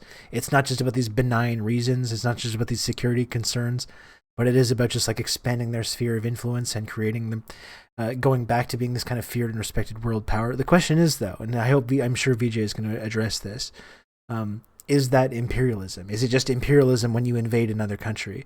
Which is not totally accurate, right? It's not totally accurate. It's not just about military invasion. It's also about control over financial systems. It's about control over information systems.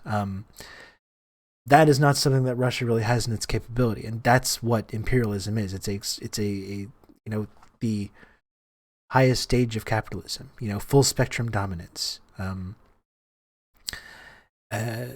That's a kind of an important distinction because you have a lot of people saying like, oh, if you're anti-imperialist, you got to be against Russian imperialism as well. And you can be against this occupation. Certainly, it's scary. It's a dangerous escalation. But the question of whether they're imperialist or not, that's an interesting question, which I don't think is quite as cut and dry as some people like to say. Whose side do you want, Russia or Ukraine? Well, as I pointed out, Natonomics, I've been pointing out the very legitimate context, the very legitimate reasons that have led to this conflict. There's decades of Western intervention that have created this exact situation, and I think it's important not to lose sight of that. That doesn't mean that I support this invasion. As I said, it's an escalation. It's dangerous. It's scary. People are being terrorized. I'm anti-war, and this is a war, and I'm against it. I don't think it's quite as cut and dry as maybe some people are pointing it out. And I know it's not popular to point out some of this context, but I think it is actually important to not only point out the context of Western intervention in Ukraine that's led to this moment from 2014 on and from the fall of the Soviet Union on. And it's also important to point out the role that what the West does all around the world, engaging in the exact same kind of violence and horror. And that's why I reject a little bit the sort of moral grandstanding we're seeing from people in the media and people in politics right now. That is something that, regardless of the fact that I don't support this invasion. I think it's dangerous and scary, as I pointed out, and Putin bad. Also, if anyone's not clear about this, Putin bad. Okay, if anyone's not sure about where I stand on that, I agree. Yes, but I'm also think I don't think it's quite as black and white as people are making it out to be. Even if this invasion in and of itself is a pretty straightforward thing that we should be against. I'm pro peace, but let's also not lose sight of the context and the legitimate concerns that have led to this point, even if you think these concerns are being wielded cynically. Putin bad. Come to this situation. One of the reasons I feel that, having read Wang Yi's the readout of the telephone call where he said we have to get rid of the Cold War mentality, I think that phrase is instructive. That the Chinese foreign minister effectively tells the Russian foreign minister, you've got to get out of the Cold War mentality. Everybody has to. Not only Hassan's rating do we ending early, maybe we'll get the accuse the West That'd of a fun. Cold War mentality. We have to get out of it ourselves. I think that's really interesting.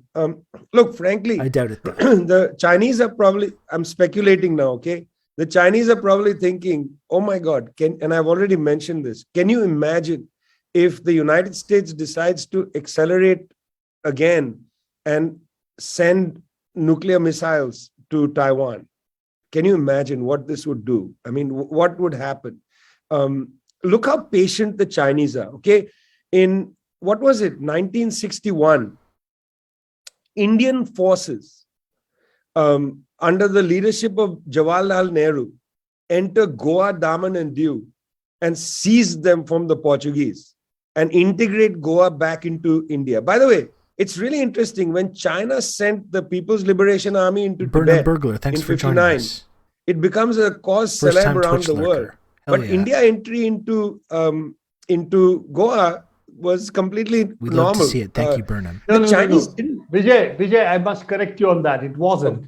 There's a Security Council resolution moved by the United States and I think UK against India. It was blocked by Russian veto, Soviet veto. Okay? That's right. I was in school at that time. This is well before your time. Let me tell you, I had Portuguese Catholic clergy running my school. We had furious debates how internationally India is isolated. It is supposed to be for peace, and they have done now a war. That is a huge global campaign against us in the Western media, just as it is against Putin. How India It died out though, meaning it didn't stick. It is difficult because the anti-colonial forces are on the upswing at that time. That's true, but it didn't work for China with Tibet. And at the time, China did not send forces to reclaim Hong Kong, which it could have.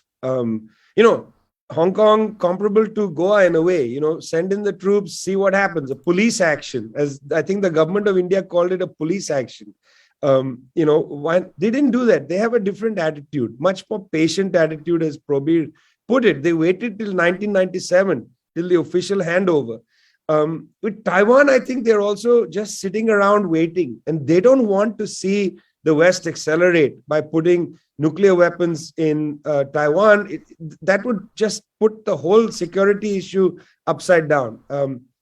So I wanted to say that in order to put on the table the issue of, what is the situation? If you like Vijay Prashad as well, done, here. I think that the instruments are lacking for everybody. If you like VJ as well, again, friend of the stream, VJ Prashad. He's basically my personal friend. No, this isn't live. This was from earlier today. But if you do want it, VJ was just on this very program a few weeks ago. We had a really, really great conversation. I just linked the YouTube video there. Really, really good stuff. And I hope if you enjoy VJ's work, if you like this video, please check out my interview with VJ that I just linked. Subscribe to the YouTube page as well. Really, really good stuff. Basically about predominantly the jazz rock band Steely Dan. That's right. Okay, good. If you like Steely Dan, that's the main subject of the conversation. But it was really good though. I think you should check it out. The algorithm rated you. He's ended, and the machine told me to come here. Oh, good. Welcome everyone. We'll take in those Hassan refugees. We are starting a Steely Dan pod. That's true. That's in the works. Yeah, that's right. Okay, let's continue. I think that the Western powers simply don't have the instruments. And that was very clear in Biden's speech after talking to the G7. What could they do? They have very few instruments. They are not capable of actually properly sanctioning Big time Russia. pro. And why do I say that? Big time The pro United Steely States Dan in the last 15 years has actually destroyed Europe's energy independence. They took Iran off the table. So Iranian natural gas couldn't come. That was the pressure campaign on Iran. Then they went and destroyed Libya. So Libyan oil, is barely flowing across the Mediterranean. And then now they're taking off Russian natural gas. So European energy security has gone for a 6. Inflation rates, energy prices have gone up in Europe. This is going to wreak so much havoc. Was the recent number. I bet it'll be higher now with these statements about Nord Stream 2. It's not just for heating, by the way. I don't think we even understand the havoc this is going to wreak. In fertilizer and all kinds of other products. European industry is going to struggle.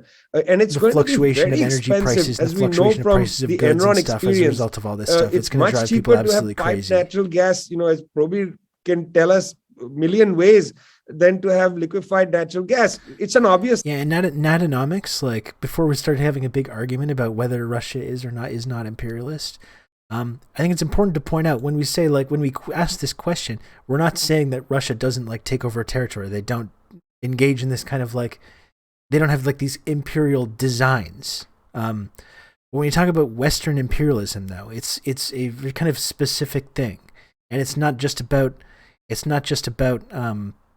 taking over territory. That's not all that it is. But it's about controlling these big financial systems. The IMF is imperialism. It's about controlling the flow of information. Like all this stuff kind of comes together. It's not necessarily just about taking over territory or when you invade another country. I think that's the point that I'm trying to make. It's not to say that they don't engage in that kind of behavior or they don't have these kind of designs.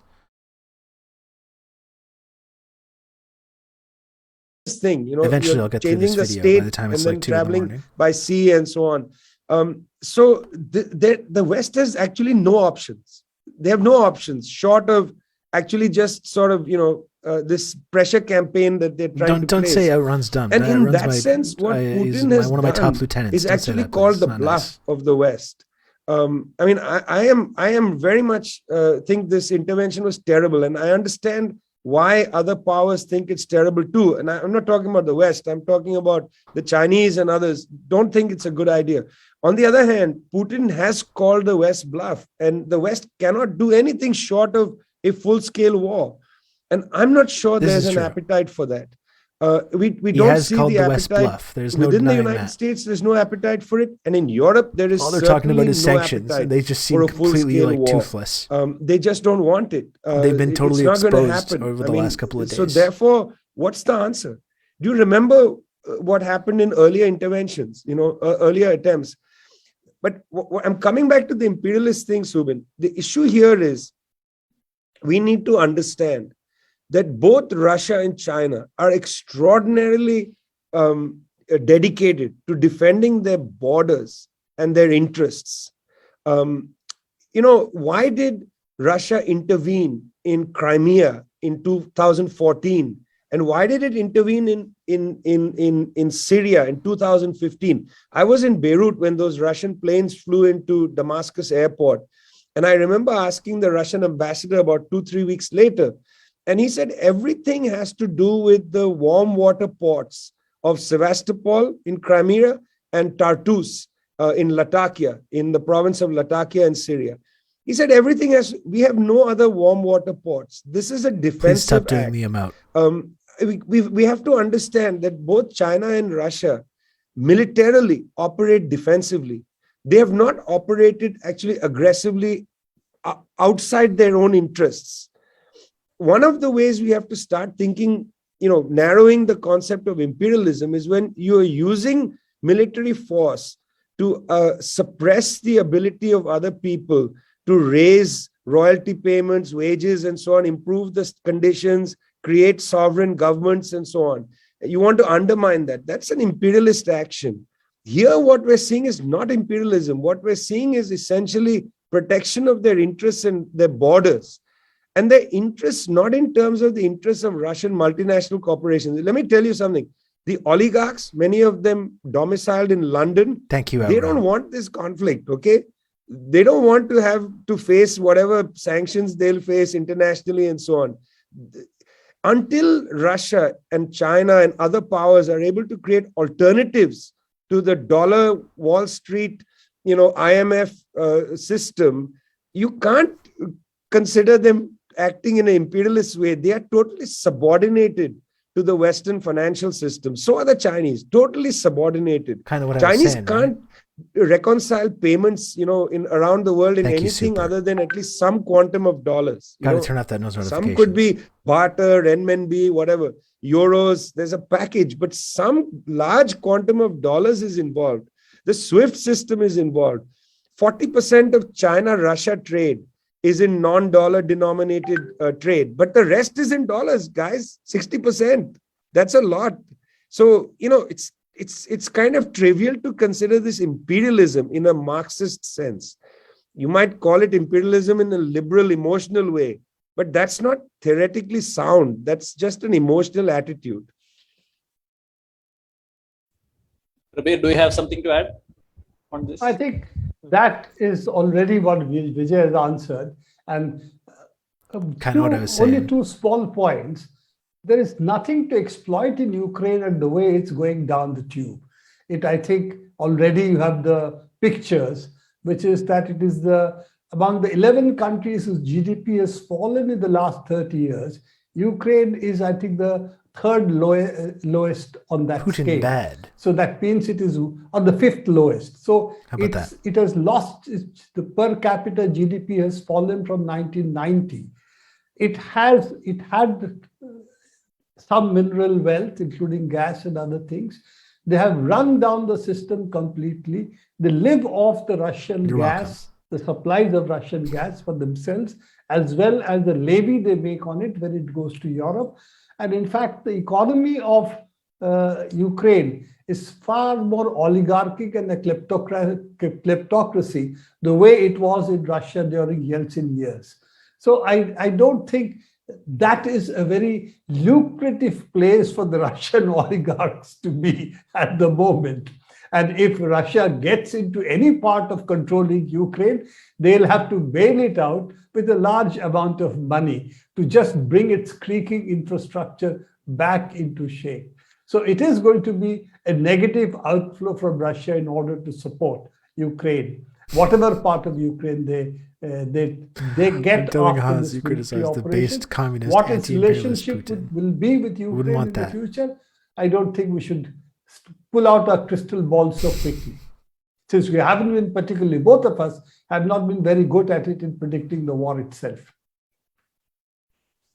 Okay. Prabir is super cool. I'm not really familiar with him as much. I want to know. I want to listen to more of this guy. Economic sanctions. So, what may be Russia's thinking about combating the economic sanctions?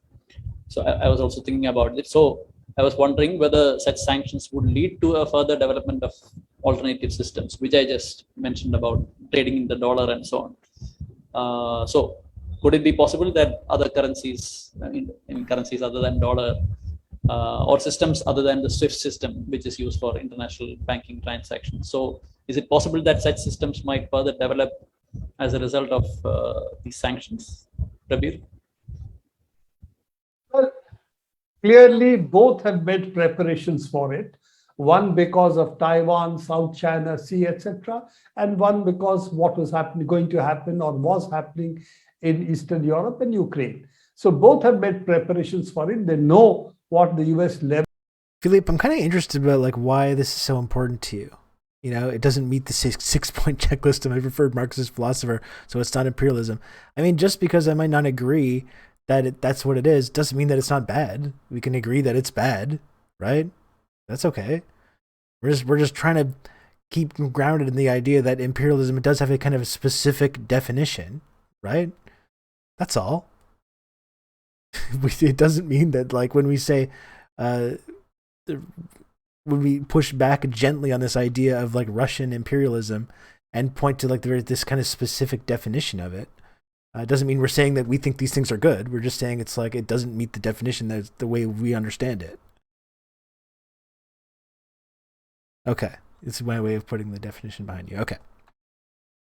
Leverages and what the US lock that exists on the financial world, how well it would function, we don't know.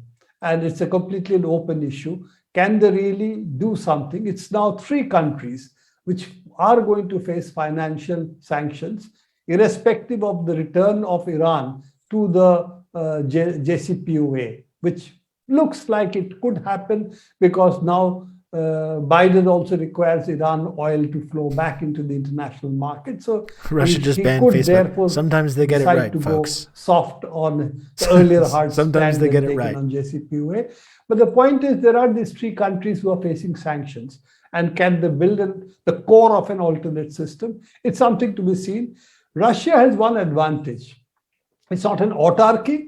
It certainly is not, but it is also, in net terms, it is much less vulnerable than it was in 2014. Its foreign exchange position is sound. It exports a lot of goods, particularly to what would be called the Western countries, and therefore its balance of payments with them is really positive. We already went over this. They suffer, we went over this extensively, the and so did Vijay Prashad in this clip as well, if not more. So what would happen on that? We have to see. But the long-term issue for the I think important to point out when we talk about this idea of reconstituting the USSR, probably important to point out that Russia is not socialist. So when we say Putin wants to reestablish Russia as a world power, the way the USSR was, but important to point out, not socialist. So I don't think he's in the market to reconstitute the Union of Soviet Socialist Republics, given that he's not socialist. I think that would probably be one key difference here. But dude does definitely, anti-communist, and does definitely want to, I think, expand Russia's sphere of influence and expand their territory, and more than all that, be seen once again as kind of a feared and respected global power. I don't think we can deny that. World is, can we have a financial system which is entirely controlled by the United States? Putin bad, and by its the way. internal laws operate on any other country, because the external account is always settled in dollars. As you know, Iran has been sanctioned by a district court in the United States. It's unthinkable, a sovereign country. Putin bowed. And their assets, which were supposed to be returned to them, a part of it has been seized to pay for the 9/11 victims, for which Iran had nothing to do. Okay. And of course, Afghanistan, we have seen $3.5 billion being taken away to pay again 9/11 victims. And the other $3.5 billion will also be of Afghan money, will be disbursed by the United States through the aid agencies. So this kind of financial power that US is actually able to wield in the world, how do you take care of it? I think these three countries therefore have a vested interest to develop an alternate system. And China is financially big enough to Very actually true, Red Scary. at I've been least saying provide this. some kind USSR of didn't just collapse on its own. It didn't happen in a infrastructure for it vacuum. in terms of It was transactions. dismantled against the will of its Because it people, needs energy by the way, from illegally, Iran by as well as force, Russia. at gunpoint. And they as some Westerners obviously, like if to they are say. sanctioned, Facts they only. would need advanced industrial products from both these places. And Russia has the ability, at least in a number of areas, to develop technology. It has done so after the horrible Yeltsin years. And it's certainly, in military terms, it's today, if not a peer of the United States, in certain areas, even superior to it. So given all of that, don't forget, people forget the thing, the moon race. Also important Americans context, won it. Cape Don't Communist. forget, even today, In that speech. the American Important to point rockets that are out. powered by rocket engines out of Russia. Okay, and that I'm sure will not be sanctioned, because I think the rocket engines they require will, before the SpaceX and others can replace them, are still going to be 23, 24. So you see that it is not very, there are interlocking elements in all of this, but the signal difference is all settlements are done through the dollar, and the SWIFT system has become NATO is also the way bad. the banks operate. How to re-engineer is. your own banks to operate through some other settlement mechanism is not just a question of will, but it's a question of technology, meshing. All of it is going to take time and political Burn and will to burglary do should so. spend more I time think here. fortunately for both Russia and China, we are going to see political Now that you're will here for the first time, engendered by the you should fact keep coming that back. US Do this is stream every bent single on day. its what shall we say, sanction spree. At the drop of a hat, they want to sanction somebody or the other, and is also on an expropriation spree, with latest big victim being Afghanistan. Just to come in on this, both China and Russia have You can developed count on me. You're financial going to have good messaging old Rob systems. to talk you through all this. China Outrun, thank you so much for the gifted sub to Burn and Burglar. Look at that. Now you got all the emotes, which many people say are the best emotes on this entire platform of Twitch. Many people say this. Voice of America is crowing about how the Russia sanctions will hurt Venezuela and Cuba, so more backdoor sanctions on Cuba. And here's been the frustrating thing as well. When we see people that are like, oh yeah, I'm against imperialism, I'm against Western intervention, I'm a leftist, I'm against all this stuff, but look at what's happening. It's so scary. It's so terrifying. Putin bad. What do we need to do? What are we doing? And then they immediately just jump to supporting these sanctions. And it's like, as I've been pointing out, it's not the only reason that this stuff is happening, but Western intervention has played a huge role in bringing us to this point and creating this exact situation. And the idea that more Western intervention is going to be should be the response is like, I don't know what needs to happen for people to like start understanding this idea of like, we actually need less intervention. These sanctions are not going to obviously fucking do anything. And it will only, as sanctions always do, will only hurt ordinary people, not just in Russia, but like you're pointing out with elsewhere. Sanctions also, which are an act of war in and of themselves, which we don't talk about enough either. It's literally an act of war.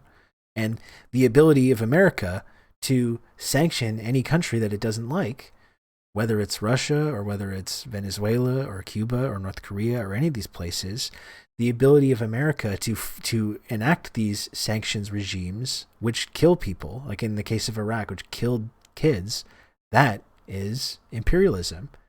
And just because a country might be invading other territory or taking other territory, when they don't have that ability, or Iran, thank you, when they don't have that ability, that's a good sign that it's not imperialism in the way that we understand it, right?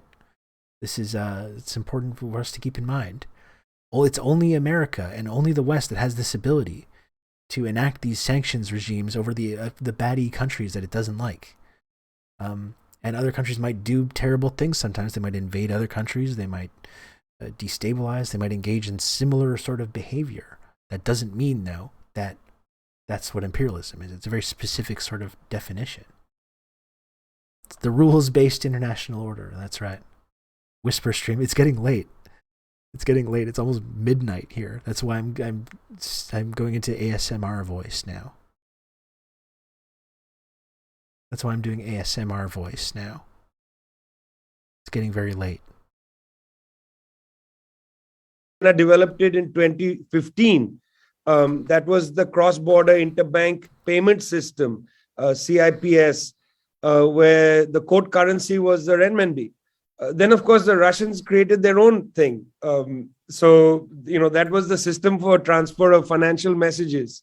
I mean, these exist, but the question is who's going to use them? I'll give you an example of this, Subin. Some years back, the height of the Indo-Iranian I just don't think it's going to do anything. Tension, The main thing about the sanctions, and they've talked, like this has come up in this discussion, the fact that Putin has kind of called the West bluff on this, and that the only response they have are sanctions, and it seems like they made this announcement before this invasion happened.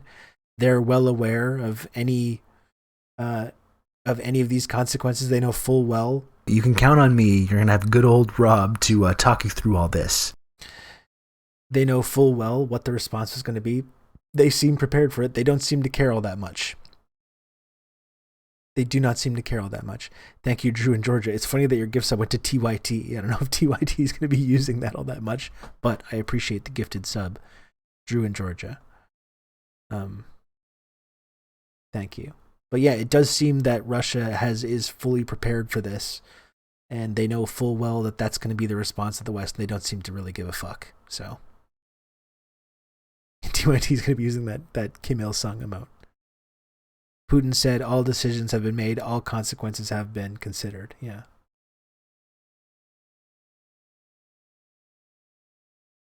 Yeah.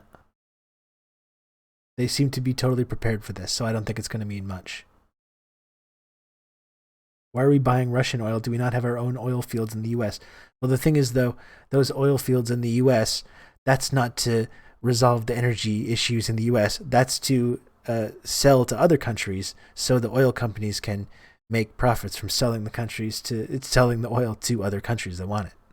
You see, it's not to help actually American citizens or to help them resolve their energy needs. It's to export to other countries so these oil company CEOs and their shareholders can make a profit from it. That's not for us. In the same way that in Canada, I'm in Canada, we're building all these oil pipelines over indigenous land right now. And they kind of make this claim that like, oh, this really helps us. It helps us to do this. It helps us have energy independence. It provides jobs to these communities. But the actual profits, this is the kind of thing that I try to point out anytime this comes up. Like, where are the profits going? Are the profits going back into Canada to like build infrastructure or do things that help people? No, they're not. Are they going back into these communities that are being displaced and poisoned? No, they're not. They're going to multinational corporations in like Texas and Saudi Arabia and elsewhere. And they're going into the pockets of their CEOs and their shareholders. And the idea that we benefit from this in any way at all is just completely false. It's totally false.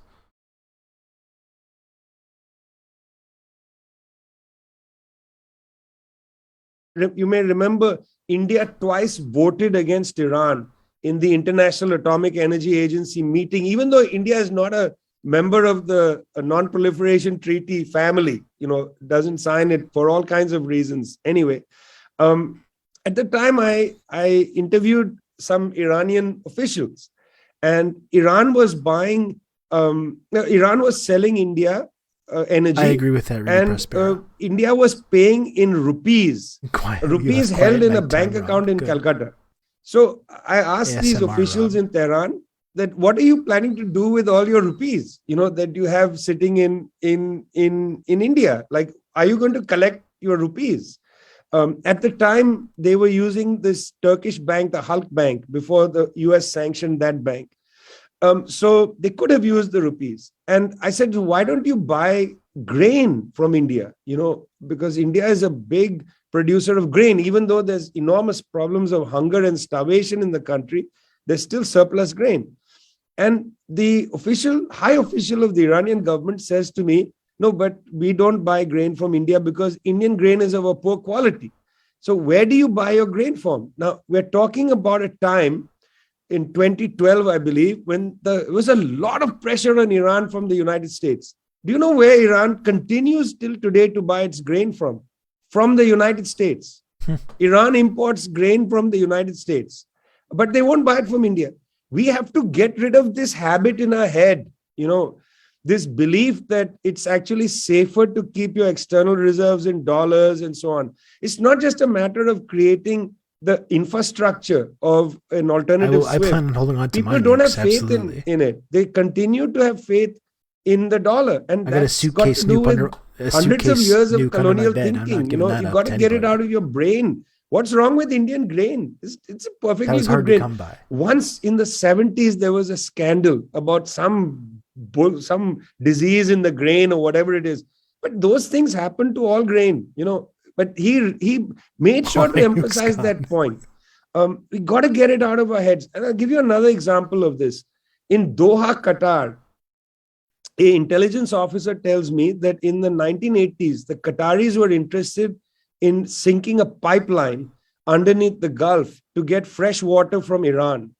And he said, we were all set, the technology is pretty straightforward. It's basically an underwater pipeline. Iran has had a big lake on the other side and so on. And so they were going to buy water from Iran. But he said, who told us not to do it? You know who told us not to do it. There's a knock on the door. The CIA fellow or some yank comes in and says, we are not going to be happy if you do this.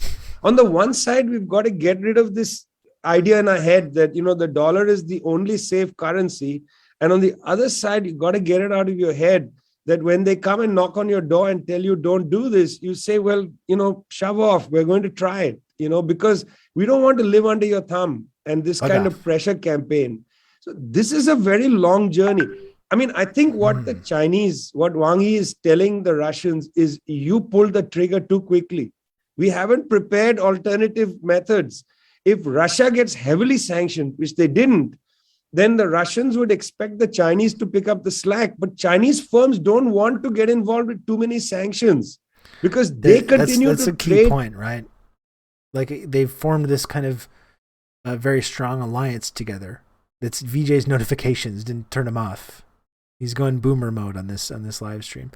But it does seem like a situation of Russia going way too big, way too fast for how comfortable they are.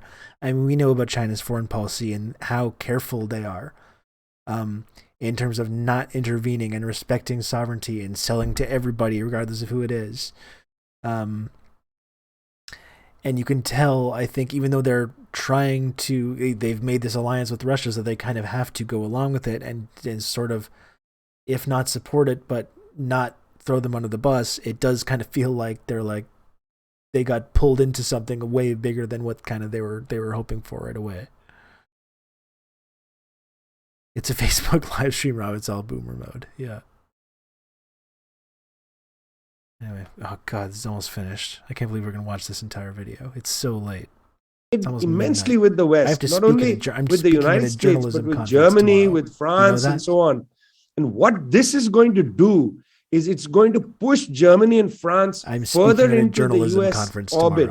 Whatever independence France and Germany had been developing, not only around the Ukraine question, but on all other files, will be to some extent now withdrawn. They are going to feel under pressure to line up. And I must say, the so-called left-leaning government in Germany is far to the right of the right-leaning government when it comes to issues of foreign policy and security. And the Greens are going to push for a closer alignment with the United States. So whatever independence Angela Merkel had been able to, slowly create, it's going to be withdrawn. And that's going to be bad for the development of alternative economic and trading This is systems, some guy, Rob Russo, some leftist based in Canada. I was turned on to this sick individual, and I found this. Go lock hard Imperial News against the development of new trade and development practices. I mean, after all, the Europeans wanted to develop a new SWIFT system to deal with Iran. Before midnight, you seem like a night owl kind of guy. I was in my heyday. Back in the day, Red Scary, I was. Perhaps I could just mention something that I kept read those today. Vampire hours. I got a 6-year-old kid now. China's alternative system, CIPS. So by late 2021, CIPS had a daily average volume of transactions of $50 billion. Hey, what's up, Eric? Well behind SWIFT's no end to the race. I'm just outlasting $400 everyone. billion. That would this be is like 1/8. the Iron Man match of Twitch. I'm just but nearly double its volume a year before. Well, things are happening. But the challenges remain. We are almost at the 1.5 hour mark. Yes, we are. Could we take just 1 or 2 questions more and wrap it up? We can do it quickly. Do we need to? Has anyone watched this video? Do we need to take the questions? Do we need to watch the questions? Can we wrap this up now? I think we're good. I think we're okay.